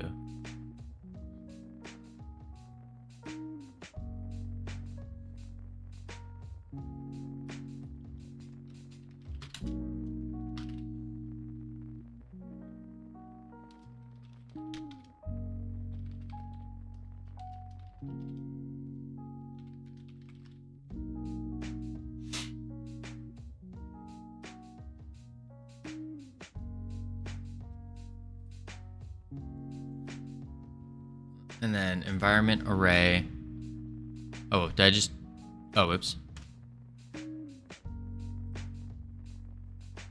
All right, so then we need to access the environment array.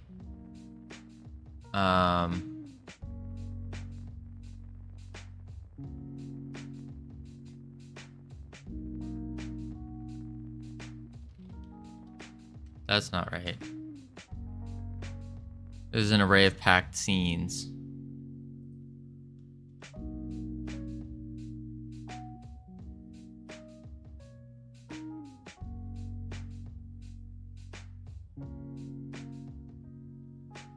Oh, that was right. Realm level -1.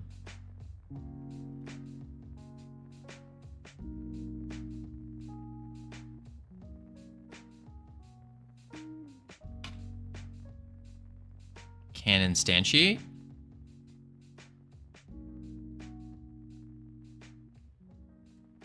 Oh, dot instantiate. And putting it in a variable. So we can say var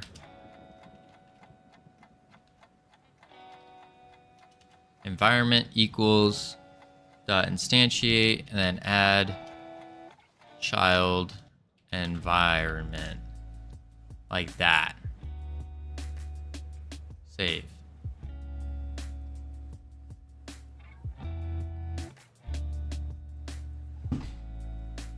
Then you set the albedo color of your ground to the color in the array. Right. And then we can do... So doing an array of colors, we'd have to set that up as well. Equals... Yeah, you just exported it. Yeah, we're gonna have to manually make it again.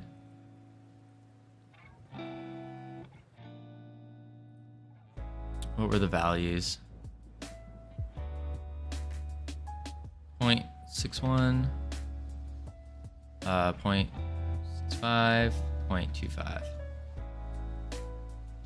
Oh, that wasn't the first one. There we go. 0.39, 0.32, 0.14. And the last one is 0.19, 0.49, 0.01. Oh,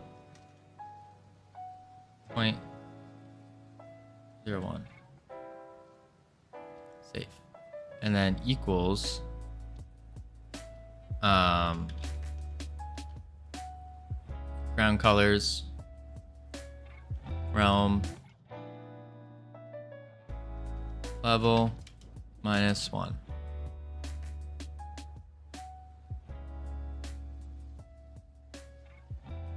Ground color, whoa.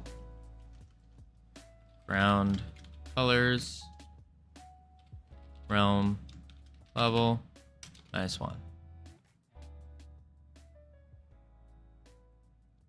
And we forgot to do it here.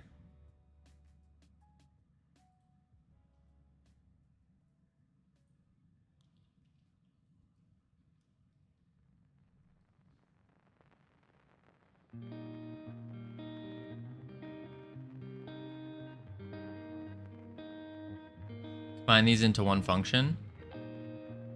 They already are. This is the function we're combining them into. Right? Ground, colors, realm, level, -1. These are the separate functions. Oh, we don't need this, the update realm? Because this is where we call level 1, which is going to have all this, all the stuff in it.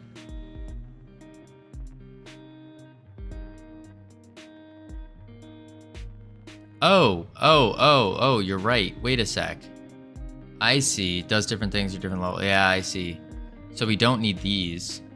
And we can just say, what do we call it?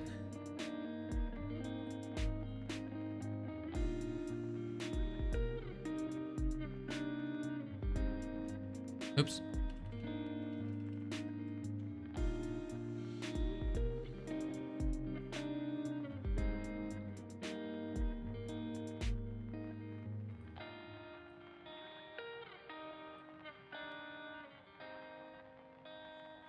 I guess update environment.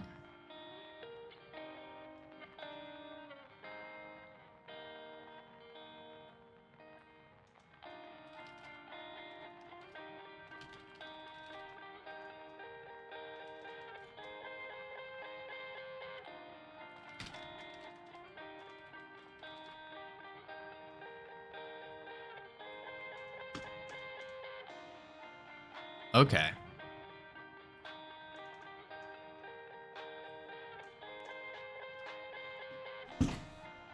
I just want to point out that there's a node called world environment that has an environment property. Yes. What do you think there should be a, oh, we can just do,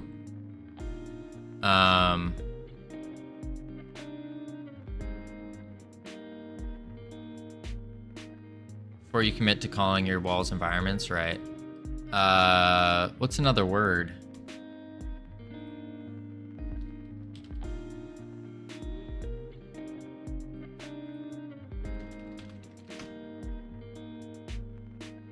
Habitat, setting,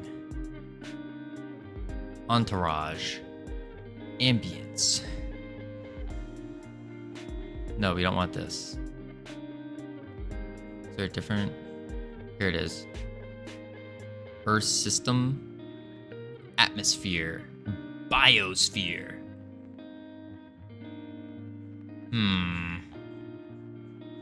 Maybe ecosphere.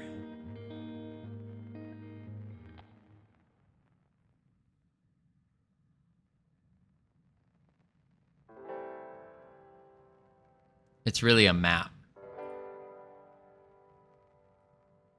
Yeah, I can deal with that. Update map. It's a short, simple word.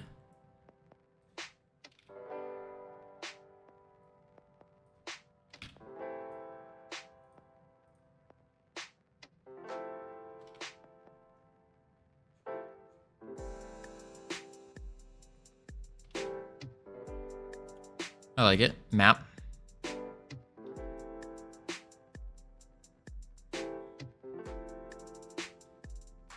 Sweet. All right, now we gotta see what happens. Uh-oh. Oh, because there's nothing in 0. Wait, hang on.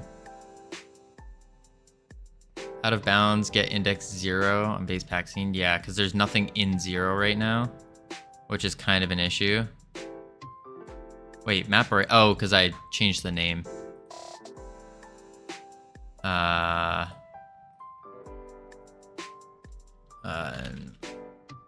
We're gonna, this scene's gonna be deleted anyways. If I leave this empty though, I want to see what happens. Does it ignore it? No. does not ignore it. So we do need to have 2 to even test it. All right, so what I want to do then is I want to go here. I want to trash that. And I want to do...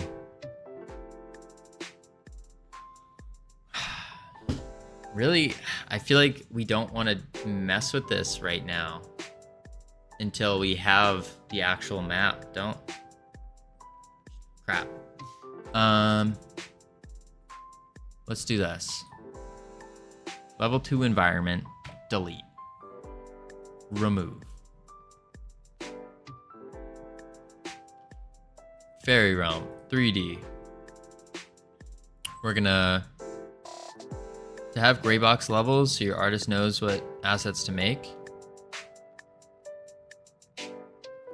Gray box levels. What is a... So what is a gray box level?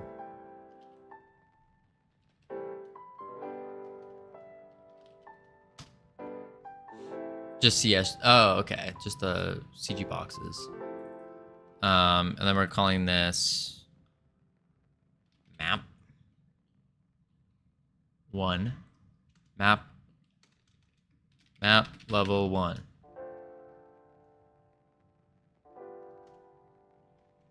And for map level 1, we're gonna add a CG box or CSG box. We're gonna go boom. So the other thing is this is not scaled. Like the map itself is not scaled out to where we would want it, which could cause issues.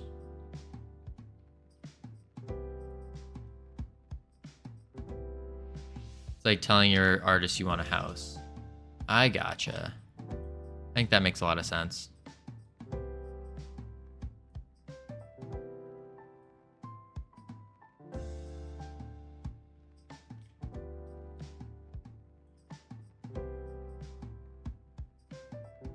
Doors, windows, interior, exterior.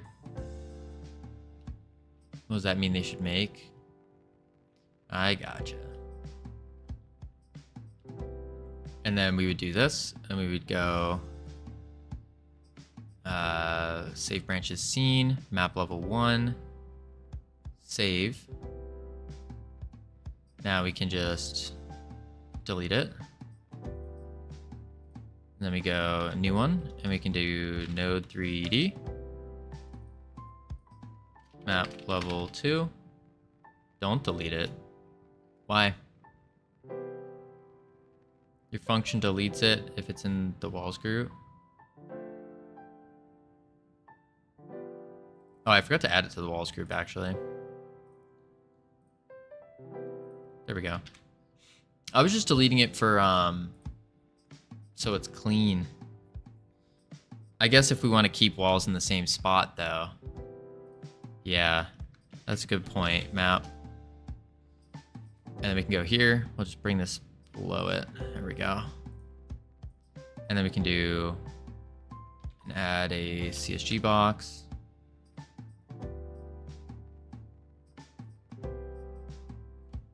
Yeah, it probably is better to have 3.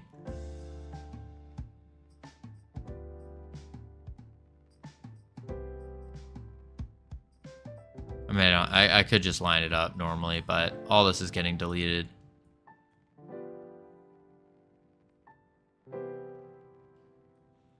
I'm just trying to kind of make it similar. Because our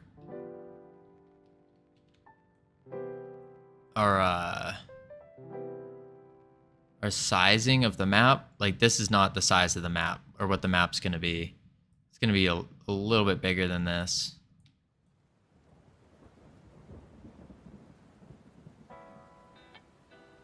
Which I probably should be just making the proper map, shouldn't I?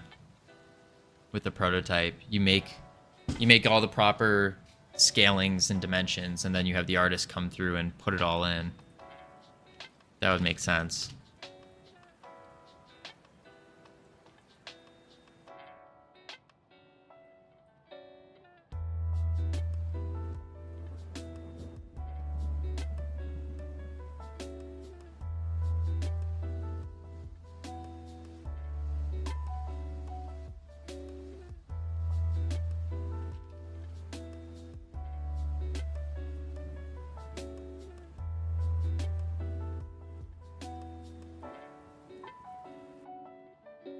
That would actually make a lot of sense.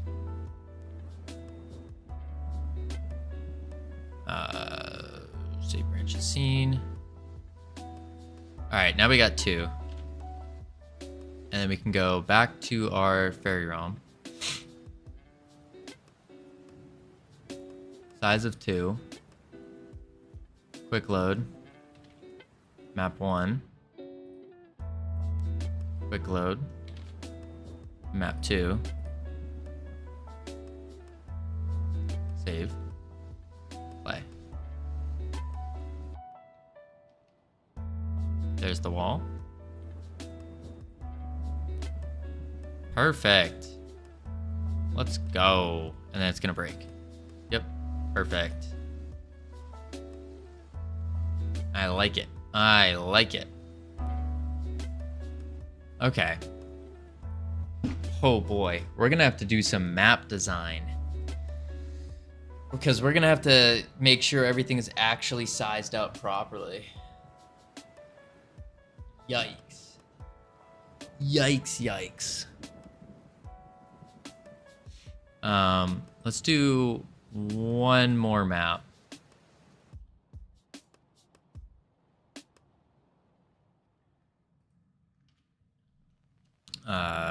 Node 3D. Map level 3. And then we can CSG. Map level 3 will have one singular wall, because that's all I want it to have. Easy. Walls. And then makes, oh! That would have been bad. And then here we go. Boop, boop, boop, boop, bang. Open. Save. Play. Why would you say the Godot language is most similar to? I'd say Python. Yeah. Python for sure. Python for sure. And all the walls are gone except for this one.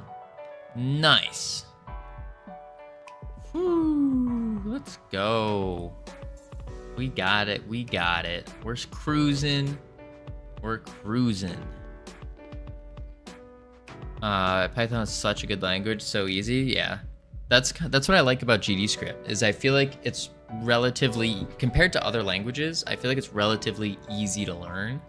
Like I feel like I'm picking it up pretty fast. But I mean, definitely have an unfair advantage of having people like Ironic in chat that are just wizards, absolute wizards.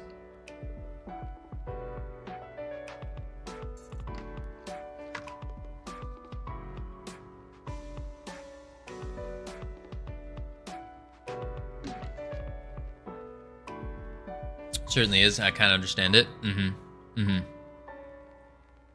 For sure. Okie doke. All right. Let's see here. I agree. Ironic has a 41,234 IQ. Yeah, big time, big time. All right. I forgot to run to the bathroom during the break, and I'm like dancing over here, and we're probably gonna have to extend out the walls more. So we're gonna do a little bit of map setup, I think. We'll check the words on real quick. I will be right back.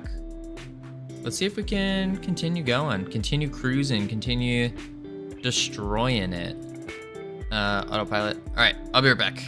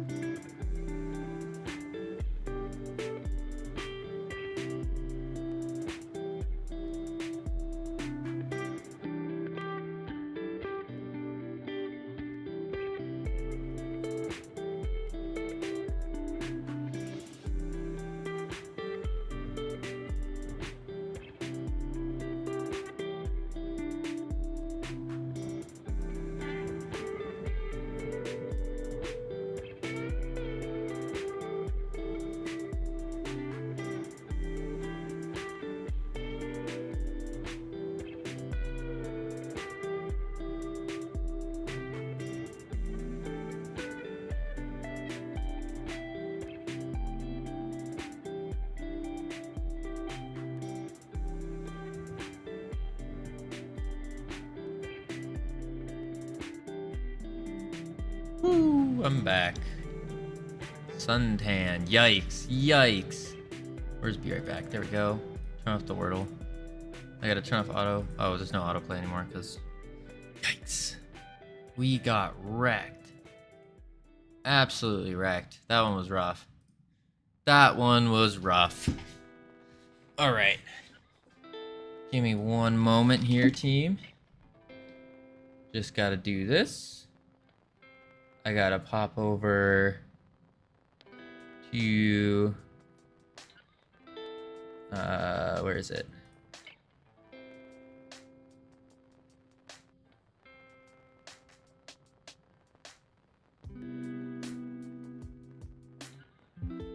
Where? Oh, here we go. That. And then... Perfect. Okie doke. So, one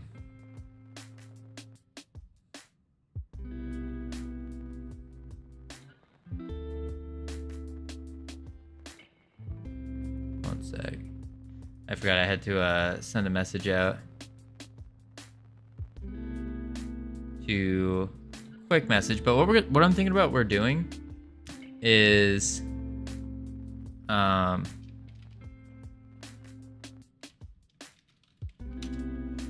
I think we might need to start prototyping the actual map out, so then we can get this get it sized properly, get the spacing, get the walls done. That way, when we come through to do the art stuff, we'll know exactly where everything goes. I think that has to be the play. I think.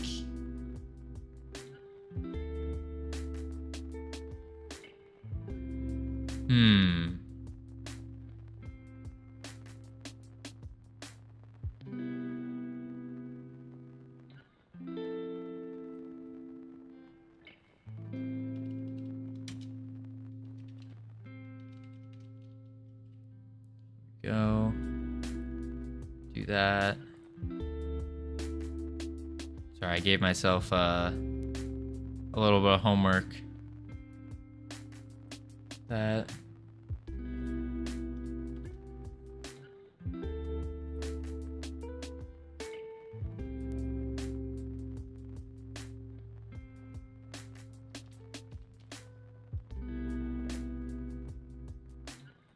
That. And then, holy guacamole.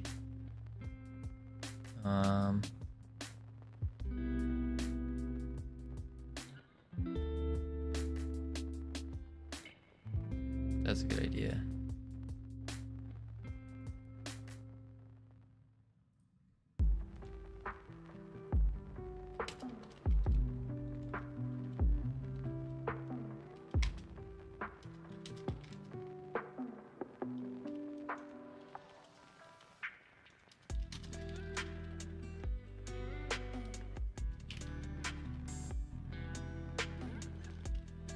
I think that's the term. Is that the term? That?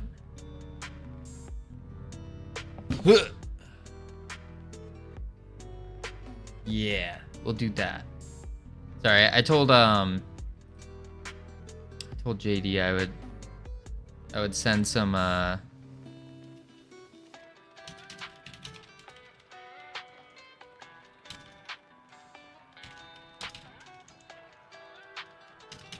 I'd send him a list of names for other streamers going on. All right. Whew. Anywho, team. I really don't feel like stopping right now. I feel like I'm just picking up on a roll. So like I can feel the flow coming in. Although we do have another stream coming up later. So no, we'll keep going for a bit. What we'll do is we need to actually get the proper dimensions for our realms. Ooh. Flow right into the next stream. Sammy, how am I supposed to eat? How do I eat if I just flow right into the next stream? I mean, I'm tempted. I'm not gonna lie. I am very tempted just to flow into the next stream. But at the same time, I need to eat.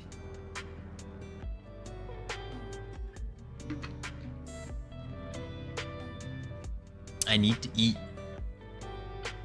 Food. Can I call the raid when you do dip? Savage. No, you can't. I already have someone in mind for who to raid. So no.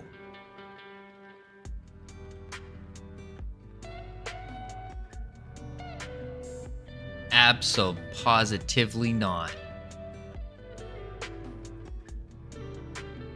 Yeah, you've only been streaming for 90 minutes? When I eat just before stream? Sammy, that's what I do, is I eat right before stream. What do you mean? What do you mean? I eat just before stream. Although I didn't get to eat much today, I will say. I didn't get to eat much today. I think I am on... I think I've only had about 300 calories so far today. Something like that. Yeah, there we go. Yeah, about 370 calories today. Not ideal, not ideal. Get rid of these cheap viewers. We don't want them. Banned. There's a fruit fly in the Amazon jungle that only lives for 90 minutes. And they don't even mate for life. Interesting. Interesting. A lot can happen in 90 minutes. Very interesting. Imagine that. You live a life where you're only gonna live for 90 minutes. Think about that. That's wild. All right, I have no clue. You know what? We're just gonna do this. We grab the ground. 50 by 50? Nah. Wait, what is our ground in the other one?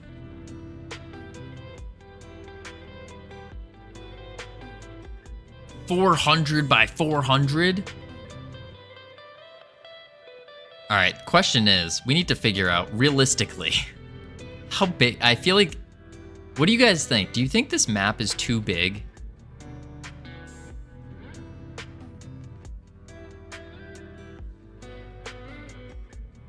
I mean, I guess we could always make it bigger. Yes. We could always make it bigger later, right?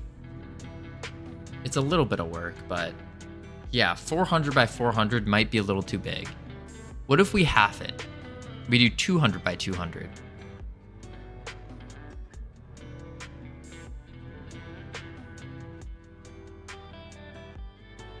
So do 200 by 200. That's quite a big map.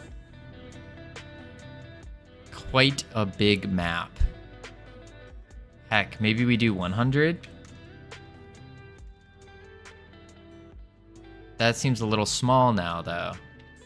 Because look at it. That's... These little things are basically the size of the enemies. We want to dedicate at least... I would say at least this to a boss. Right? So it's like we have to figure out a way to make it so it's not too cramped, but not too big.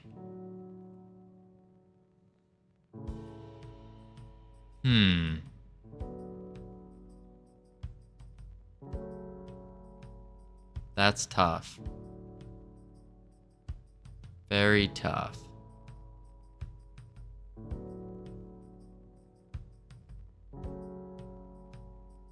I think that might be enough. Speaking of Japanese whiskey, no one mentioned that. No one mentioned Japanese whiskey. Those little characters are teeny. All right. Whoa, did not mean to do that. Whoa, whoa, whoa, whoa, whoa. Control. Alt, wait, shift? What is going on?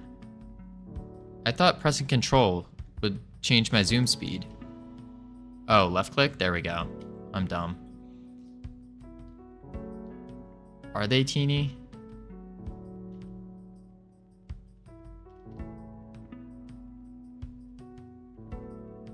Alright, well, ground.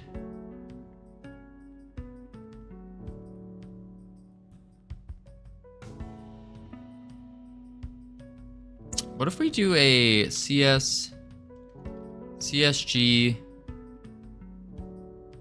cylinder create,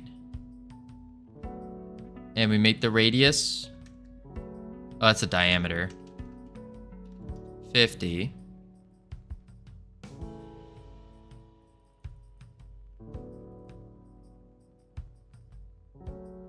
Sixteen sides, height 10.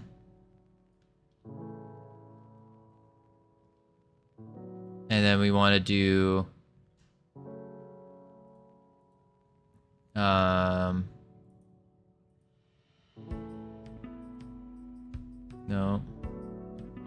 How do I take off the caps? The top. If I can remove the top, then this is it. That's all we need. How are things coming along, soldier? They're coming. They're coming, Vixen. Slow and steady. Slow and steady. We're trying to add a second cylinder. Oh, you're right. Add a second cylinder that's gonna do the minus from it and subtract.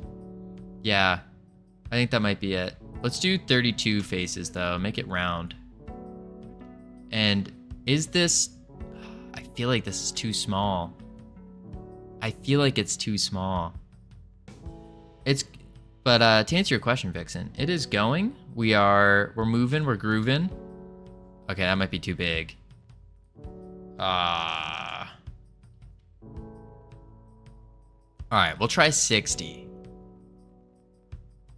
We'll try 60. But we're moving, we're grooving, we're working. It's right now we're prototyping the first level because we made it way too small. Way too small. I'm gonna do something that I might regret later. And we're gonna delete that.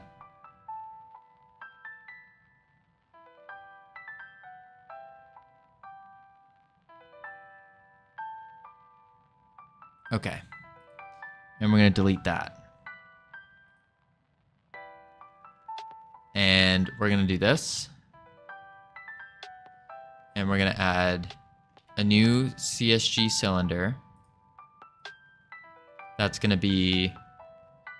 We already have the best viewers bot. Get out of here. Rip the ground. Takanoka. Get the joke? I don't get the joke. And then this cylinder will be on a subtraction.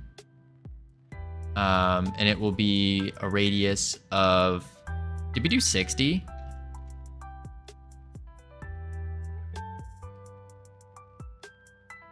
We did 60. So we want to do a radius of 50 with a height of 10. With 32 sides. Oh, heck, we might do 55. That looks pretty decent. Whoa, are you not on the ground? Where is this ground? Hang on. We might just erase everything here. That's what we're gonna do. Delete. Delete.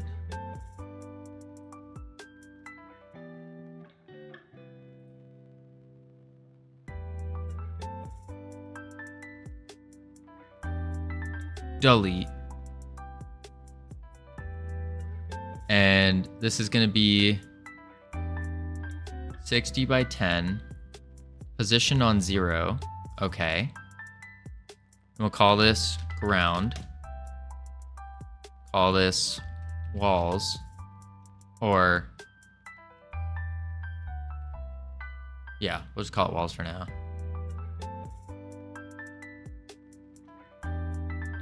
But it's not... What's going on? It's not subtracting. Ground goes to a height of 10. Walls goes to a height of... Let's make it a height of 12. Nope, that was 10. 10 was working. Interesting. It's on subtraction. Ground is going to use collision.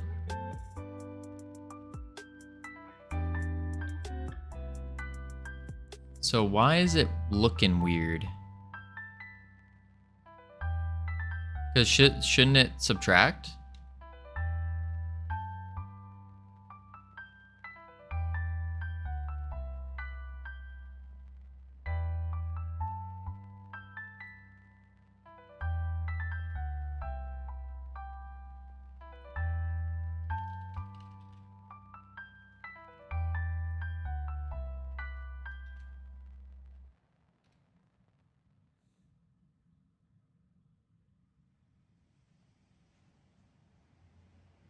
Player spawn point.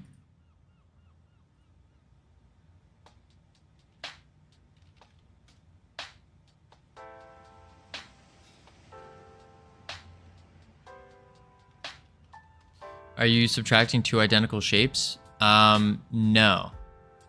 We are subtracting a shape that is somewhat identical, but not. Oh, we should probably raise this up one then as well. Hang on. Y1.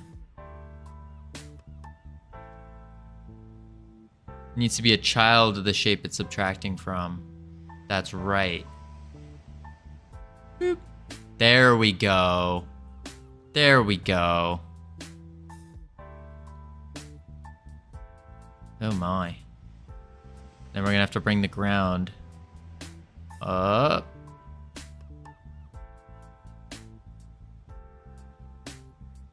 Why is it 4? There we go. That's what we want. Now player spawn point can go there for now. Hit play. Ground color, base null instance.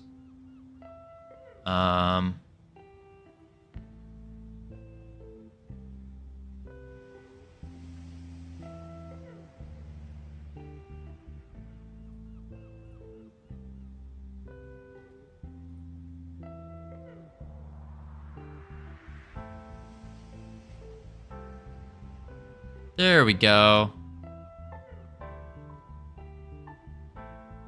It's beautiful.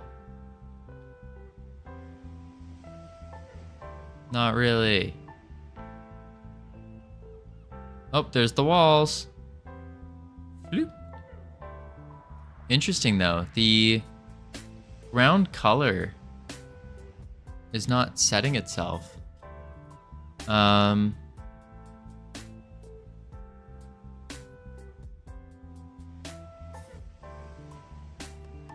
It did? Why was it white then?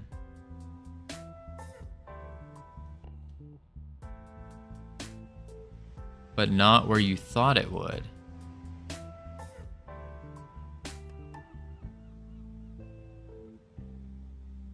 Oh?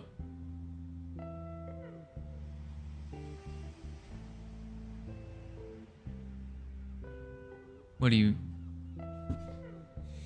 Change the color of that in the editor?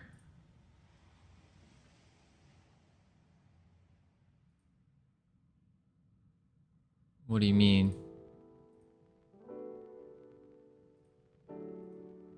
Oh, what the heck? Oh, what the heck?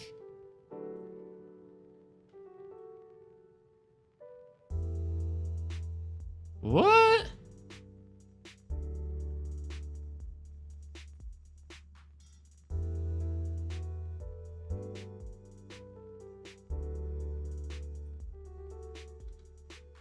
Whoa.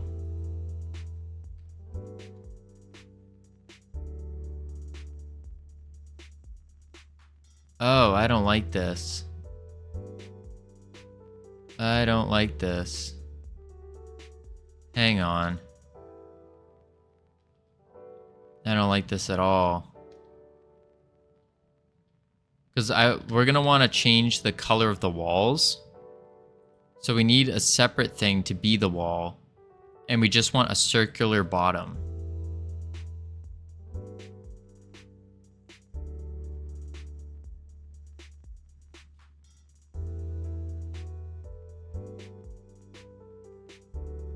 Nuts.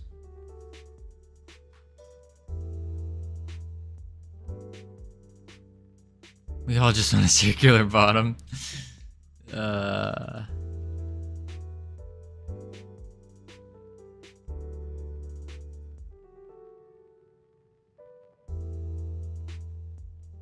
Huh. Change the color of that in the editor. Add a material to the child.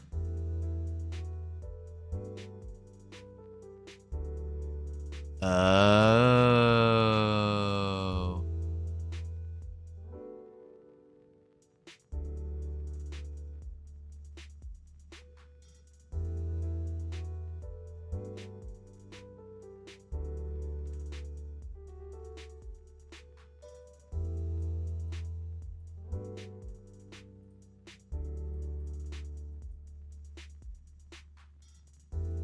I see.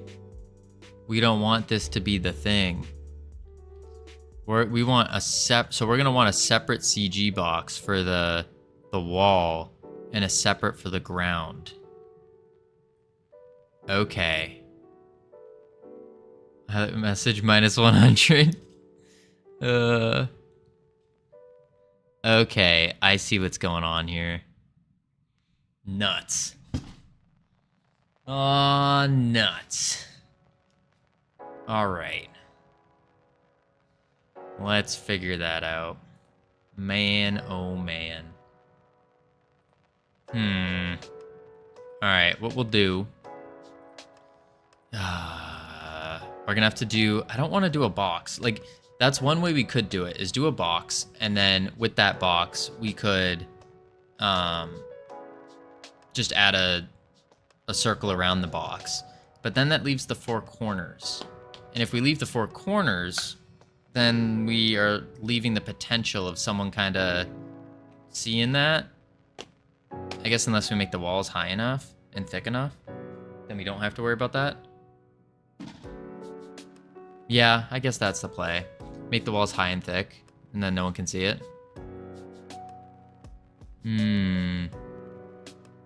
Alright. Delete. Add. CSG box. This will be called ground. Ground. And this will be a 100 by 100. Beautiful. And we're going to want to bring the transform down to -1. Like so. Alright. Alright. Yes, meters. Meters indeed. Change this to a box. Save that. Go to 3D. Ground. Now we're going to add a separate one. And this separate thing is going to be a fancy thing, which is a cylinder with another cylinder. I see what's going on.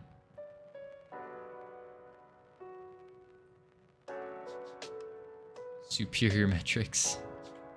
CSG cylinder, create, with the radius of 50.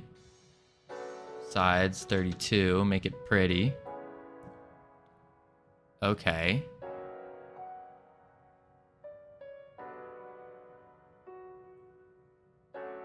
And then we'll make the height 10. We'll add walls. add a second cylinder. Create. This one's going to be a subtraction. And we'll do it 40 by 10 with 32 sides. That's what I need to avoid. Add more conversion. I have these already. Let's do 45. 50. Okay, not 50. 48. Those are little skinny walls. 45. But I feel like we might have made the area too small now, you know?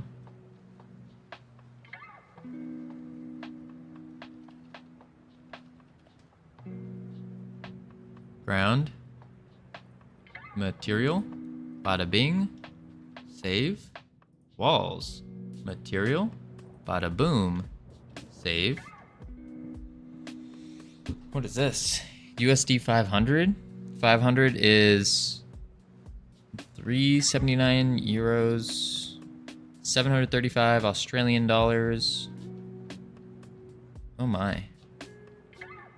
Make it 1 kilometer? That's too big. It's the bot I made. Oh. Fancy. Very fancy. Very, very fancy. All right, now, where's our player spawn point. Let's hit play. Oh wait, I didn't turn on collisions. We're gonna fall through. Yep. Walls.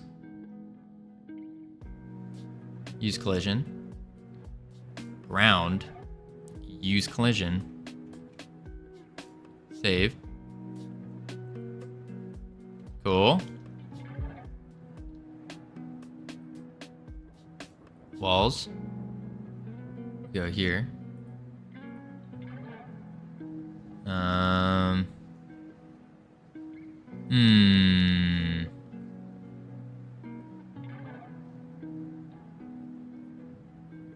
How goes the forgery? It's going. We're making the map now. Because our map was too small before. So we're basically remaking it. And trying to make it fancy and cool, neat. Yeah, we'll go with like a brown.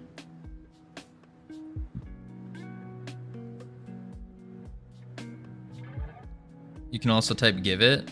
What are we given? What are we given?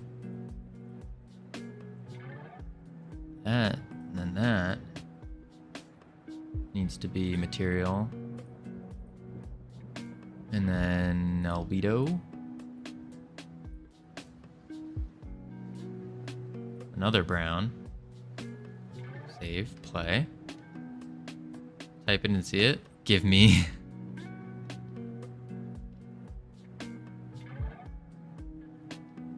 Ah, I see our inner walls are not colliding.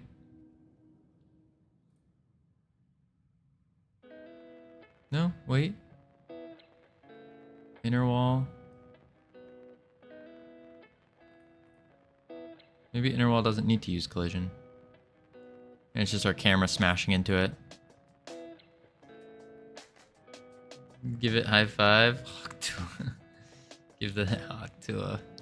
Oh man. Oh man.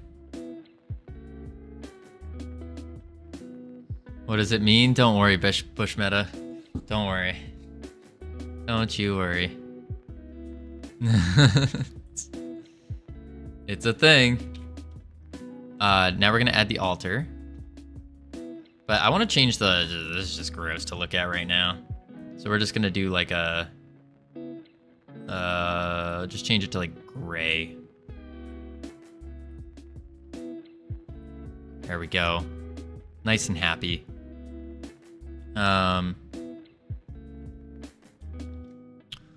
Altar. Ooh, you're floating.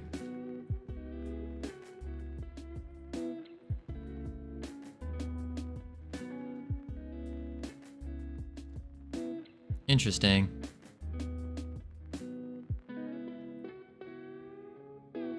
Wait, were you floating? Or am I floating? Oh, I'm floating. Just don't. Don't. Just don't.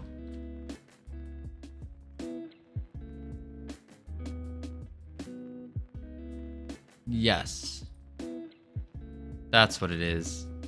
I don't have one of them TikToks. No way, Jose. No way, Jose. No, none of that TikTok stuff. None of that. All right, one moment. We need to put on this, then that, and then we're gonna do this.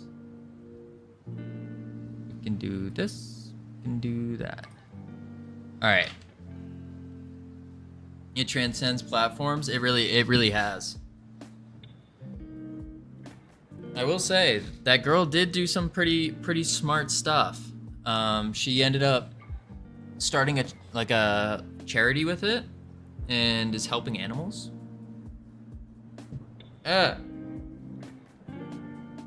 Helping animals and stuff. Wanna text me? Pay 3 cents for message? Woof! Yikes.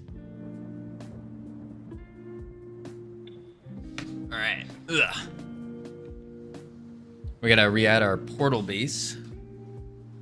One thing I liked about her is she got super popular super quick and refused to start in OnlyFans. That's huge, yeah. That is admirable. Or admirable. Nope. We didn't instantiate it. Portal. Look at that portal. Shooey.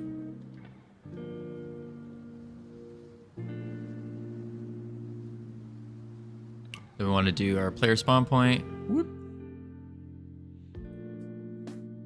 She actually makes content on a friendly favorite. I'm so disappointed in America.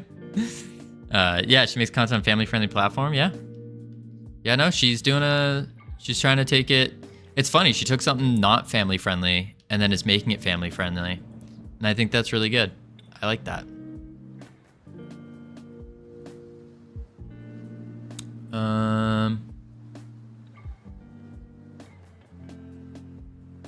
We want it 1 meter thick. What if we put it at 0? No, because now it's covering it, so it needs to be on -1. What about -0.5? Like we said before? Even then, that's not, no.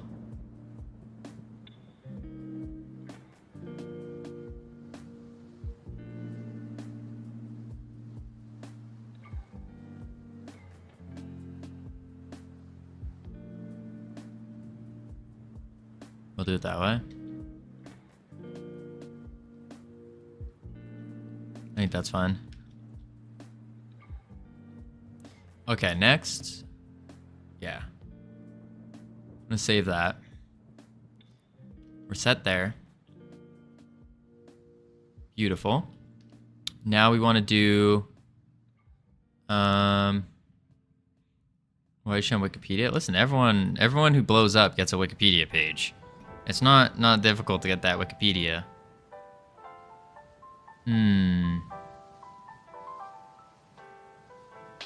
All right. Now we got that. We want the... Ooh. We're going to want to do this. We're going to want to... Someone to school with had a Wikipedia page. Yeah, me too. Let's go play.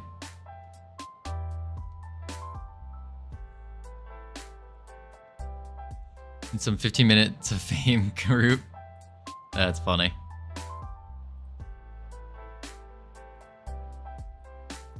Cool. How fancy is that? Nice. All right. That's pretty good. Pretty good progress, if I do say so myself. All right, what we're gonna do here is, I think, pretty good, indeed. We're going to let's see here. Let's do...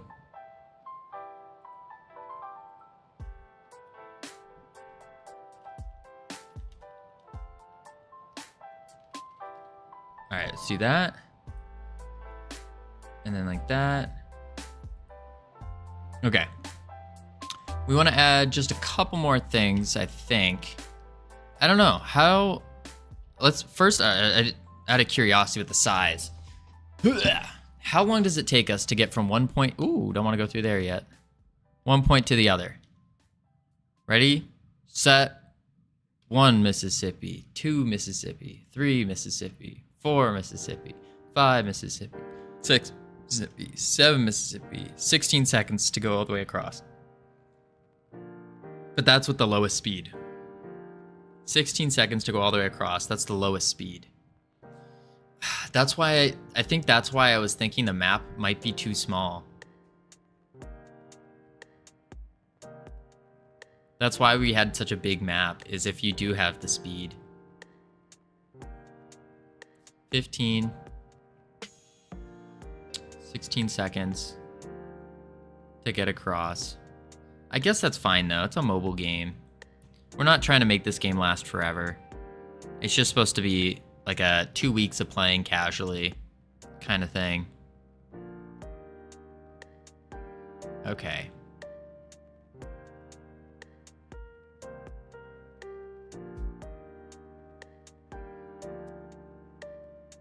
Or make each level bigger because you will gain speed over time. That's a good idea. I think that's the play. Is we make each level bigger as we go. Yeah. I think that's what we got to do.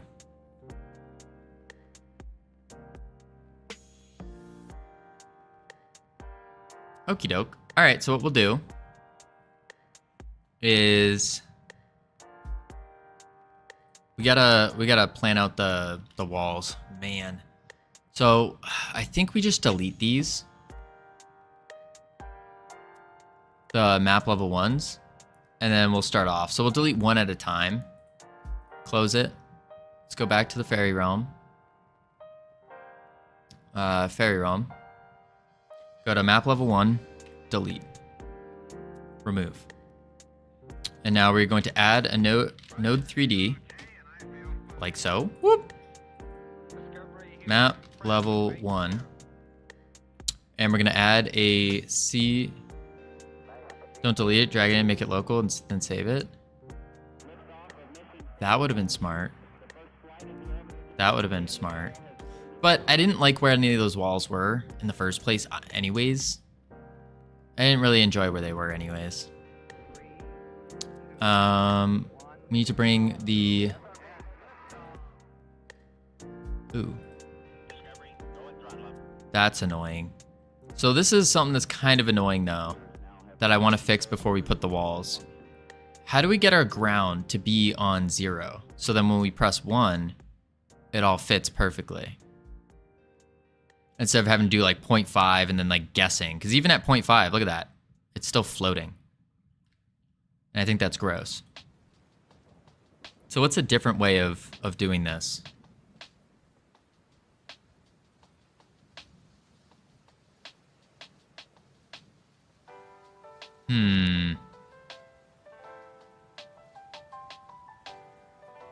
That's a tough one. That's a tough one.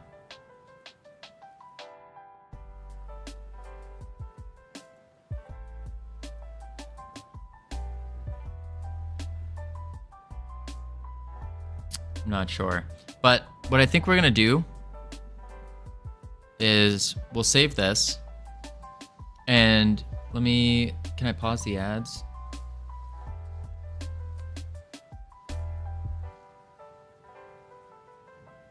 Okay, we'll do that.